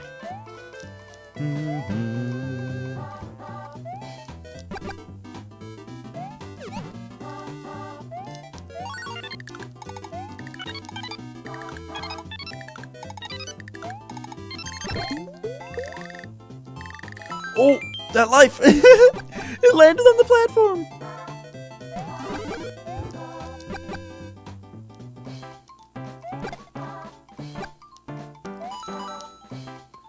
So I missed the middle coin.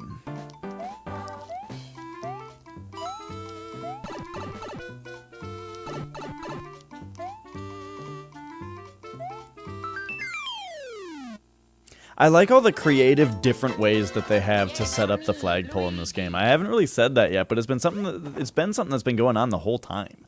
Like, the original Mario has the staircase. Everybody loves the staircase up to the stairs, or up to the flag. But this game's got, like, all kinds of different stuff. I mean, I guess Mario World did it too, with, like, all of the different things in front of the tape. You know, it's not, like, totally new to this game, but it's great.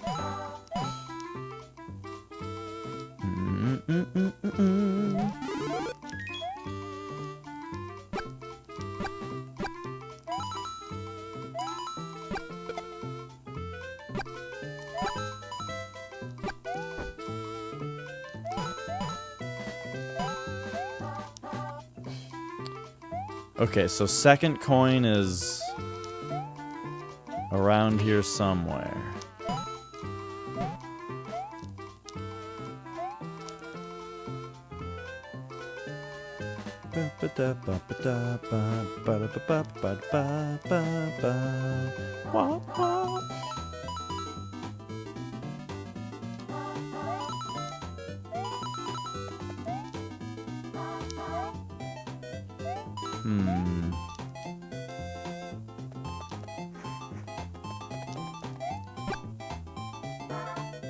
Oh, this just does this, huh? Interesting.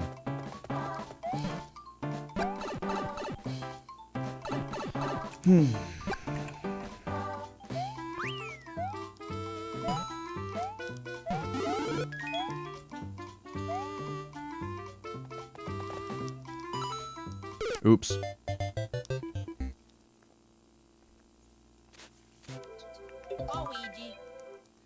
I really like this level.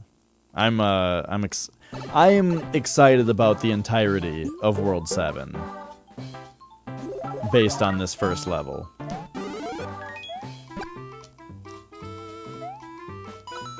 Life on Mars by David Bowie? I don't know. Probably not. David Bowie has a lot of music, and I haven't heard most of it. Luigi.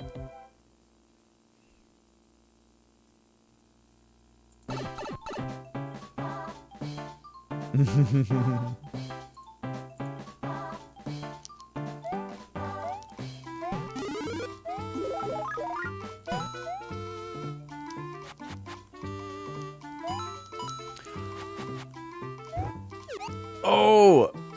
Flex, remember...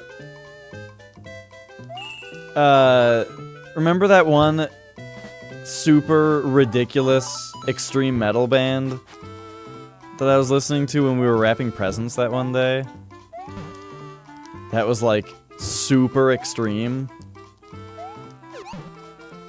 They have like a newish album out, and I was listening to it, and one of the songs on it, I seriously thought King Diamond was like doing guest vocals. It was called, I don't know how to say it. It was called that. There's a song on their newest album that, like, really, like, I had to look it up. I had to go to King Diamond and the album's Wikipedia pages to see if they mentioned anything about King Diamond being on this album at all. Because it sounded just like him. But I guess it's just another kind of vocals that the vocalist was doing. You know, on top of all the other ridiculous stuff.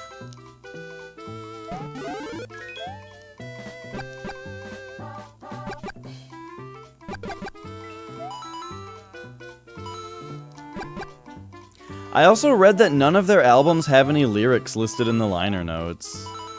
Like, they just don't put their lyrics in the notes, which is kind of interesting.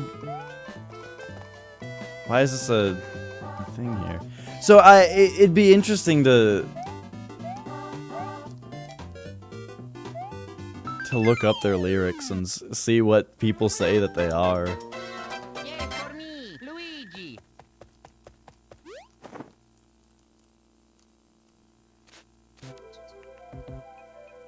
Luigi. There is another coin in this level. Okay, so there's that pipe.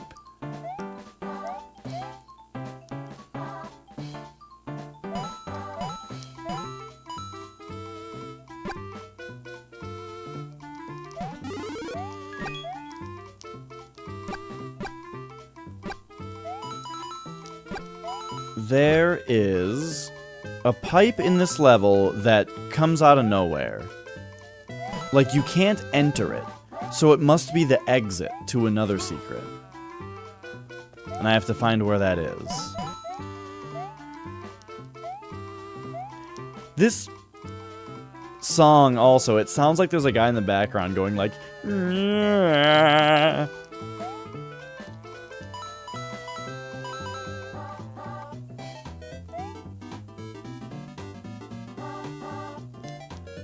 And like... Oh, that's it! Just had to take the leap of faith. Just have to sacrifice a Luigi to see if there's something down there, and there is!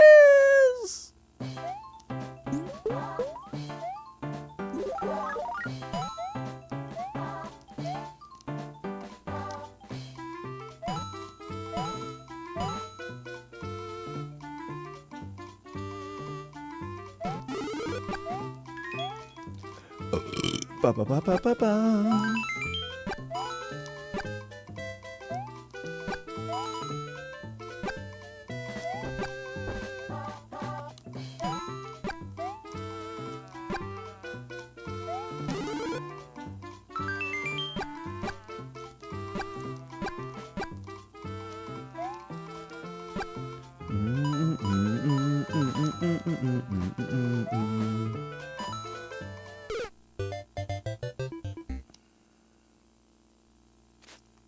Luigi. Need to jump just a little bit better than that. Oh, I know what my problem was. I kind of waited until I was as high up as possible, and then I did as little of a jump as possible. I gotta do the opposite. I gotta do big jump, so that I'm using as much of my... so that I'm as far right as possible when I start descending. But I still want to be descending from the highest point possible. But I should already be further to the right than I allowed myself to be right there.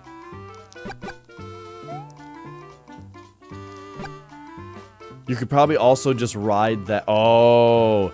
You could just ride that question block the whole way.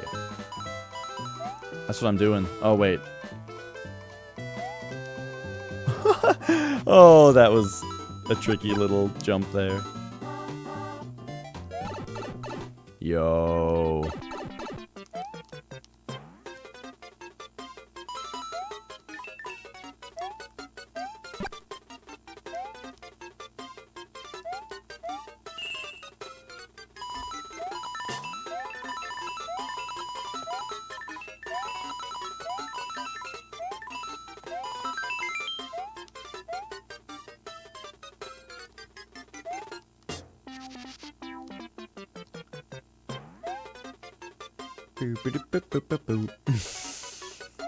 I'm digging the silly track here. Oh my god.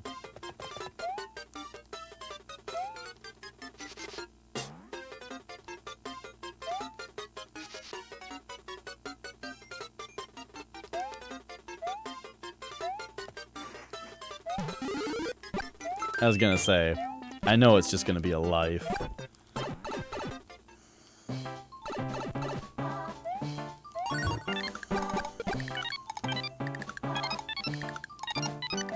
I'll take another life, though. I mean, I lost a lot of lives. Secret hunting that one spider level.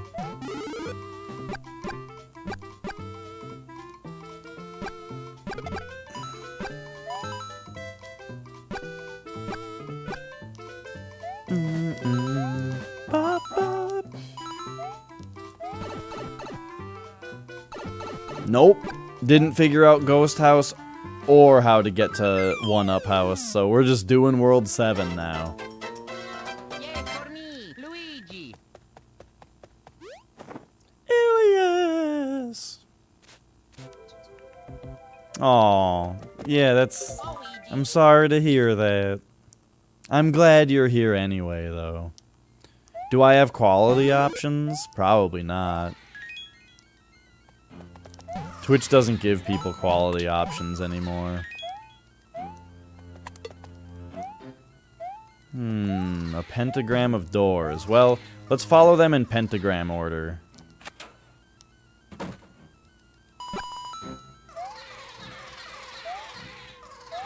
Is this a different room now? Like, I mean, I know it is, but... Is it gonna try to trick me into thinking it's the same room? That's my question. No.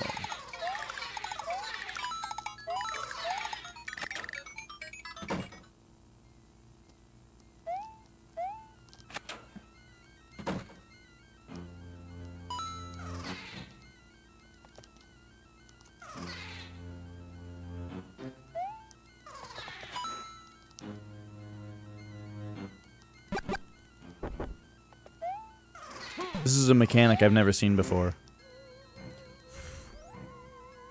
When in doubt, blow on your DS.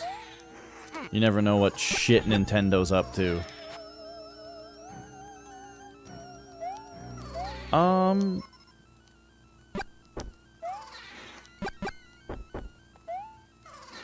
Really though.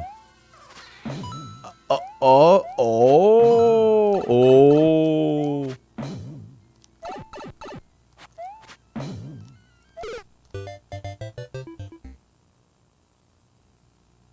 Oh, Luigi.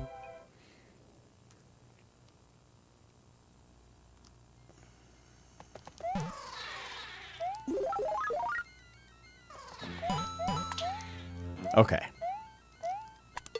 So, bottom left door, worthless. This one has a coin in it. This reminds me of Yoshi's Island.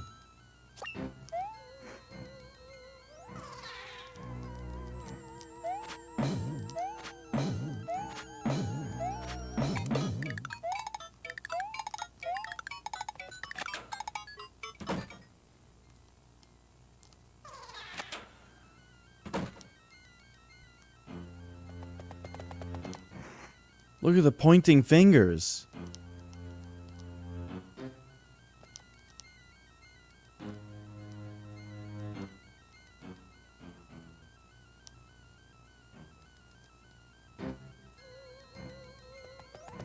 What the fuck?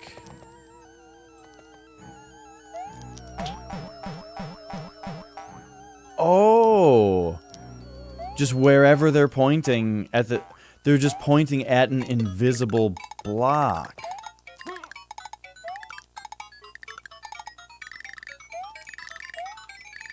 Yo, I thoroughly enjoyed that.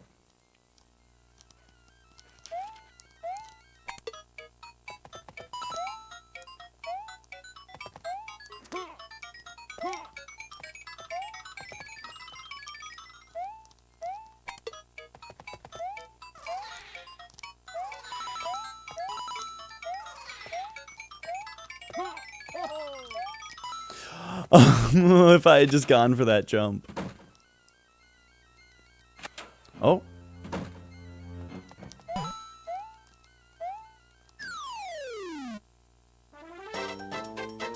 Yay for me, Luigi. Okay, so we only got the middle coin from the top, Luigi. from the top door. And then the bottom right door was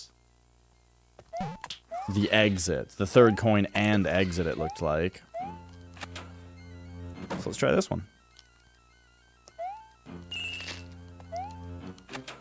There's the first coin. Perfect. And the final door. Which I guess we don't really have to go into because we well, no. Just seeing that coin doesn't mean it was for sure in that room. You know, two doors might go to the same room just on two sides of a wall.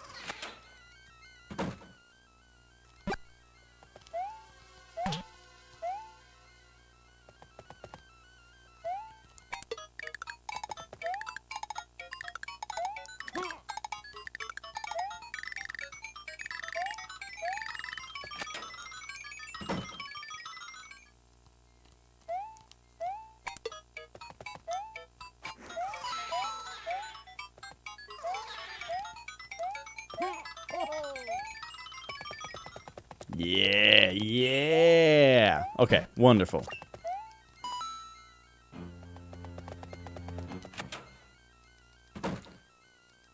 Now, I think this ghost house has a secret exit. Because there just isn't going to be anything on the left side over there. Nah, there were doors over there. For me, There's something over there.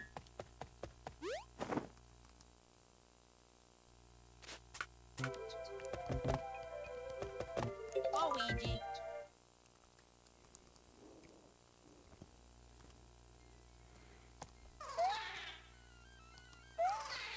Oops.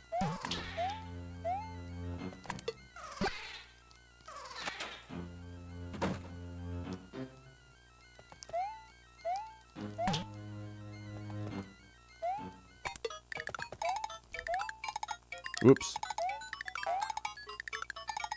Sounds good, Flex. I'll be done, in a little while here. Thanks for sticking around. Okay, so I'm thinking, like, wall jump up. Yeah, see, there's that up there. Hiya.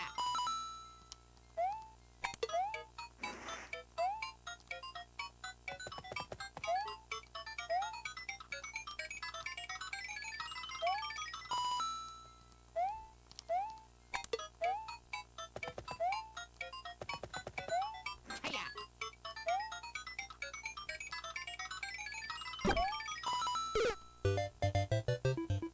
Hmm. Luigi. There is definitely a secret exit around here for doing something. Is that just gonna... Oh, okay, I thought that was just gonna sit up on that thing. I love the ghost house's power-up blocks that just, like, chuck the power-up.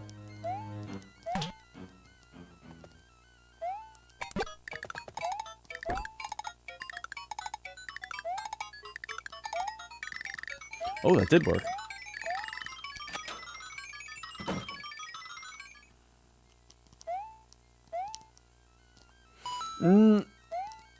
I did that thing again where I landed on the P switch in such a way where it didn't activate it. Hiya. Like, I see that they want me to sit right here so that I can go in this door. But that, see, yeah, that doesn't really do anything. Now, I haven't gone in this door yet either. Okay, not surprising.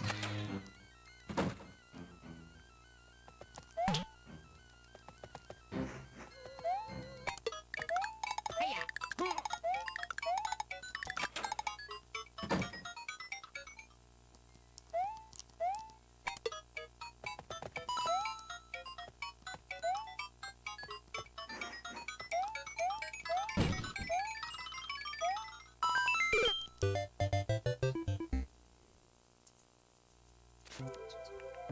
Hidden blocks? Maybe there's hidden blocks.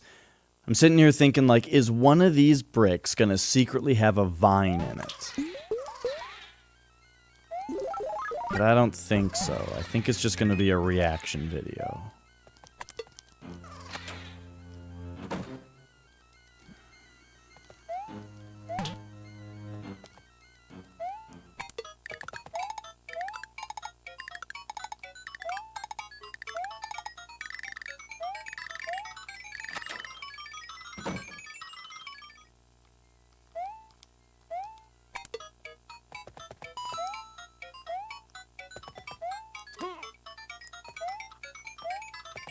Hiya.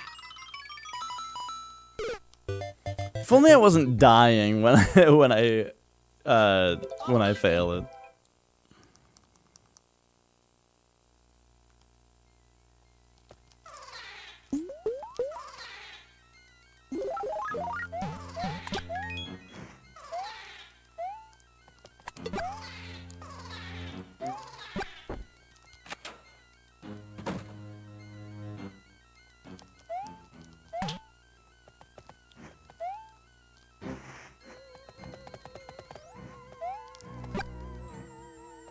I think I ran on it again.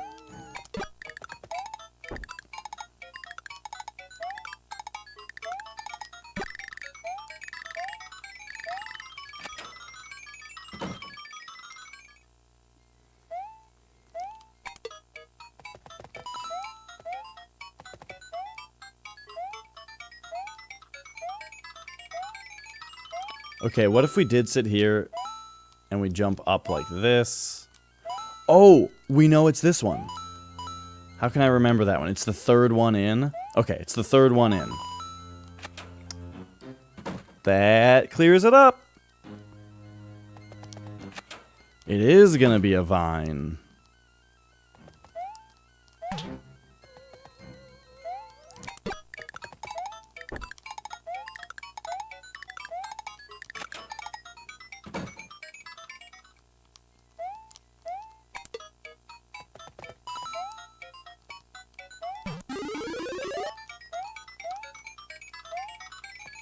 Yeah, bam.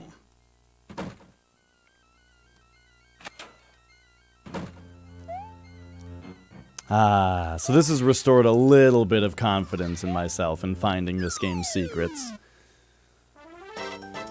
Me, Luigi.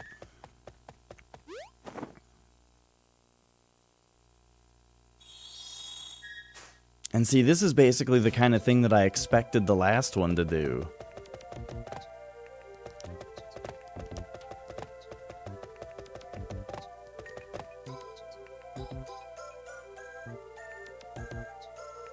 Luigi.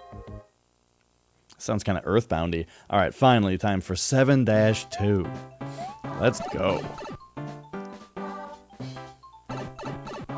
Look at this. Look at this. Hiya.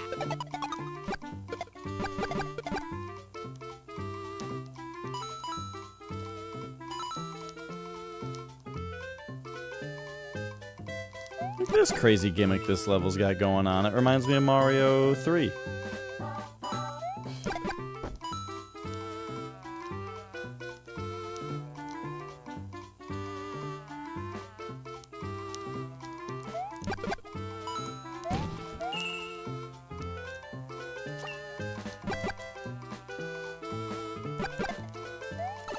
Aww.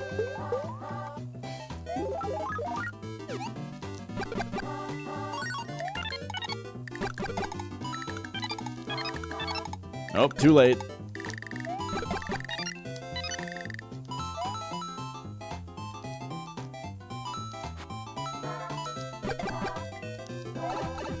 Oh, why?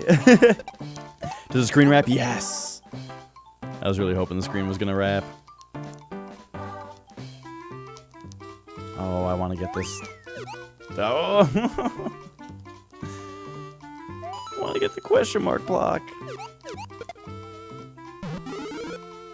It was something good down there.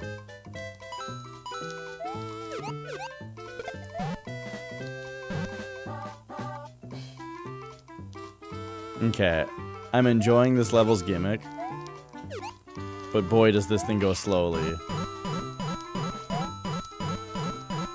Uh-oh. Okay. I was kind of wondering if it was going to pin me and kill me, if that kind of thing happened. Oh, I only realized what's happening right now. Yes. I thought I was going to have to run in there. I actually forgot that, you get, that throwing a shell collects coins.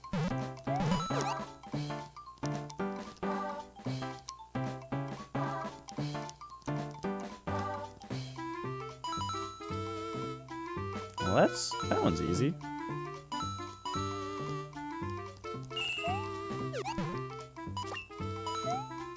Boop.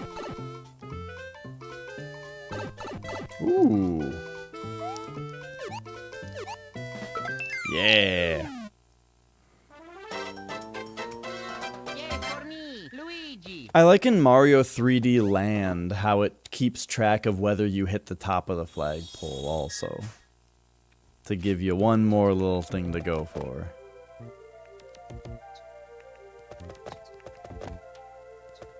You know, it is 20 minutes past my usual stopping time. So why don't I spend 5 coins here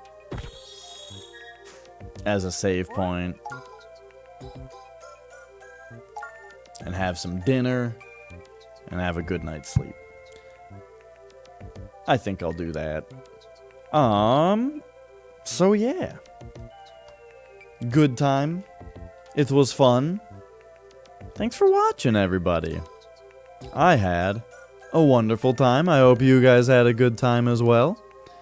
I'll be back, I'll probably play more of this game, well, tomorrow. Probably. Since, tomorrow is...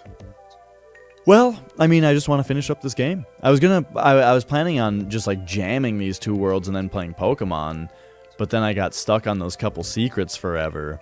So, and it ended up just being the whole stream. And, you know, that'll probably happen again. Well, what I mean is tomorrow that'll either happen again, or, we will be playing,